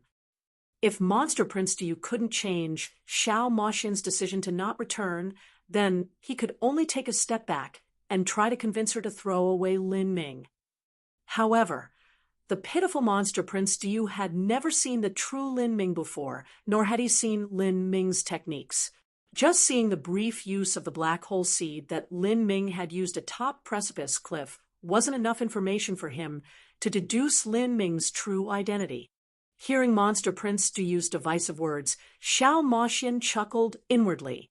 She already knew Lin Ming's true identity. Although she wasn't happy that Lin Ming had defeated her twice already, hearing words like unknown identity, evil intentions, or killing and stealing their possessions wouldn't change her mind at all. Moreover, although Xiao Moxian seemed innocent, she wasn't naive or ignorant. In fact, she was an extremely intelligent girl, able to deduce many situations.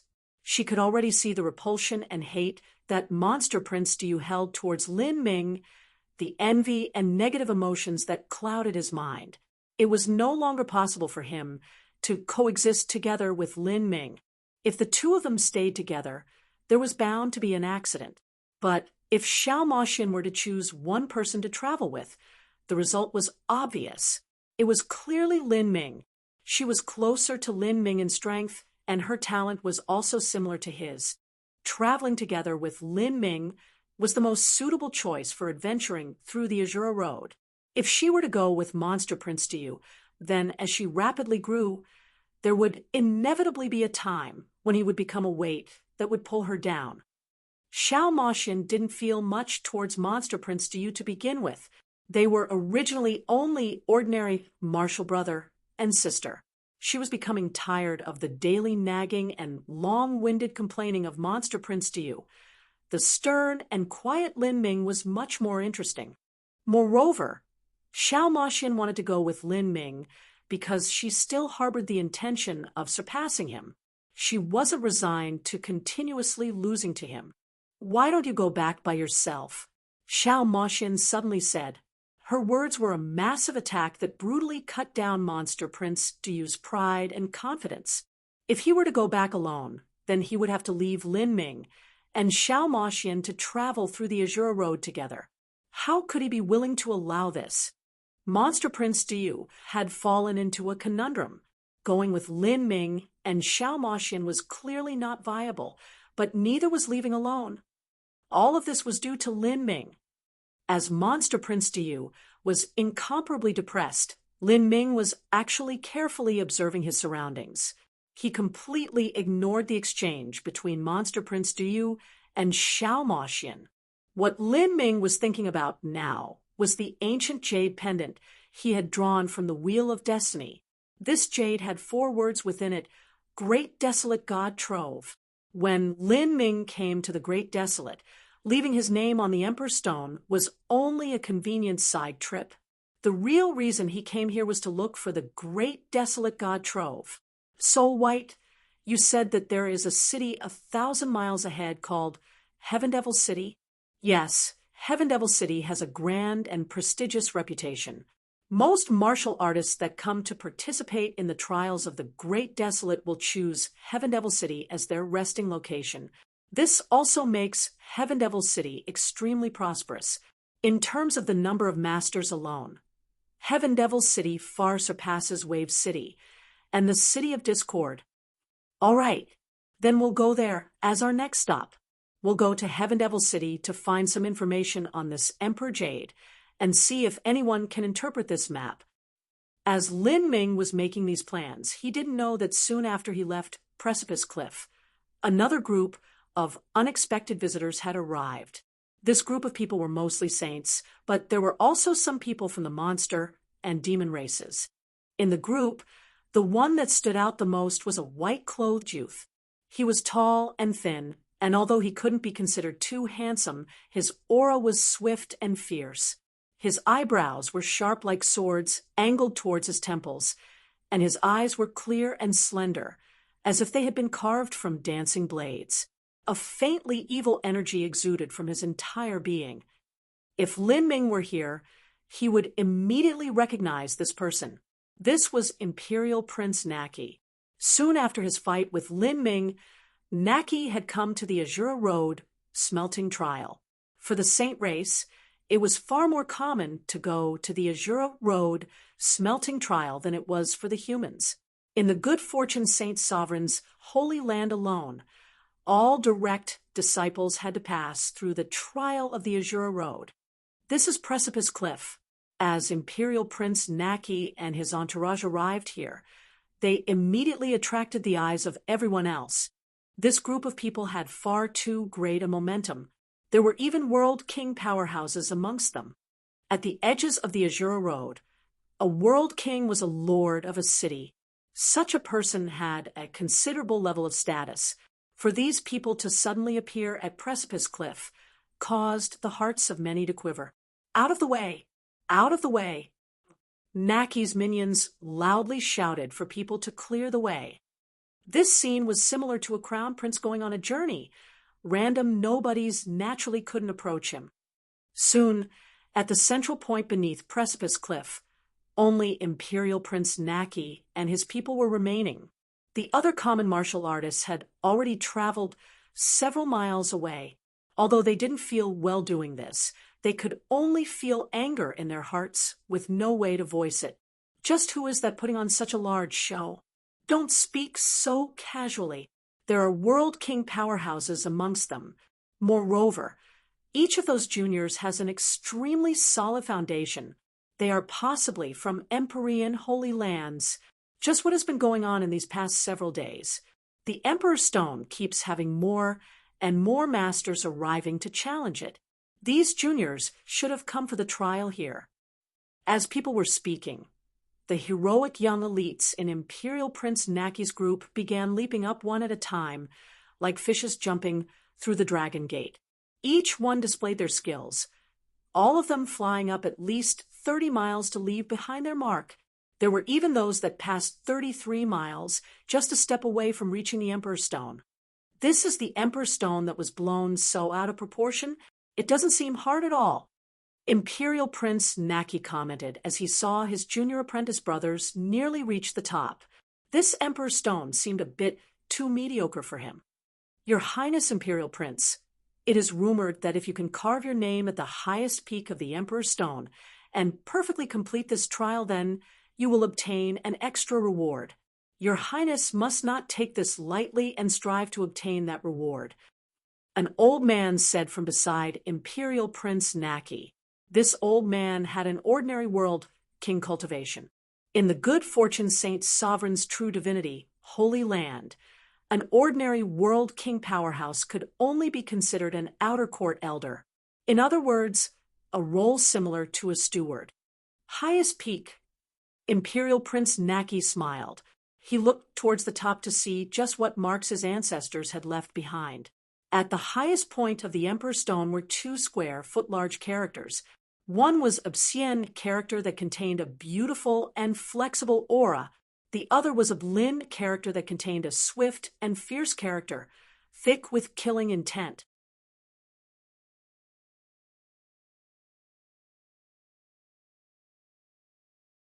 Chapter 1464. Insurmountable. Chapter 1464. Insurmountable. These 2 characters. Imperial Prince Naki rubbed his chin, intently staring at the Lin and Xian characters. Most of the marks on the Emperor's Stone exuded the atmosphere of countless years, but these 2 characters seemed quite new, as if they were just carved in. How interesting! Imperial Prince Naki grinned. The Lin character reminded him of a certain someone. Of course, he couldn't confirm this at all. Wasn't it said that leaving behind a name on the highest point of the Emperor's Stone was extremely difficult, that to do so perfectly was something that couldn't even occur in 100 million years? These types of rumors were passed down about the Emperor's Stone, but those 2 characters up there are clearly recently carved in. It seems this Emperor's Stone is also mediocre. Naki chuckled. He was considered knowledgeable about the geniuses of humanity. He suspected that the Lin character was left behind by Lin Ming, and that the Xian character might be from Xiao Moxian. During the great battle at the chaotic blood continent, Naki hadn't seen Xiao Moxian. He had only heard that she had excellent talent. Thinking about it, Lin Ming and Xiao Moxian's current cultivation was suitable for adventuring through the Azura Road.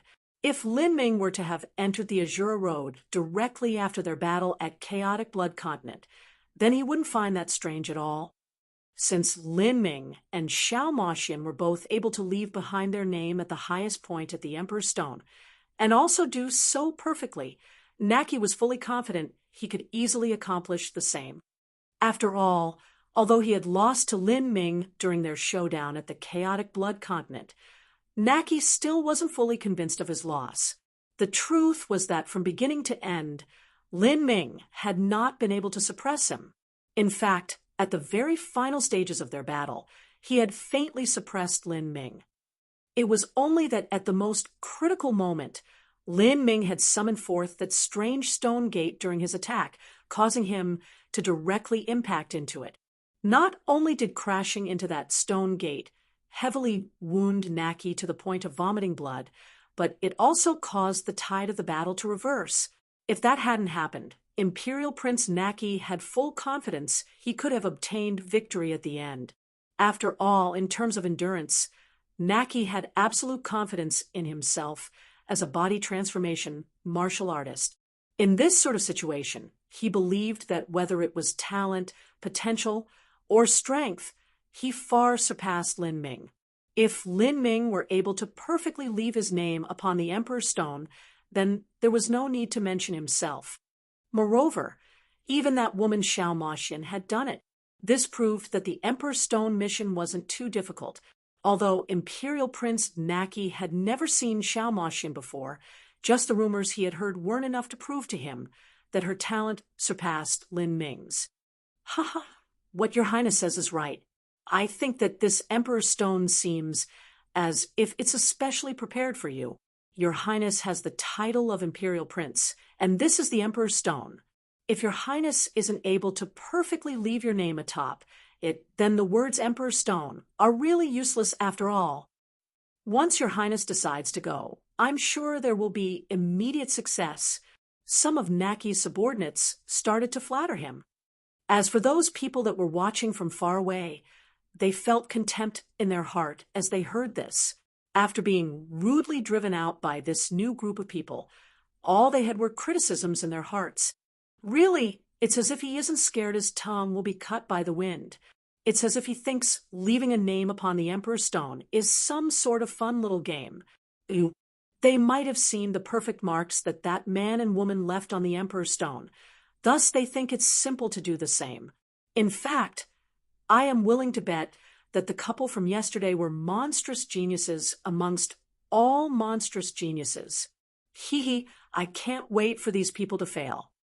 Several martial artists were secretly discussing amongst themselves with true essence sound transmissions.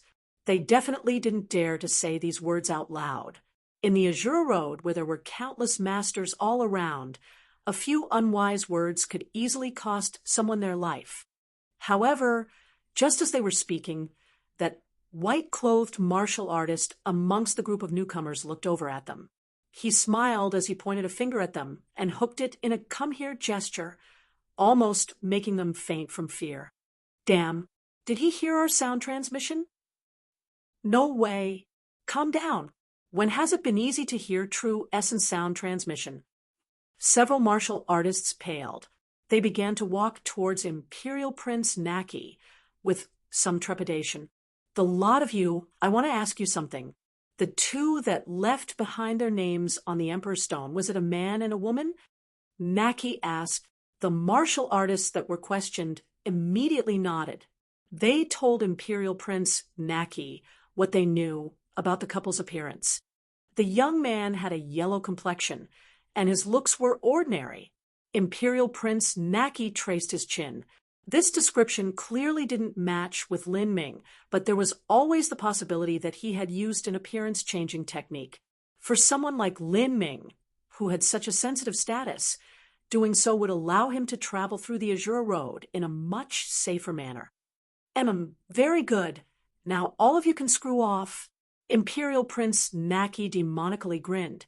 With a sudden punch of his fists, a crazy surge of astral essence erupted, recklessly impacting outwards. As this astral essence crashed into the martial artists, they shook and cried out in pain as they were sent flying away. Rumble, rumble, rumble. 3 people landed against giant boulders and broke them into pieces upon impact. They were wounded all over, continuously throwing up blood. Yuyak, the martial artists crawled up to their feet, continuing to vomit blood, with bits of their organs mixed within it. Imperial Prince Naki only sneered as he saw this. What were you all talking about just now? Don't you understand that loose tongues lead to trouble? Imperial Prince Naki's words caused all the surrounding martial artists to fall silent. In fact, the people who were speaking amongst themselves were more than those 3 still crawling up on their bellies. Most of the people here still thought it was nothing more than a dream for Imperial Prince Naki to perfectly leave his name upon the Emperor's Stone. Now that they saw what a tragic state those 3 martial artists had ended up in, all of them were secretly rejoicing that they hadn't had the bad luck to be chosen. In truth, Imperial Prince Naki hadn't heard what these people were speaking about in true essence sound transmissions. He simply didn't have the ability to do so. But just by looking at the mocking and disdainful glances everyone was sending his way, he could approximate what they were speaking about. In particular, the astonished looks on their faces as he called them out confirmed this. Lord, please forgive this lowly one. This lowly one had eyes, but couldn't see Mount Tai. Please treat us like a fart and ignore us. Although several martial artists hated Naki to the extreme, they had no choice but to beg for mercy. As people who survived in the Azure Road, they knew when they had to lower their heads, otherwise they would have died a long time ago. Rejoice that I don't want to waste my time killing you all. I will forgive your dog lives because I want you all to look and personally see just how shallow your experience is. As Naki spoke, he turned his gaze to Precipice Cliff. As he looked upwards, he could see the Emperor's Stone. Then, a smile appeared on his lips. He had just thought of an excellent idea.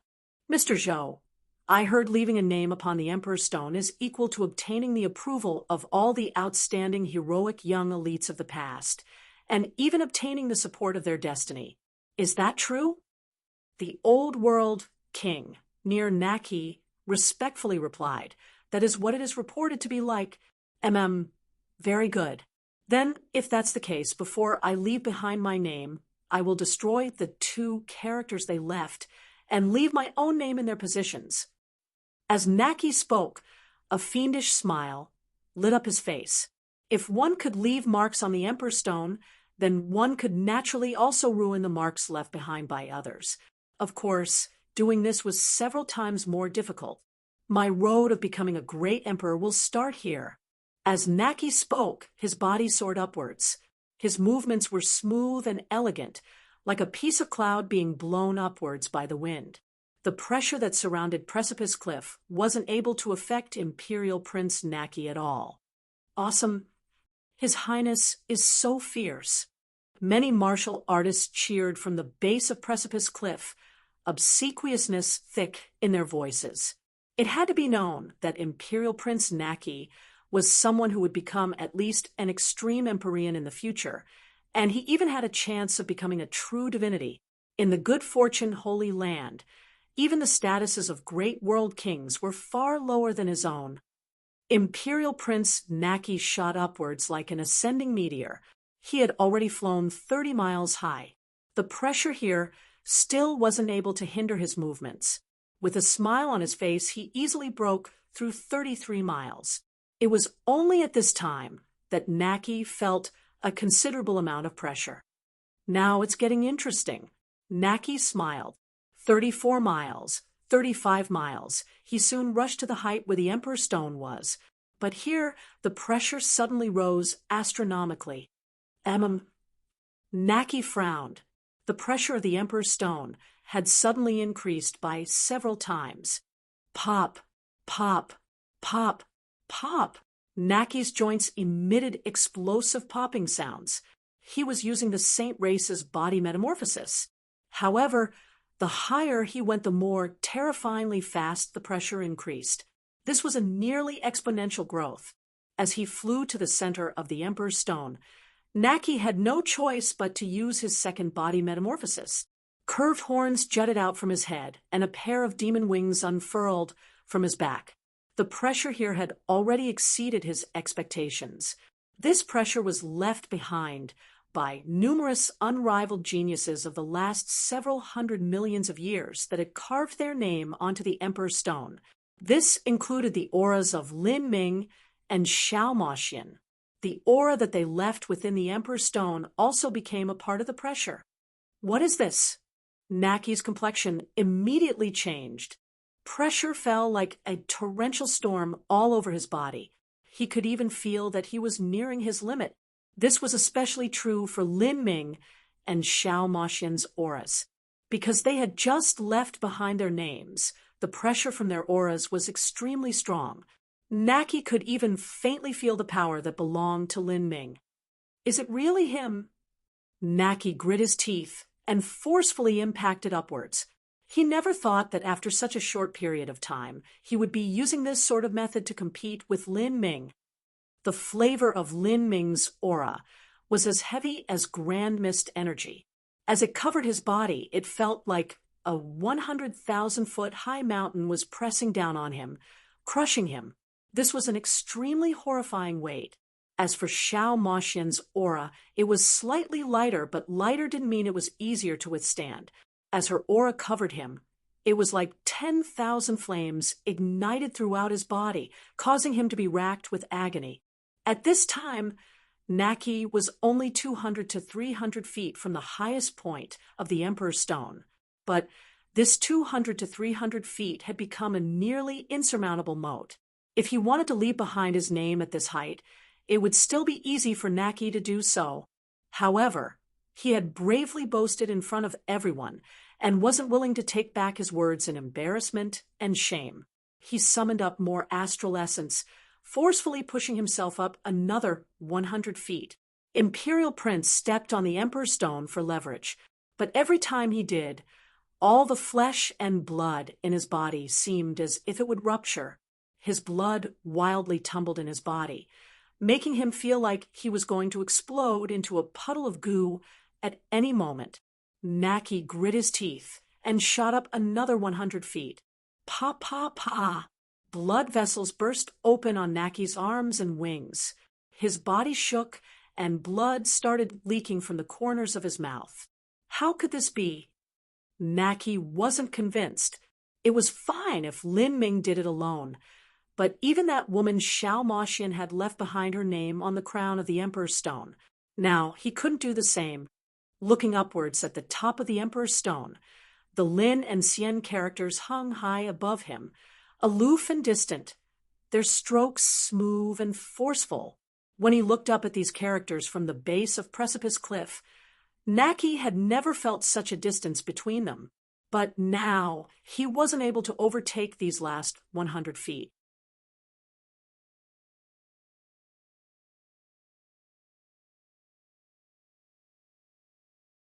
Chapter 1465, Heaven Devil City. Chapter 1465, Heaven Devil City. Naki wished with all his soul that he could ruin those two characters, but the moment he was only 200 to 300 feet from reaching the peak of the Emperor's Stone, his mortal body had reached its limits. Many of his blood vessels had burst apart. Bang! Naki reluctantly punched outwards, attacking through space to strike the Lin character on the Emperor's Stone. However, he had very little strength remaining to begin with, and underneath the suppressive pressure of the Emperor's Stone, his attack diminished to nearly nothing. He simply wasn't able to mar the Emperor's Stone at all. That Lin character's aura remained as swift and fierce as before, looking down at him from its unharmed perfection as if it were taunting his own incompetence. Your Highness, don't force yourself. At the base of Precipice Cliff, the old saint man shouted out anxiously. Everyone could see that Naki had reached his limit. It was impossible for him to reach the top of the Emperor's Stone. Many people had a taunting look on their faces. Naki was less than 200 feet away from reaching the top of the Emperor's Stone. To anyone else, this would have been a result to be proud of. But when this result was combined with his previous words, it actually caused people to want to mock him. To think he wanted to destroy the characters left behind by that man and woman and leave behind his own. Just who the hell does he think he is? Those two were true monstrous geniuses that had reached the limits of potential. Normally, even an extreme Empyrean descendant couldn't hope to reach the peak of the Emperor's Stone. Desperately persisting just because he wants to save face is simply a death wish. I want to see just how he ends up. Shoo, stop using sound transmissions. If you're not careful, they'll notice you.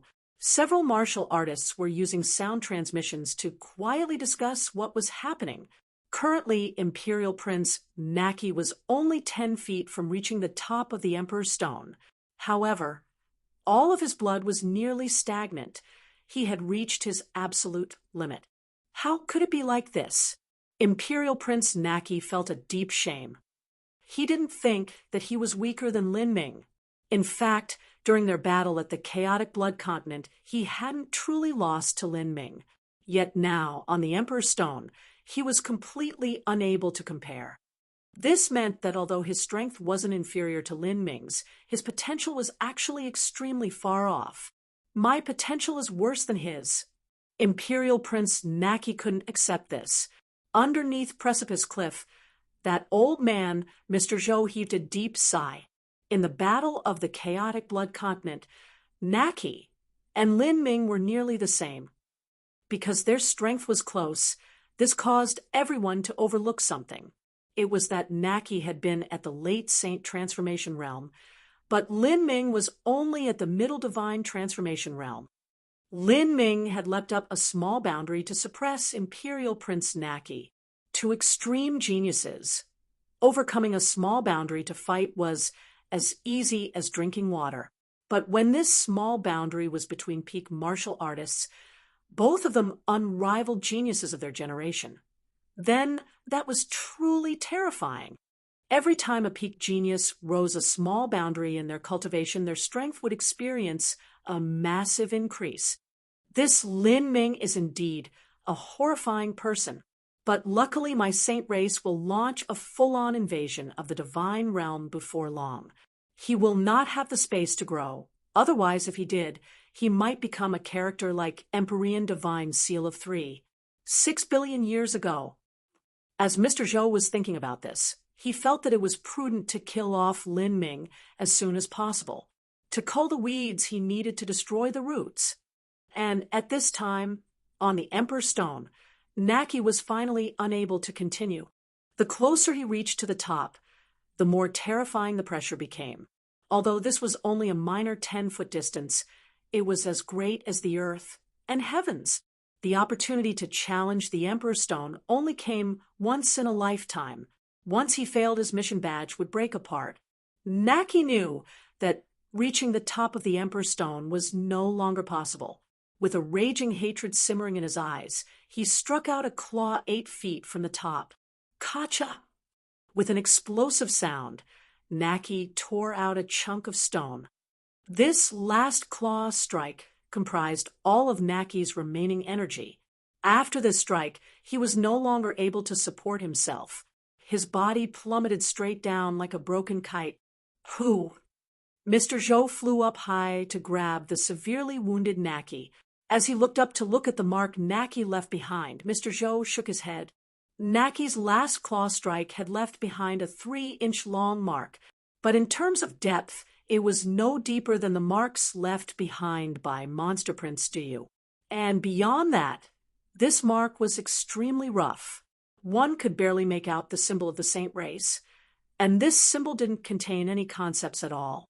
This was because Naki was already completely exhausted, a lamp without oil. Thus, he didn't have the ability to leave behind any concepts. If Naki hadn't insisted on trying to forcefully push himself up the last 100 feet of the Emperor's Stone, then he could have left behind a perfect mark. But now, the mark he left behind was no different from one that a dog would leave. Beside Mr. Zhou, the other saint disciples were also looking at each other in disappointment. None of them knew what to say. And not too far away, the other martial artists had also quietly departed. They were afraid that Imperial Prince Naki would take out his anger on them in a fit of indignant shame after he recovered. Rest for a moment, and then we'll embark deeper into the Great Desolate. Mr. Zhou issued an order. As he did, so a cold brightness shined in his eyes. He was wondering just how he could assassinate Lin Ming.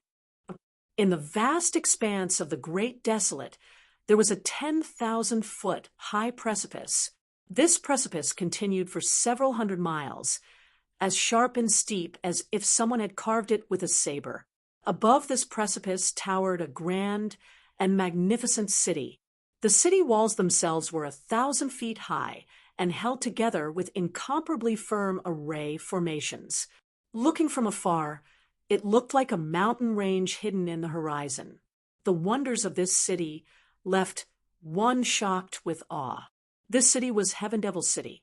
Heaven Devil City was over 10 times larger than the City of Discord, and also the largest city on the edge of the Great Desolate. Many martial artists who planned to participate in the trials in the Great Desolate stopped here. Because of the constant stream of people, Heaven Devil City was always bustling. Lin Ming and his group walked down the streets of Heaven Devil City. Both sides of the streets were lined with a variety of shops. The martial artists that walked down the roads were mostly youths. Moreover, each one had a solid foundation with extraordinary skill. They were all heroic young elites. This was also well within reason. After all, whether it was the martial artists who came here to adventure in the Great Desolate or the people who lived in Heaven Devil City, they needed the ability to face the ancient vicious beasts that surrounded the city. Otherwise, they would end up as nothing but food for those vicious beasts.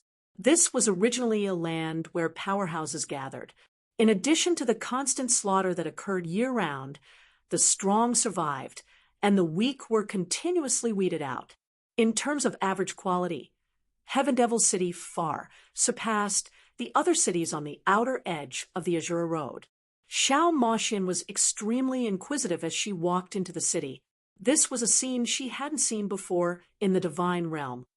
In the Divine Realm, masters were normally gathered in large sects and holy lands. In the cities, there were usually only low-level martial artists. After all, a city was a place where one lived, and masters would usually go into their sect to cultivate in seclusion. But the Azura Road was different. Here, most martial artists came to engage in life or death battles and enter challenging smelting trials. Those that established sects to cultivate were instead in the minority. Master, if you wish to find information, you can go to Heaven's Secret. Heaven's Secret is an extremely renowned intelligence network that operates on the edge of the Azura Road. As long as you have sufficient wealth, you can find out a great deal of secret news. Heaven's Secret? There's no need to hurry. Information about the map in the Emperor Jade shouldn't be directly inquired into. It needs to be separately investigated. Lin Ming already made his plans. He would split the information of the Emperor Jade into 12+ pieces and slowly investigate it.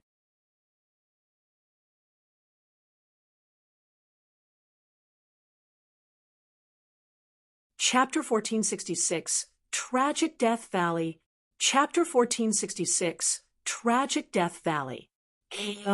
After Lin Ming arrived at Heaven Devil City, he didn't immediately inquire for information on the Emperor Jade. Rather, he went to Heaven Devil City's Black God Fort to look at the missions within. Every city in the Azura Road had correspondingly different missions. After completing these missions, one could obtain God runes. As a result, Lin Ming had already experienced the wondrous effects of high-grade God runes. With such an opportunity for more in front of him, he naturally wouldn't let it go. Heaven Devil City was established over a massive area. From the point where Lin Ming entered the southern city gates, he was several hundred miles away from Black God Fort, which was near the northern city gates. Lin Ming didn't fly these several hundred miles. Instead, he walked the entire route. As they continued through, Lin Ming discovered that the closer he neared the northern gates, the more solemn and noble the architecture became. There was even a faint killing intent all around. At the southern gates, both sides of the streets were lined with shops and bustling with many people. It was lively and prosperous. But near the northern gates, these sorts of shops, restaurants, and hotels had disappeared. All of these structures were replaced by fortresses. These fortresses were built with large and heavy gray rocks. These rocks were covered with mottled dark red traces, clearly left behind by weapons or claws. Lin Ming could even faintly smell the scent of blood here, as if this entire area was an Azura battlefield. These buildings are all built with heavenly limestone and fused together with the essence of dark steel iron, making it extremely firm. Even so, this stone has been made into such an appearance as if it were struck constantly with swords and sabers. Could there be frequent battles in the northern city area? Xiao Moxian asked from beside Lin Ming, a bit surprised. At this time, Lin Ming had already obtained the answer from Soul White. He said, Heaven Devil City faces the endless great desolate, and there are endless numbers of ancient vicious beasts that occupy the boundless wild. Every few years, there is likely some event where vicious beast waves lay siege to the city. The southern city faces the cliff, so the northern side is where the battlefield is. As Lin Ming explained all of this, Xiao Moxian looked at him with surprise. How did you know that? Lin Ming rubbed his nose, not explaining. Beside him, Monster Prince Diu snorted in disdain. He is a native martial artist of the Azura Road, so it isn't anything at all for him to know this. It's not like it's anything new. Xiao Moxian chuckled once before not speaking further. The three of them soon arrived at Heaven Devil City's Black God Fort. Before they entered Heaven Devil City, they had changed their appearances once more. This was to prevent any of those ambitious people at Precipice Cliff tracking them and causing further trouble. Heaven Devil City's Black God Fort was several times larger than the one in the City of Discord, and the martial artists here were also of a higher caliber. In the City of Discord, there were many life-destruction martial artists, but here, one rarely saw even divine sea martial artists, and even if one did see them, they were often the staff of Black God Fort, who belonged to the common people of Heaven Devil City. Those who had the daring to adventure deep into the Great Desolate were mostly divine lords or above. Lin Ming stepped up to the mission board. This mission board was the same as the one in the City of Discord. The various missions were listed along with a price tag. If one had origin energy, runes, they could trade them for a mission badge. However, what surprised Lin Ming was that there were 2 rare blue soul level missions, and these 2 missions only needed a small number of origin energy runes to purchase. Moreover, although they had hung on the mission board for some time now, there were very few people who asked about them. How peculiar. Are these missions extremely difficult? Lin Ming traced his chin. He read over the content of the 2 mission badges. The first rare blue soul level mission was to enter God-Burying Ridge and obtain a God-Burying Stone. At that time, the God-Burying Stone would fuse together with the mission badge, and one could obtain a God rune as a result. The second mission was to hunt down 3,600 high-level vicious beasts within 3 years. The mission badge would absorb the monster energy of these vicious beasts. After fully killing them, one would also receive a God rune as a reward. If over 3 years passed, then the mission would fail. The difficulty of the second mission was easily understandable. High-level vicious beasts were much stronger than ordinary divine sea martial artists, and to kill 3,600 beasts in 3 years meant to kill at least 3 of them each day. There were many middle and late divine sea martial artists that came to adventure in Heaven Devil City, and for them this mission would be nearly impossible to complete. As for the first mission, that was simply to enter God-Burying Ridge and obtain a God-Burying Stone. The difficulties and mysteries of this mission were naturally located in God-Burying Ridge. What sort of place was that? Reporting to Master, this old servant has only faintly heard of God-Burying Ridge before. However, I am not too sure of the details. Although Soul White had lived in the Azura Road for a long time, that didn't mean he knew everything.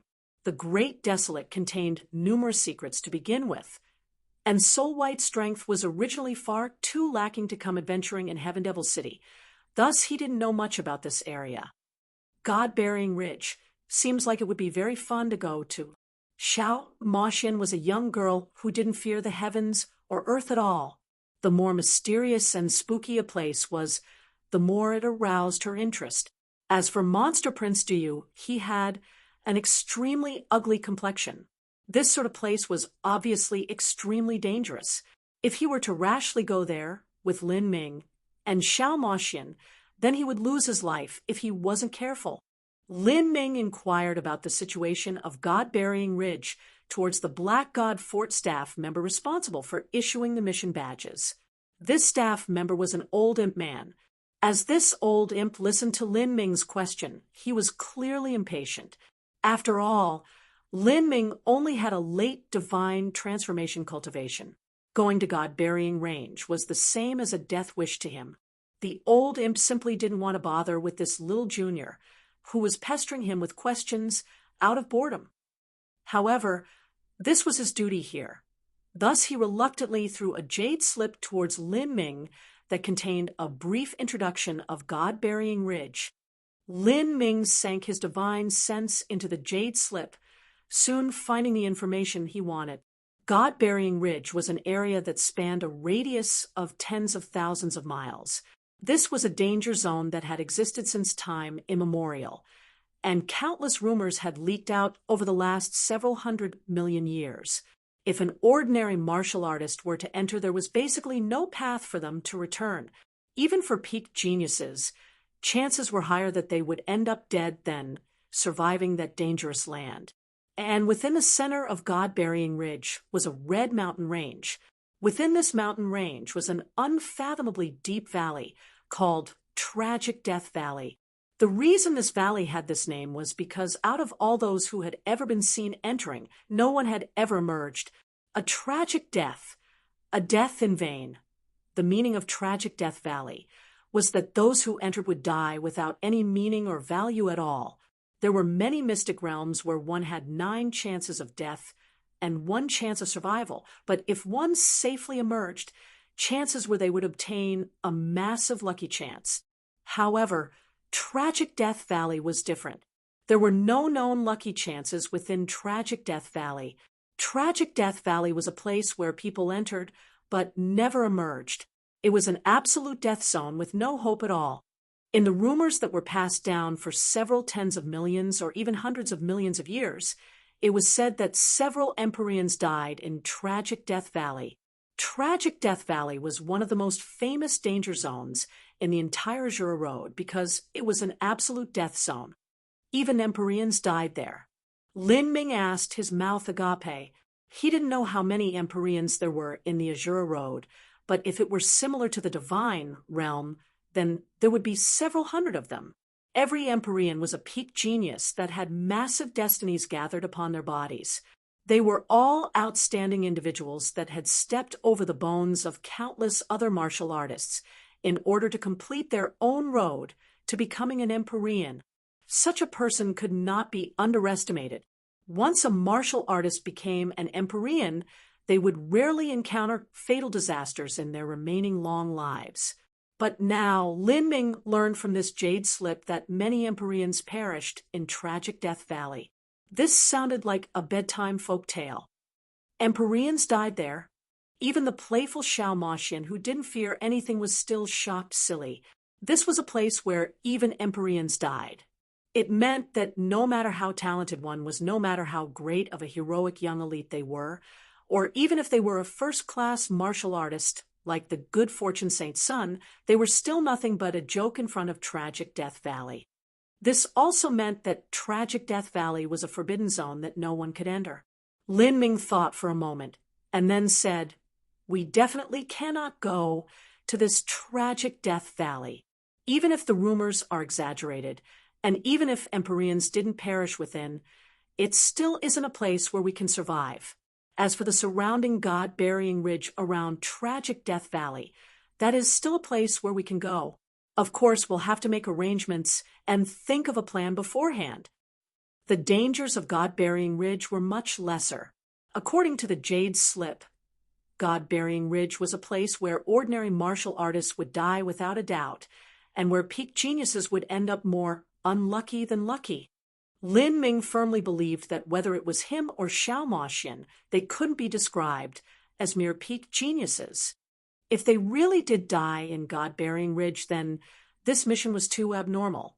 It was simply sending any and all heroic young elites to their deaths. You want to go to God-Burying Ridge? Monster Prince Diyu's complexion sank as he heard Lin Ming's words. He simply didn't want to go to such a dangerous place. If he was together with Lin Ming, then he would become a lightning rod that attracted all the bad luck onto himself. He no longer had the heart to continue with the Azure Road smelting trial. At the very least, he didn't want to continue onwards with Lin Ming. "Don't joke with me. Didn't you read the Jade Slip? It said that this is a place where even Empyreans die. If you want to go die, then don't drag us along with you." Monster Prince Diyu said, wanting to pull up Xiao Maxian as a shield. But it was clear that he would be disappointed. Xiao Maxian jeered, "Can your courage be any tinier? The area where Empyreans die is Tragic Death Valley. It's good enough as long we don't go there. The blue soul level mission we have is only restricted to God-Burying Ridge." As Xiao Maxian spoke, Monster Prince Diyu's complexion became increasingly ugly. He had actually been called lacking in courage by Xiao Maxian. This made him feel very aggrieved. He simply didn't want to go along with Lin Ming. At this time, Lin Ming wasn't bothering with the dispute occurring between Xiao Maxian and Monster Prince Diyu. He continued looking through the jade slip. There were unexpectedly maps that included God-Burying Ridge and Tragic Death Valley. These maps were extremely rough. This was because in all of these years, no one had ever been able to fully explore God-Burying Ridge. Thus, this map had been slowly pieced together and filled in with speculations over time before becoming barely legible. Of course, there were likely some people in Heaven Devil City that had detailed maps of God-Burying Ridge. But one didn't need to be a genius to know that these maps would be expensive. They wouldn't be easily seen by others. Lin Ming was also only casually looking. He didn't expect that this map would have any great value. However, as Lin Ming continued looking, he began to frown. Some outlines of this map were clearly familiar. As Lin Ming recalled the lines within the Emperor Jade, he let out a long breath. He had come to a conclusion. The Great Desolate God Trove, listed in the Emperor Jade, had an 80 to 90% chance of being located in God-Burying Ridge. There was also an enormous chance that it was located in Tragic Death Valley, the legendary zone of no return. Is the Great Desolate God Trove in Tragic Death Valley? Lin Ming was stunned. If even Empyreans couldn't return from this place, how could he possibly go?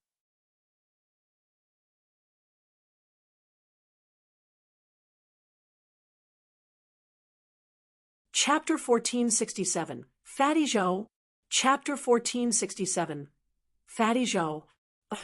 Beyond a shadow of a doubt, the Great Desolate God Trove was related to the Azura Roadmaster.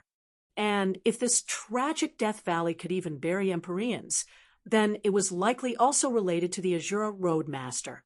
If so, one could imagine that the Great Desolate God Trove had an extremely high chance of being within Tragic Death Valley. This Tragic Death Valley is a land where even Empyreans perish.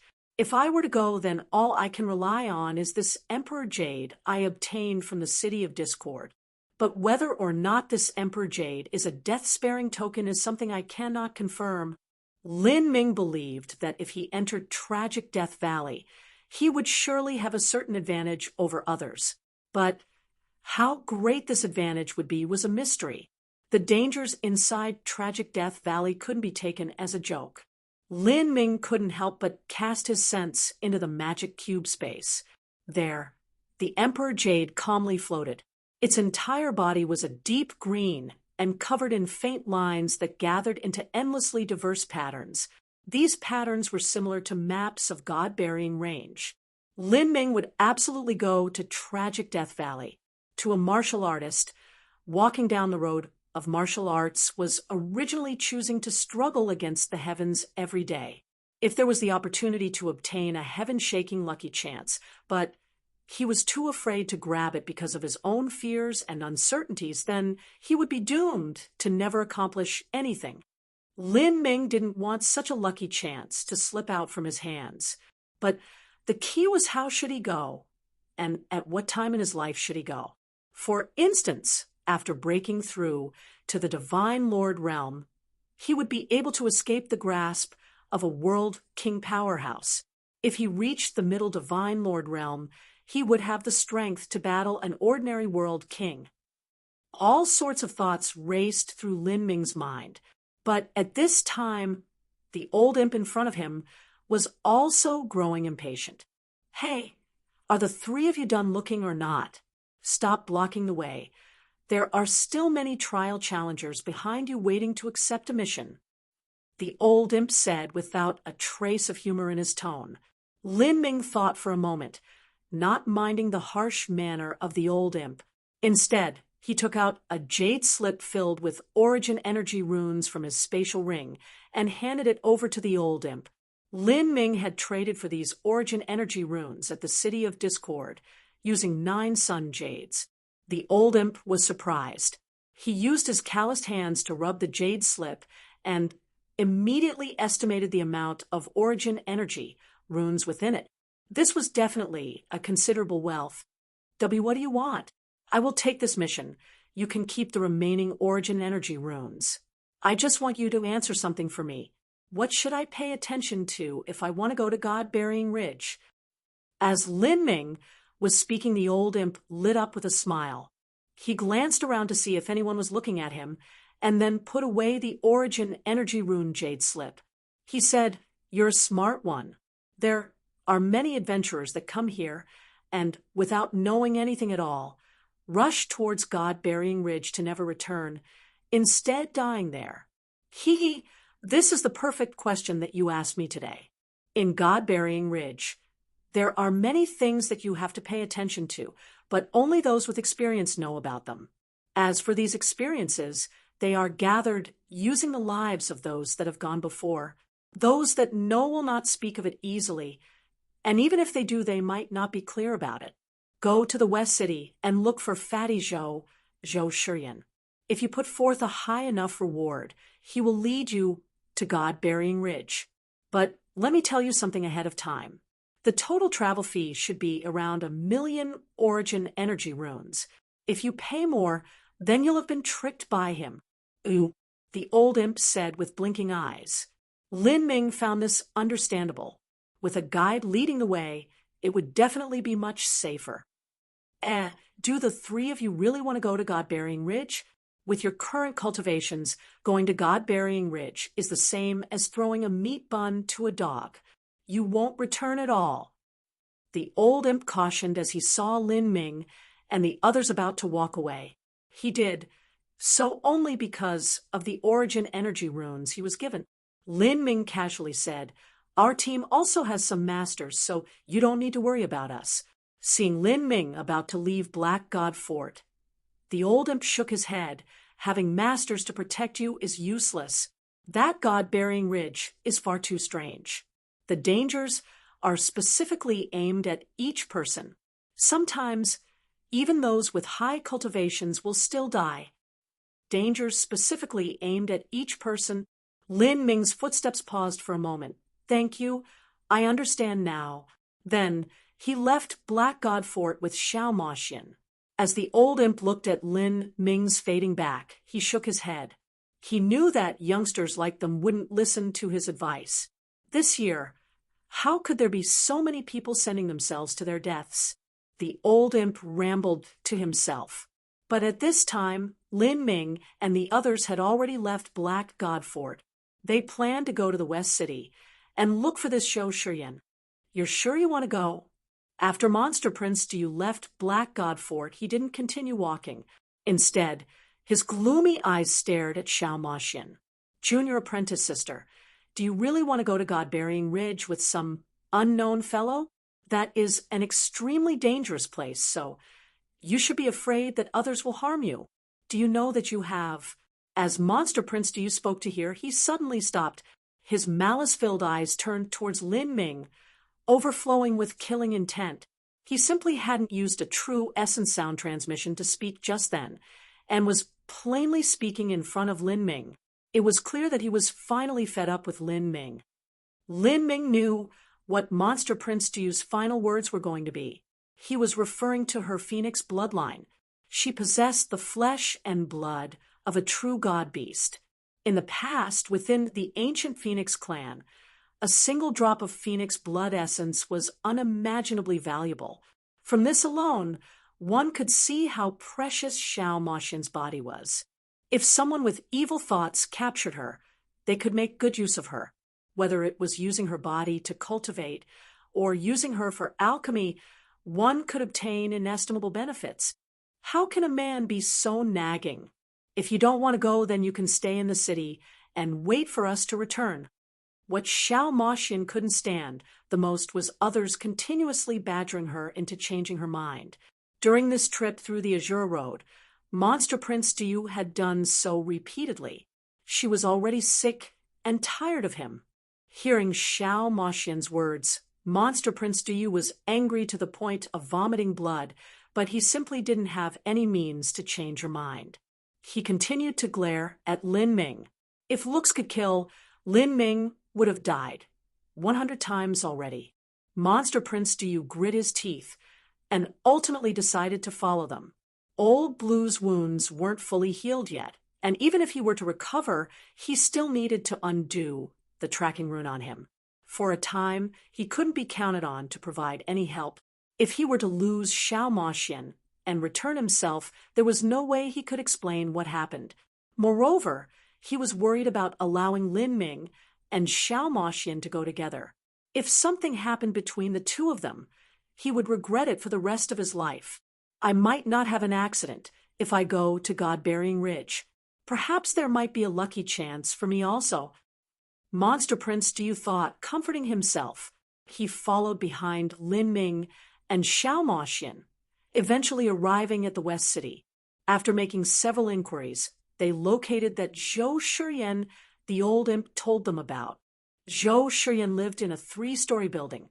This building was formed with expensive array formations, and the back garden was planted with all sorts of spirit flowers. It looked beautiful and refined, as if spring was blossoming here all year round. This Zhou Shiyan is quite wealthy. Lin Ming thought to himself, in Heaven Devil City, the value of land was high enough to give one a seizure. Back in the City of Discord, the price of a house was enough to cause an ordinary Divine Lord powerhouse to feel powerless and desperate, but in Heaven Devil City, land was several times more expensive. If this Zhou Shiyan could live in a relatively large house in Heaven Devil City, this proved that he had some skills. It looks like this Zhou Shiyan is fairly reliable. If he can gather such wealth, it is likely related to God-Burying Ridge. If he really is familiar with the situation around God-Burying Ridge, then whether it is as a guide or hunting for treasures himself, he can likely make a fortune doing so. Lin Ming entered the small building. As he did so, array formations immediately appeared, blocking him. To Lin Ming, these array formations weren't anything at all. However, he still stood with manners and poise outside of the array formation, waiting for the master of the house to come out. Soon, a fat man in a blue robe appeared at the entrance. This fellow was half a head shorter than Lin Ming, and his entire body was plump, brimming with health and vitality. His chins were pushed together, and his 2 small and bright eyes looking at Lin Ming and the others, filled with happiness. Are you here to discuss business?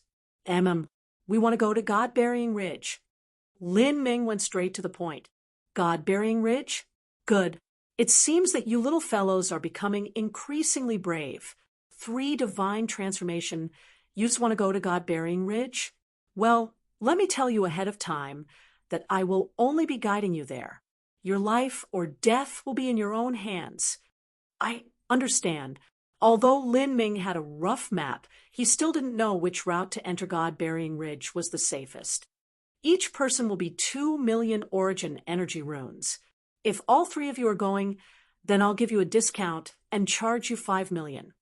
Fatty Joe stretched out his palm and showed 5 thick and short fingers. 3 million, no more, no less, Lin Ming replied. Although he didn't care about an extra 2 million origin energy runes, he didn't want to put on a display of stupidity, otherwise others would treat him as a fool. At that time, they might try to deliberately trick him and lead him into some dangerous situation. Ha!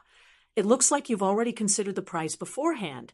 After being exposed by Lin Ming, Fatty Zhou laughed, not embarrassed at all. Deal.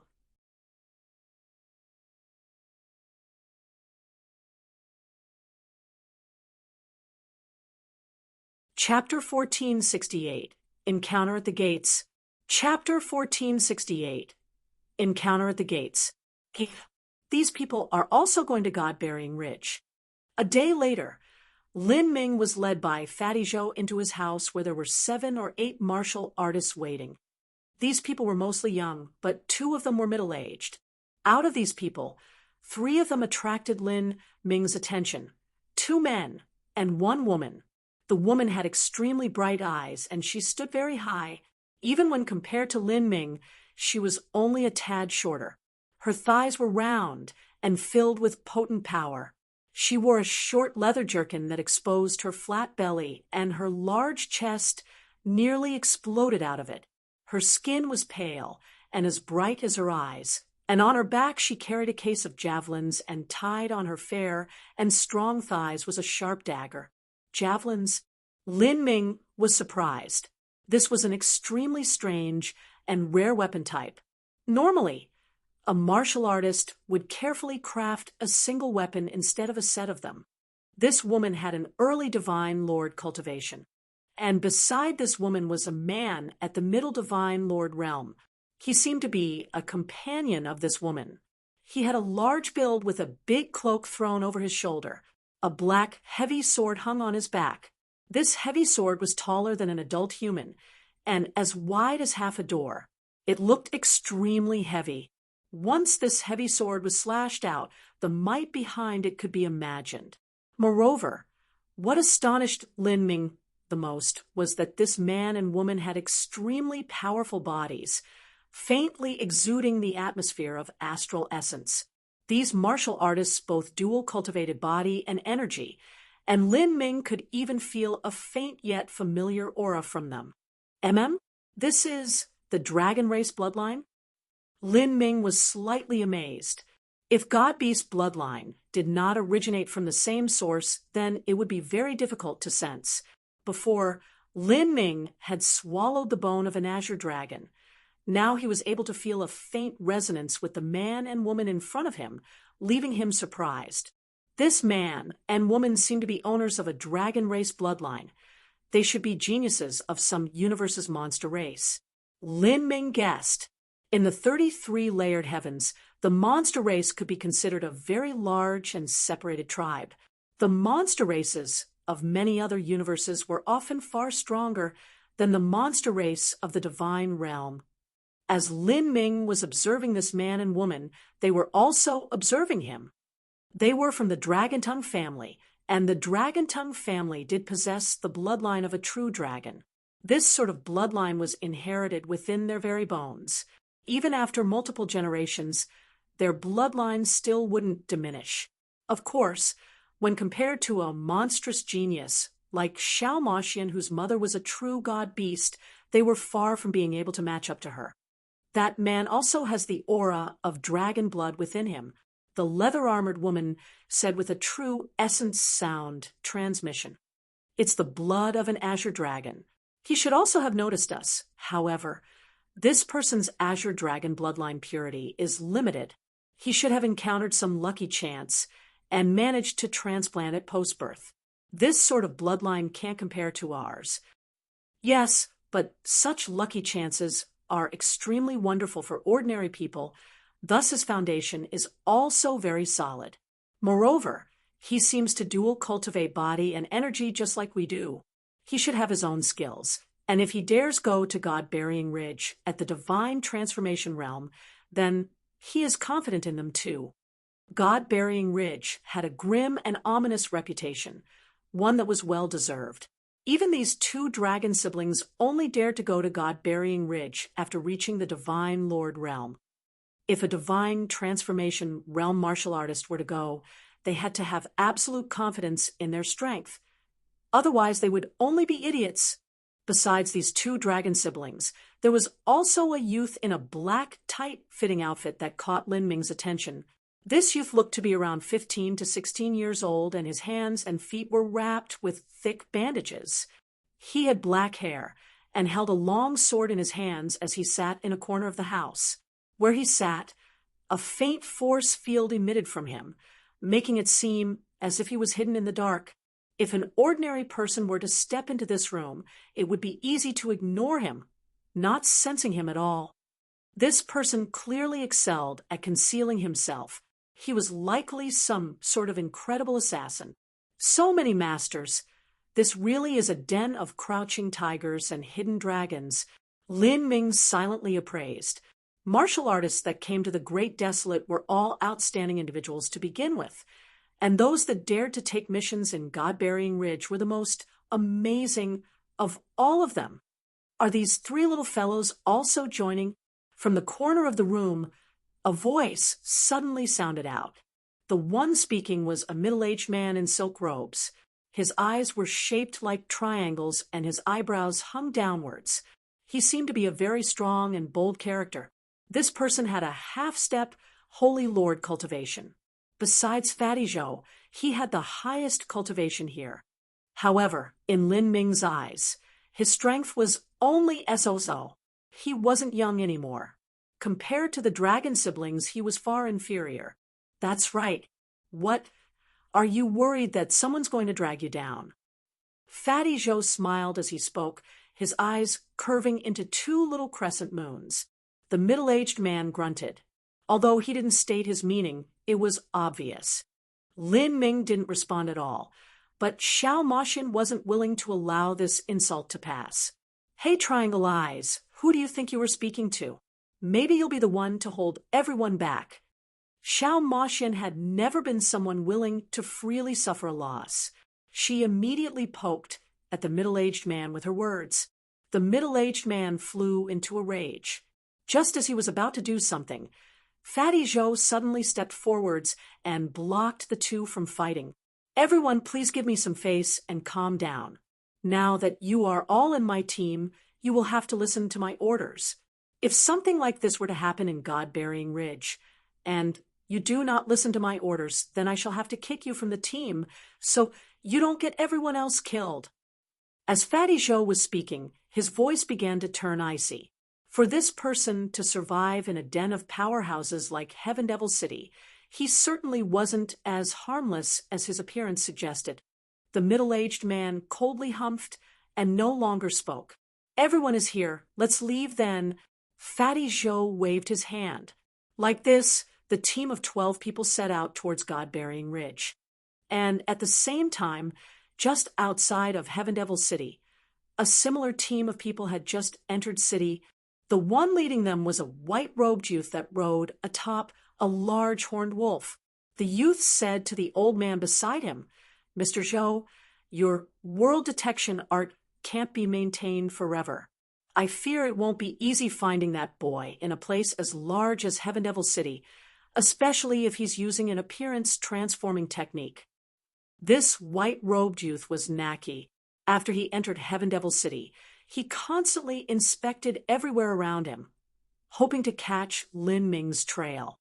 It's truly not easy at all. That little beast is a crafty one. We cannot be too noticeable in our actions, otherwise he will leave Heaven Devil City early and deliberately hide himself. I have confidence that when I find his scent, I will be able to see through that little beast's disguise, no matter what he tries.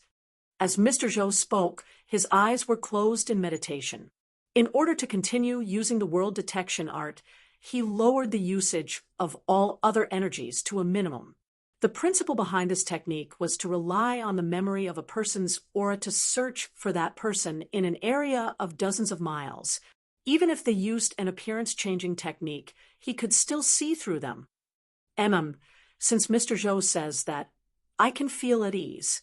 When I find that little brat, Naki cruelly smiled, killing intent filling his eyes. When that time comes, don't interfere. I will deal with him alone. I will return double the shame that I felt in the battle at the chaotic blood continent. Mr. Zhou, all you need to do is prevent him from escaping. Once I defeat him, I will waste away all his martial arts but let him keep his pathetic life. Then I will bring him back to the saint race to make into medicine. His mortal body should be at sufficient standards as an alchemy ingredient. Well said, Your Highness. At that time, that will surely be a great merit. Your Highness' status in our race will rise even further in the future. Some people flattered from all around. Naki only coldly smiled. In truth, he didn't have full confidence in defeating Lin Ming. But now, he had especially prepared a card to deal with Lin Ming. Naki continued to think of ways to use Lin Ming's mortal body, as well as how to use all the advantages and merits he would gain from killing Lin Ming to further advance his status in the saint race. But at this time, he completely failed to realize that a group of modest-looking martial artists had walked towards his direction. This team of martial artists had 12 people. It was Fatty Zhou's team. We are about to leave the city gates. After we leave the city gates, everyone must listen to my commands. This is a must, remember it. If you do not want to follow my rules, then do not enter my team. Fatty Zhou continued to hammer in this point. There were many impatient responses. These people were all arrogant geniuses of their generation. So how could they be willing to obey others? As Lin Ming saw Fatty Zhou's gaze sweep over him, he lightly nodded in return. At this moment, his expression froze. He saw a group of martial artists at the city gates. This group had over 20 people, both men and women, old and young. Some of them were dressed like underlings, and there were 3 or 4 people leading them. These people all rode vicious beasts that they had tamed in the Great Desolate. Their auras were powerful and their foundations were solid. And as Lin Ming saw them, his heart turned cold. Among this group of people was someone he recognized, Imperial Prince Naki.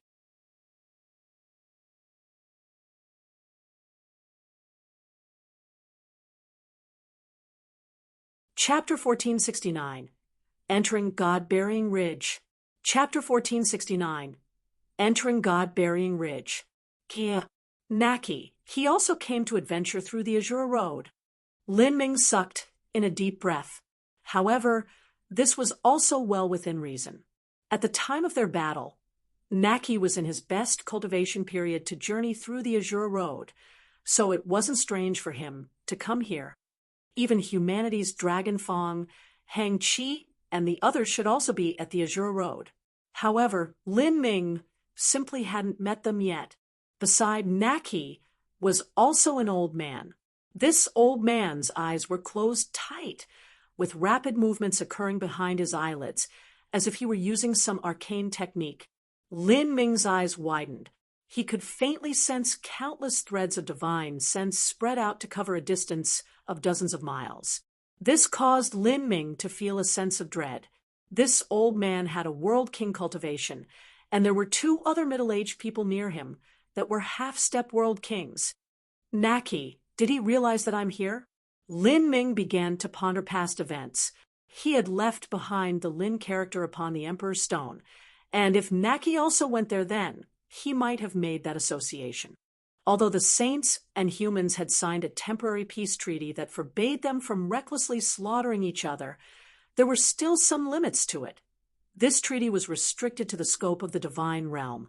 If it were in the Azure Road, then the saints were free to chase him down, and it still wouldn't violate the terms of the treaty, and thus no one would need to worry about backlash from their heart demons. If Naki had truly guessed that he was in Heaven Devil City, he would inevitably do everything he could to hunt him.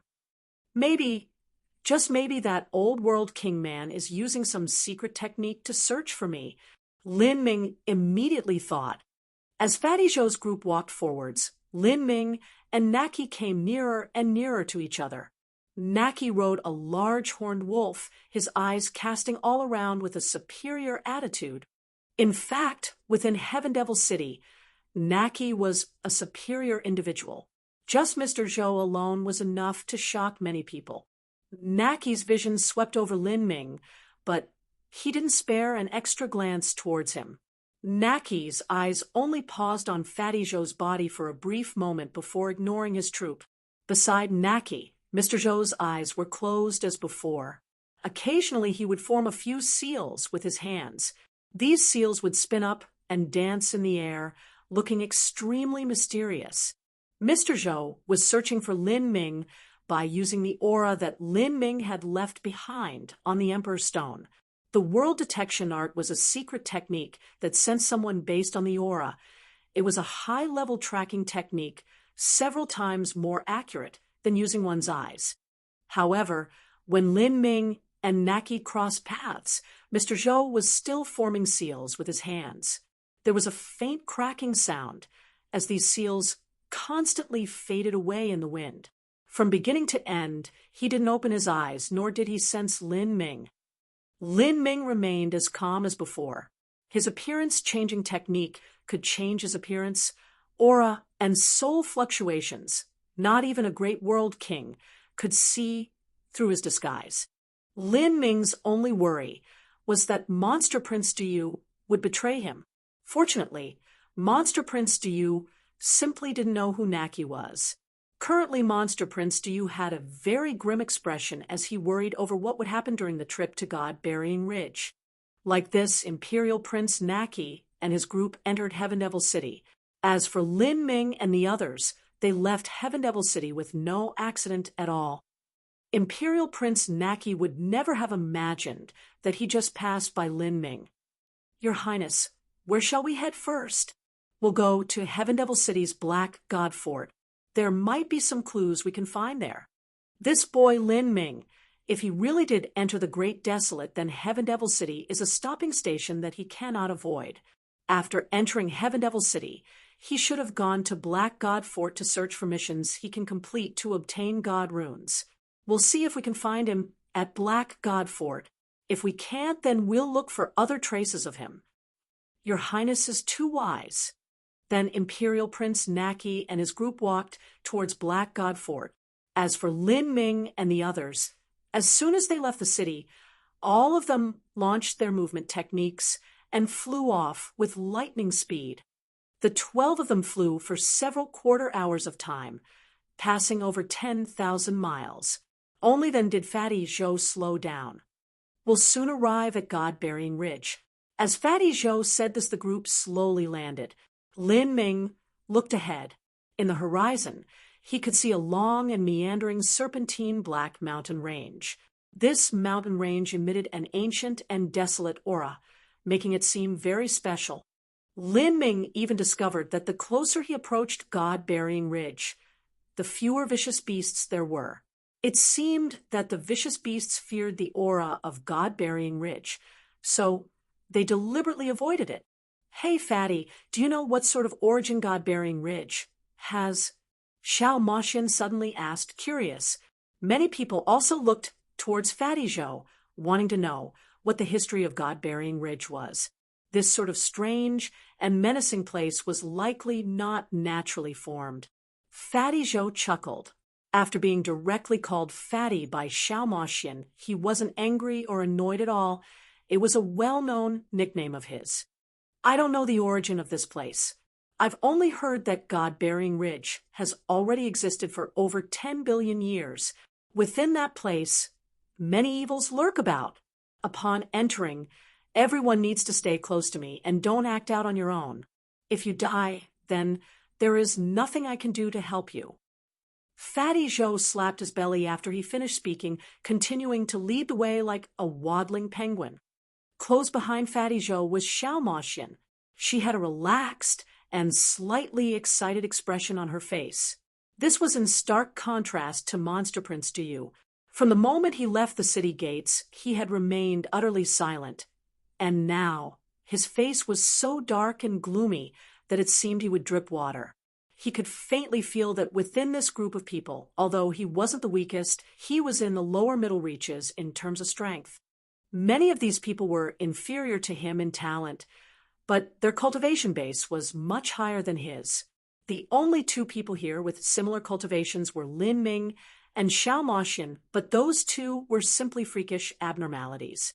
Fatty Zhou's pace was very slow.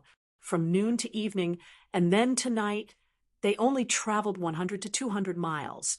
During this period of time, they didn't encounter anything at all. All that surrounded them were endless barren mountains and plains. There were very few plants, and even the rocks were exposed and weather-beaten. Fatty Zhou, I think you are walking far too slowly. It's been a full day, but we've only walked less than 200 miles. I've heard that this God-Burying Ridge extends for tens of thousands of miles. If this continues, won't it be several months before we reach the end? The one who spoke was a Saint Race youth. They were walking so slowly, and yet, let alone the legendary dangers that existed in this land, they didn't even see the shadow of a ghost. He was growing increasingly tired of journeying at such a slow pace. You want to walk to the end? This is God-Burying Ridge. Going several thousand miles in and emerging alive is already your good fortune, and yet you still have the gall to say you want to walk to the end. It's as if you don't want to live. Fatty Zhou bluntly said. The saint youth frowned. After being rebuked like this, he was inevitably unhappy. I'll say this politely, but we are your guests here. If we can join this team, that means that none of us are common mortals. Even those 3 divine transformation martial artists probably have some extraordinary background. I don't think you can afford to offend even the likes of them. Hey, who are you talking about? Xiao Moxian unhappily said after being classified as one of those 3 divine transformation martial artists. At this time, because of the appearance-changing technique she used, Xiao Moxian didn't seem cute or pure at all. The saint youth simply didn't buy her act. He just snorted, no longer speaking. As the group continued forwards, Fatty Zhou seemed to intentionally go against the young saint's complaints. Not only did he not increase his pace, but he even slowed down. In the previous 20 hours, they had nearly crossed 200 miles, but in the following 8 to 10 hours, even though Fatty Zhou led them all the way through dawn, they only managed to cross 40 to 50 miles. This was a pace even slower than mortals. Moreover, he would often lead the group around in large curving arcs. These arcs would often take over double the time of walking in a straight line. To a martial artist, this distance would only take the blink of an eye, but underneath the leadership of Fatty Zhou, everyone sluggishly moved over the path like snails. This caused many people to feel morose. Fatty Zhou, why do you lead us in so many circles? If we continue like this, we won't be able to find God-burying stones even in the next year. The saint youth who complained before became increasingly impatient. This slow speed was simply far too outrageous, and he always felt that this Fatty Zhou was messing around with them. Although there clearly weren't any dangers, he would still walk in a circle around random areas. Who knew whether or not these circular paths were necessary? It was as if Fatty Zhou wanted to demonstrate his own special sense of the existing area and deliberately led them through long circling detours. This saint youth even began to suspect that Fatty Zhou was a swindler, that he was working together with the staff of Black God Fort to trick money out of the trial challengers. In truth, this Fatty Zhou was simply a nonsensical guide who knew nothing at all. I lead you in circles to avoid some possible danger zones. Although it can't be said that there are definitely dangers, the chances of dangers in those places are far higher than normal. It's better to be safe than sorry. Going a bit slower is far superior to losing your life. Fatty Zhou patiently explained. However, the saint youth didn't believe this at all.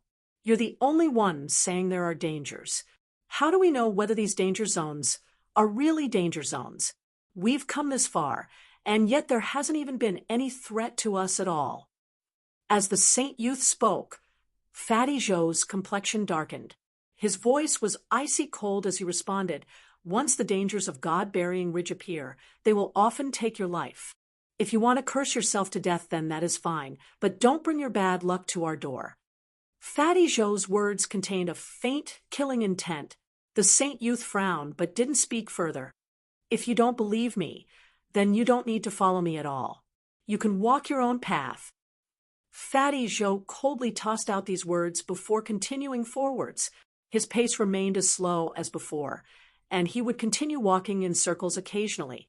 Lin Ming followed behind Fatty Zhou, rubbing his chin. He also had the thought that Fatty Zhou might have been working together with the old imp staff member from Black God Fort, but just from sensing the aura from Fatty Zhou, he could feel this person wasn't simple at all. In short, he preferred to believe in Fatty Zhou's credibility. Even if Fatty Zhou was swindling them, he still had a certain understood into God-burying ridge. Otherwise, he would have died in God-burying ridge long, before he could trick people several times. The complaining saint youth grimaced, his expression changing several times. In the end, he didn't go off on his own, and continued following Fatty Zhou in his slow pace. The rumors of God-burying ridge were far too fierce and far too dangerous. Even if this Fatty Zhou was a mysterious con artist treating them all as fools, at least they had all still been safe until now.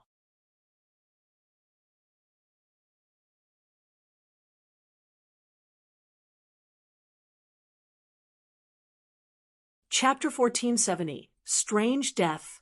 Chapter 1470, Strange Death. From noon to midnight, from midnight to noon, the skies above God-burying ridge seemed forever covered by a faint fog, without a single ray of sunlight making it through. Here, ancient dark green rocks littered the land. These stones had experienced the river of endless years, as if the landscape of God-Burying Ridge had never changed for the last several billions of years. The group of 12 people had already penetrated 300 to 400 miles deep into God-Burying Ridge. Then, something finally occurred. The slow and steady Fatty Joe suddenly jumped up like a dog chasing a rabbit. His speed increased to incredible velocities, and even the ground shook beneath him, causing everyone to be startled. Lin Ming reflexively jumped backwards. His right hand traced his spatial ring, and the Phoenix Blood Spear came flashing out. All this occurred in the blink of an eye. Beside Lin Ming, Xiao Moxin wasn't any slower. Her bloodline began to roil within her as she grasped her whip, ready to transform into her Phoenix true form at any time. Lin Ming's first reaction was that Fatty Joe had encountered some sudden danger, and he had decided to flee and leave them behind. However, what surprised Lin Ming was that even though all of this had occurred, the surroundings were still quiet. The wind blew at a low speed, and the mountain stones remained as bleak and barren as before, as if nothing had occurred. As for that Fatty Joe, after jumping out several hundred feet, he suddenly stopped. His right hand thrust out like an arrow, and there was a light slapping sound, as if he had struck something. Then Fatty Joe bent over and picked something up. As he did, his round and tubby body seemed as if it was giving him a hard time in trying to bend over. After that, Fatty Joe walked back, his face flushed red with health. He held a red spirit grass in his hands. As he turned his palm, this spirit grass was received into his spatial ring. Ha ha, lucky, lucky. I've actually managed to pick up a blood-dripping orchid. I can trade it for quite a bit of money, or I can even refine it into a pill. It's not bad either way. This blood-dripping orchid will try to dive into the ground and escape, so if you're not fast enough, it will manage to flee. Fatty Joe casually said, but as he spoke, let alone the saint youth that had been complaining all this time, even Lin Ming wasn't feeling all too well. This fellow, could he really be relied upon? It wasn't a problem for him to pick a spirit grass. After all, in these sorts of mystic realms, whoever discovered the treasure was the one who owned it. But before this, every step Fatty Joe took was careful and as slow as a snail. He had even said it was better to be safe than sorry, and going too fast could easily lead to death. But when he discovered that spirit grass just now, he happily leapt forwards even faster than a rabbit, crossing hundreds of feet in an instant with no problem at all. Are you fucking playing with us? The saint youth violently shouted out in anger. Fatty Joe smirked, immediately responding, if you don't believe me, you can leave by yourself. No one asked you to follow me. In fact, personally, I would rather a person like you leave early, so you don't drag us into your vortex of bad luck. What did you say? The saint youth almost attacked, but at this time several other people persuaded him to calm down. Consider this over. Don't fight here. Now that we're halfway there, there's no way you can leave by yourself. On the contrary, it will be extremely dangerous to go anywhere alone. No matter if we are being tricked or not, it's much safer if we are all together. The one who spoke was the older brother of the dragon siblings. In order to not offend Fatty Joe, he used a true essence sound transmission. Humph! The saint youth coldly snorted, suppressing his anger. Zhou Shiyan, I will remember your name. Do whatever you want. There are many people that already remember my name, so who cares if you do too? Fatty Joe hummed as he continued to lead the way. The 12 people continued to advance forwards.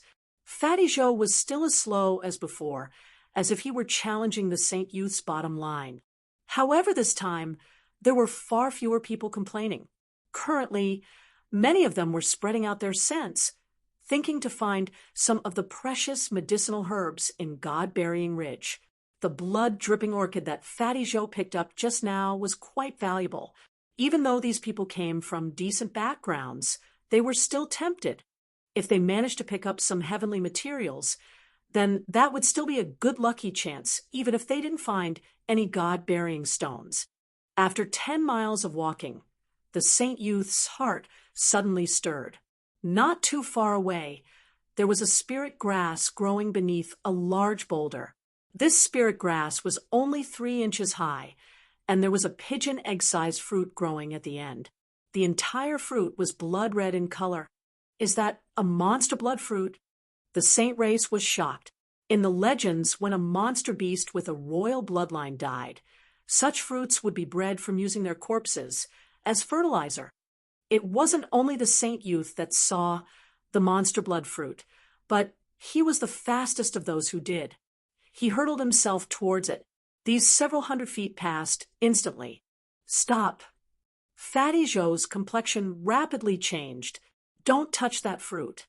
Fatty Joe's voice and appearance were stern, but that Saint Youth only returned a contemptuous glance at him. Are you stupid or sleepy? Do you think I am a 3-year-old child? You just want this monster blood fruit. If I believed you again, then I would be the idiot. As the Saint Youth spoke, he plucked the monster blood fruit. Lin Ming's pupils shrank as he saw this, all the muscles in his body tightening. The truth was that out of everyone here, he had been the first to discover the monster blood fruit because his divine sense was the most formidable out of everyone here. However, he didn't want a monster blood fruit so badly that he was willing to desperately rush out without regard for anything else. And more importantly, the moment he discovered the monster blood fruit, he also had a foreboding feeling pass through his heart. Now that he heard Fatty Joe shout out to stop, Lin Ming immediately raised his guard to full alert. And standing around Lin Ming, Xiao Maxian, the dragon siblings, and even that taciturn 15 to 16-year-old looking black-clothed youth had also silently drawn out their weapons. The black-clothed youth's weapon looked like a saber. The blade was black and shining with a cold brilliance. This was because Fatty Joe's words had placed them all on alert. They would rather believe in potential dangers than be caught unprepared. However, that Saint Youth didn't seem to encounter any dangers. As he grasped the spirit grass, he loudly laughed. Ha! This fruit is worth over 100 million, and it often can't be found in any city.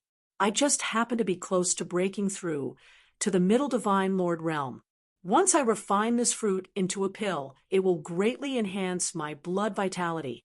Awesome. Even if I don't obtain any God-burying stones during this trip into God-burying Ridge, I've more than recouped my losses. I've fucking had enough with this swindler tricking us all this way. I'm sick of his shit. As the Saint Youth was speaking, Lin Ming felt a chilling air crawl up from beneath his feet and shoot straight up his back. He saw an extremely strange and horrifying scene occur. The monster blood fruit that the Saint Youth was holding in his hand suddenly stretched out a root hair to grip the Saint Youth's arm. Then it began to wantonly absorb the blood essence in the Saint Youth's muscles. The Saint Youth's arm began to wither away at a visible speed, but the Saint Youth himself didn't seem to sense anything wrong. He still remained ecstatic from his find and glaring at Fatty Joe in triumphant disdain. Then again, I should also thank a useless swindler like you. Without you leading the way, I would not have picked this monster blood fruit. Ha! At this moment, the Saint Youth's self-pleased laughter was already standing in sharp contrast with the left half of his body that was completely decayed. This strange scene left a nearly unforgettable impression. There is no need to think about it. He is already dead. Fatty Joe's complexion was pale. There was no one else in the group that was gloating over the Saint Youth's misfortune either. Instead, it left them increasingly fearful of how dangerous this trip was. According to normal trends, they shouldn't have encountered such a strange existence at this distance. Did someone die? Why do you all have such expressions? The Saint Youth shouted out, panic beginning to rise in his voice as he saw the pity and panic in everyone's expressions as well as their guarded stances. A feeling of intense restlessness surged in his heart. What is going on? What are you looking at? A foreboding feeling appeared in his mind. Then he turned his head to look at the left half of his body and saw the most terrifying scene of his life as well as the last scene of his life. His left half had completely rotten away, and things that looked like red roundworms were wriggling around in his flesh. This incomparably disgusting and horrifying scene caused him to cry out at the top of his lungs. However, just as his cries started, a cold light shimmered through the air and pierced through his throat. Ca. With a light sound, blood splashed in the air. The Saint Youth's throat was stabbed through, and his voice was immediately cut off. Lin Ming's eyes widened. The one who attacked was Fatty Zhou. He could not be allowed to scream. It would lure other things here. We must leave here immediately, or that thing will attack us too. As Fatty Zhou spoke, he launched his movement technique and rushed deeper into God-burying Ridge. Lin Ming followed behind. The scene that just happened was shocking to the mind. This God-burying Ridge had strange things everywhere. The group of 11 people rushed forwards a dozen-plus miles in a single go before stopping down. All of their complexions looked unwell, as if they mourned over the loss of someone in their group. The tragic death of the Saint Youth just now had caused them to shake with fear. Even the normally flippant and happy Xiao Moxian had an unnatural expression. Just what was that? It was disgusting. I think we should turn back. The one who spoke was Monster Prince Duyu. Without a doubt, the one who had been impacted the most just now was him. He had secretly estimated the strength of that Saint Race youth who had just died. His final estimation was that he wasn't much stronger than that Saint Youth. If he were to have fought that Saint Youth, although he could have won, it would have been a difficult victory. If that Saint Youth had died so miserably, then if they had exchanged positions, he would have suffered the same fate. If you want to return, then return yourself. We have no plans of doing so. The one who spoke was the young girl that carried javelins, the young sister of the dragon siblings. As she looked at Monster Prince Duyu, her eyes were filled with disdain. This disdainful gaze left Monster Prince Duyu infuriated. He regretted his impulsive action that had led to him following Lin Ming and Xiao Moxian into this damned danger zone. Fuck, I hate meeting those brash idiots that think they are some big tiger. He died, and nearly dragged us down with him. Fatty Zhou foully cursed. Luckily, we didn't encounter any dangers when we left, nor did we deviate from the road I am familiar with. Fatty Zhou looked all around. After determining their approximate position, he finally let out a sigh of relief. What killed him? Lin Ming suddenly asked.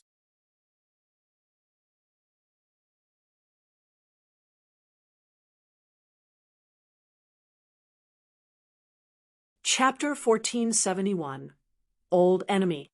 Chapter 1471, Old Enemy. Key.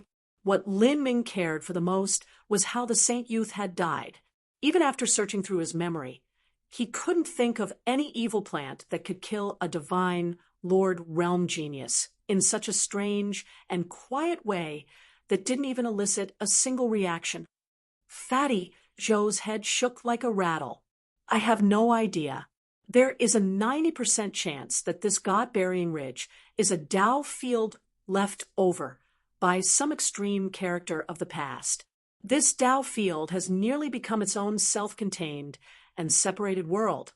Moreover, it has existed for billions or even 10 billion years. Do you know what sort of concept that long of a time span is? A planet can spontaneously form life in billions of years and complete countless samsaras of species, much less something like this Dao field. Over the years, God-burying ridge has gathered countless types of mysterious energies, force fields, domains, and all other sorts of phenomena. It's incalculable just how many commoners, geniuses, powerhouses, mortals, vicious beasts, and demons have all died here. This separate world has already evolved into an unimaginably complex situation. If you see a plant, it might not be a plant. And if see you something alive, it might not be alive. So if you ask me a question, even I wouldn't know about it. As Fatty Zhou spoke, Lin Ming was gravely startled. In truth, not to mention a place like the God-burying ridge, which had been sealed up for billions of years.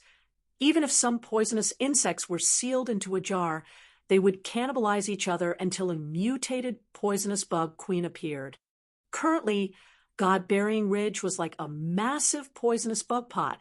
Here, countless powerhouses of numerous races converged, as well as vicious beasts, monster beasts, ghosts, demons, spirits, and all sorts of existences. Over the billions of years, these existences swallowed each other, slaughtered each one, and constantly evolved all the while. It wasn't strange for some evil beings to grow out of all this chaos. Even Lin Ming's group of 12 people could only be considered poisonous insects in a poisonous bug pot. As for the saint youth who had died, he was the first to become fertilizer.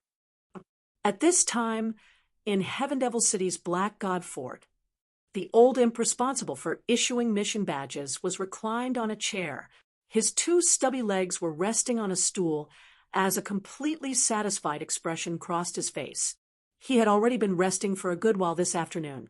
Then, at this time, his eyes widened, and he suddenly took his legs off his stool, standing upright. Not too far away, he could see 3 Saint Race martial artists walking towards him. Among these 3 Saint Race martial artists, there was an old man whose cultivation he couldn't sense. The other 2 had a solid foundation with vibrant blood vitality. It was clear they were outstanding geniuses. Such people likely came from a great background, and these types of people liked to be extravagant in their actions.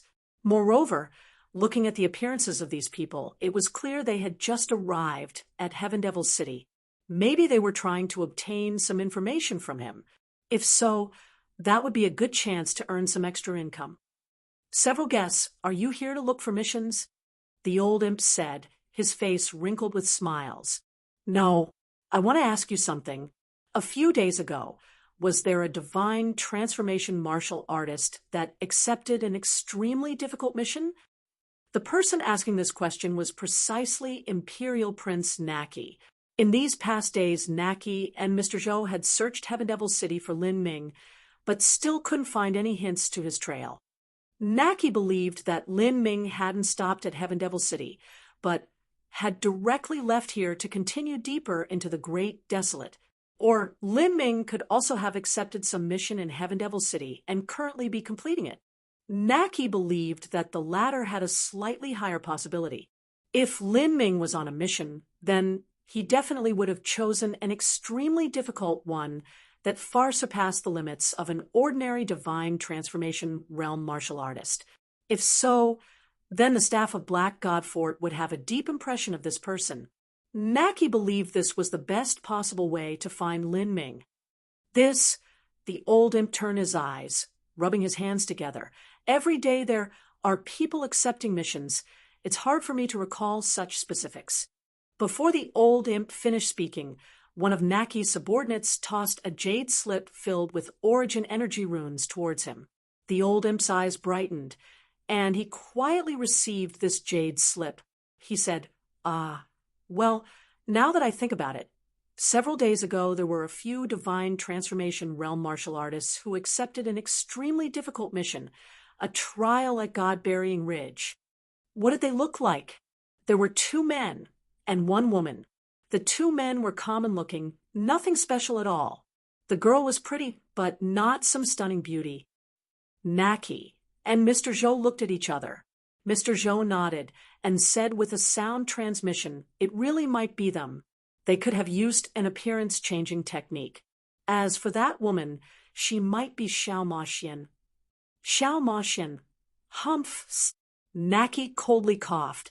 He was also well aware of the agreement between the Saint race and the Divine Realms monster race. The good fortune Saint Sun would marry Xiao Maxian in order to solidify their status as allies, but now Xiao Maxian was actually traveling so closely with Lin Ming. Although the relations between Naki and the good fortune Saint Sun weren't harmonious, and their rivalry could even be described as water and fire, Naki still didn't want to see a mere human cuckold the good fortune Saint Sun. "What else do you know?" Naki looked at the old imp. The old imp rubbed his hands together, a pensive expression on his face. "Give it to him." Naki's subordinate took out another origin rune jade slip. The old imp's eyes lit up with joy. That's right, I remember. Ha! The 3 people you were looking for went to the West City to search for Fatty Joe as a guide. This Fatty Joe especially leads people to God-Burying Ridge. He's a man that's always sniffing for any profit. Unless there was some accident, they should have already left by now. Countless people have died in God-Burying Ridge over the years, but the guides who dare travel through God-Burying Ridge all year round have certain understandings into the safer routes and entrances of God-Burying Ridge. If you look for another guide, you might be able to overtake them on the road. Oh, so there's something like that too. Where do I find a guide? This information is complimentary. In the East City, there is a pair of brothers called the Red and Black Spiders. They are skilled in shamanistic arts, tracking techniques, and curse techniques.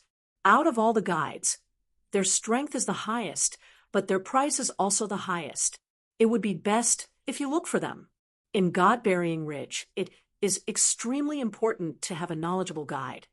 Otherwise, if you randomly wander through that desolate land, you'll die without even knowing how. Red and Black Spiders? I understand. After obtaining this information, Naki demonically grinned. He had more or less confirmed that Lin Ming had entered God-Burying Ridge. Now, it was time for the hunt to begin.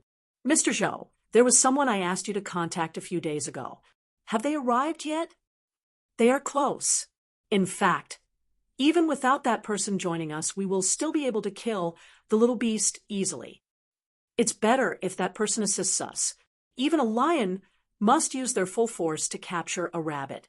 Although Lin Ming only possesses a divine transformation realm cultivation, he has a great destiny upon his body, and his life is hard to crush. Even though Mr. Zhou is at the World King realm, and there are also 2 half-step World King Senior Apprentice brothers here, it's hard to guarantee that we will be able to kill Lin Ming after finding him. If that person comes, then our chances of success will rise to 99%. Moreover, that person already has a grudge with Lin Ming. Even without us telling him to, he would do everything in his power to chase down Lin Ming. He should be thanking us for giving him this chance to begin with. As Naki spoke, Mr. Zhou faintly smiled. Your Highness is right. Since there's a free helper, we might as well make use of him. Let us go search for the guides first. 2 hours later, Naki's group found the Red and Black Spiders that the old imp spoke about. These were 2 blood brothers that were together called the Red and Black Spiders. The older brother was called Black Spider, and the younger brother was called Red Spider. Both of them had Holy Lord level cultivations and were from the imp race. The 2 brothers were short, and their bodies were wrapped in black and red cloaks. Their skin was shiny and dark, and their eye sockets were deep to a terrifying level. Just from their aura alone, one could tell that these 2 were amazing martial artists within their level. Naki and his group paid enough origin energy runes that the Spider Brothers agreed to lead them to God-Burying Ridge alone, and no one else. Half a day later, everyone gathered at the city gates. However, none of them were in a hurry to leave yet, as if they were waiting for something. After another hour passed, Mr. Zhou looked up towards the horizon. He smiled and said, "He's here." As Mr. Zhou's voice fell, the space tore apart not too far away from them. A sharp sword tore out from the void, cutting through it like paper. Afterwards, a tall martial artist in black robes walked out from the space crack. This person was pale, with handsome and elegant looks. He had an extremely young appearance, and his pupils were blood red. His entire body emitted a dark demonic energy. After Tian Mingzi's identity as a spy was unveiled by Lin Ming, he had no choice but to give up the Skydark Holy Lords and flee to the Saint Convocation Heaven, where he could fully rely on the saints. Otherwise, Empyrean Divine Dream would not have let him off. The foundation he had spent tens of thousands of years building had been destroyed in an instant. Moreover, because of his chase into the Sky Spill continent, he had lost a hand. Having to retrain this hand would place a massive delay on him breaking through to the Empyrean realm in the future. Perhaps it would even be a curse that made him unable to make another breakthrough in his lifetime. If it weren't for Lin Ming, then Tian Mingzi could have smoothly lurked until the outbreak of the war, providing all sorts of intelligence to search for the greatest benefits. His enmity with Lin Ming could be described as absolutely irreconcilable. Great, sage Tian Mingzi. You should also have an approximate understanding of the situation. Your mission this time is to work together with us to kill Lin Ming. If there is a chance, then I would like to fight alone with him. But if there isn't, then kill him first to eliminate all future troubles. After this matter is finished, I will prepare a generous gift for sage Tian Mingzi. Even if you didn't offer me anything, I would do everything in my power to annihilate him. Tian Mingzi's expression was calm, and his voice was icy cold, but his heart was raging with emotions. He hadn't revealed the secrets of the Sky Spill Planet to everyone. His conclusion was that Lin Ming's rise to fame was concerned with the Sky Spill Planet. After he returned from the Sky Spill Planet all those years ago, he searched for all the information he could on the history of it, and he finally was able to piece together an idea of what happened there. Whether or not his guess was right, Tian Mingzi was positive that the Sky Spill Planet's lucky chance was absolutely obtained by Lin Ming. If he could kill Lin Ming, then he could obtain these secrets for himself. At that time, not only would he have made up for all the losses from losing his palm, but he could also obtain a tremendous advantage that would allow him to break through to the Empyrean realm. You're tuning into the Mystic Fist YouTube channel. Don't forget to subscribe and join us on this journey to catch the most captivating stories.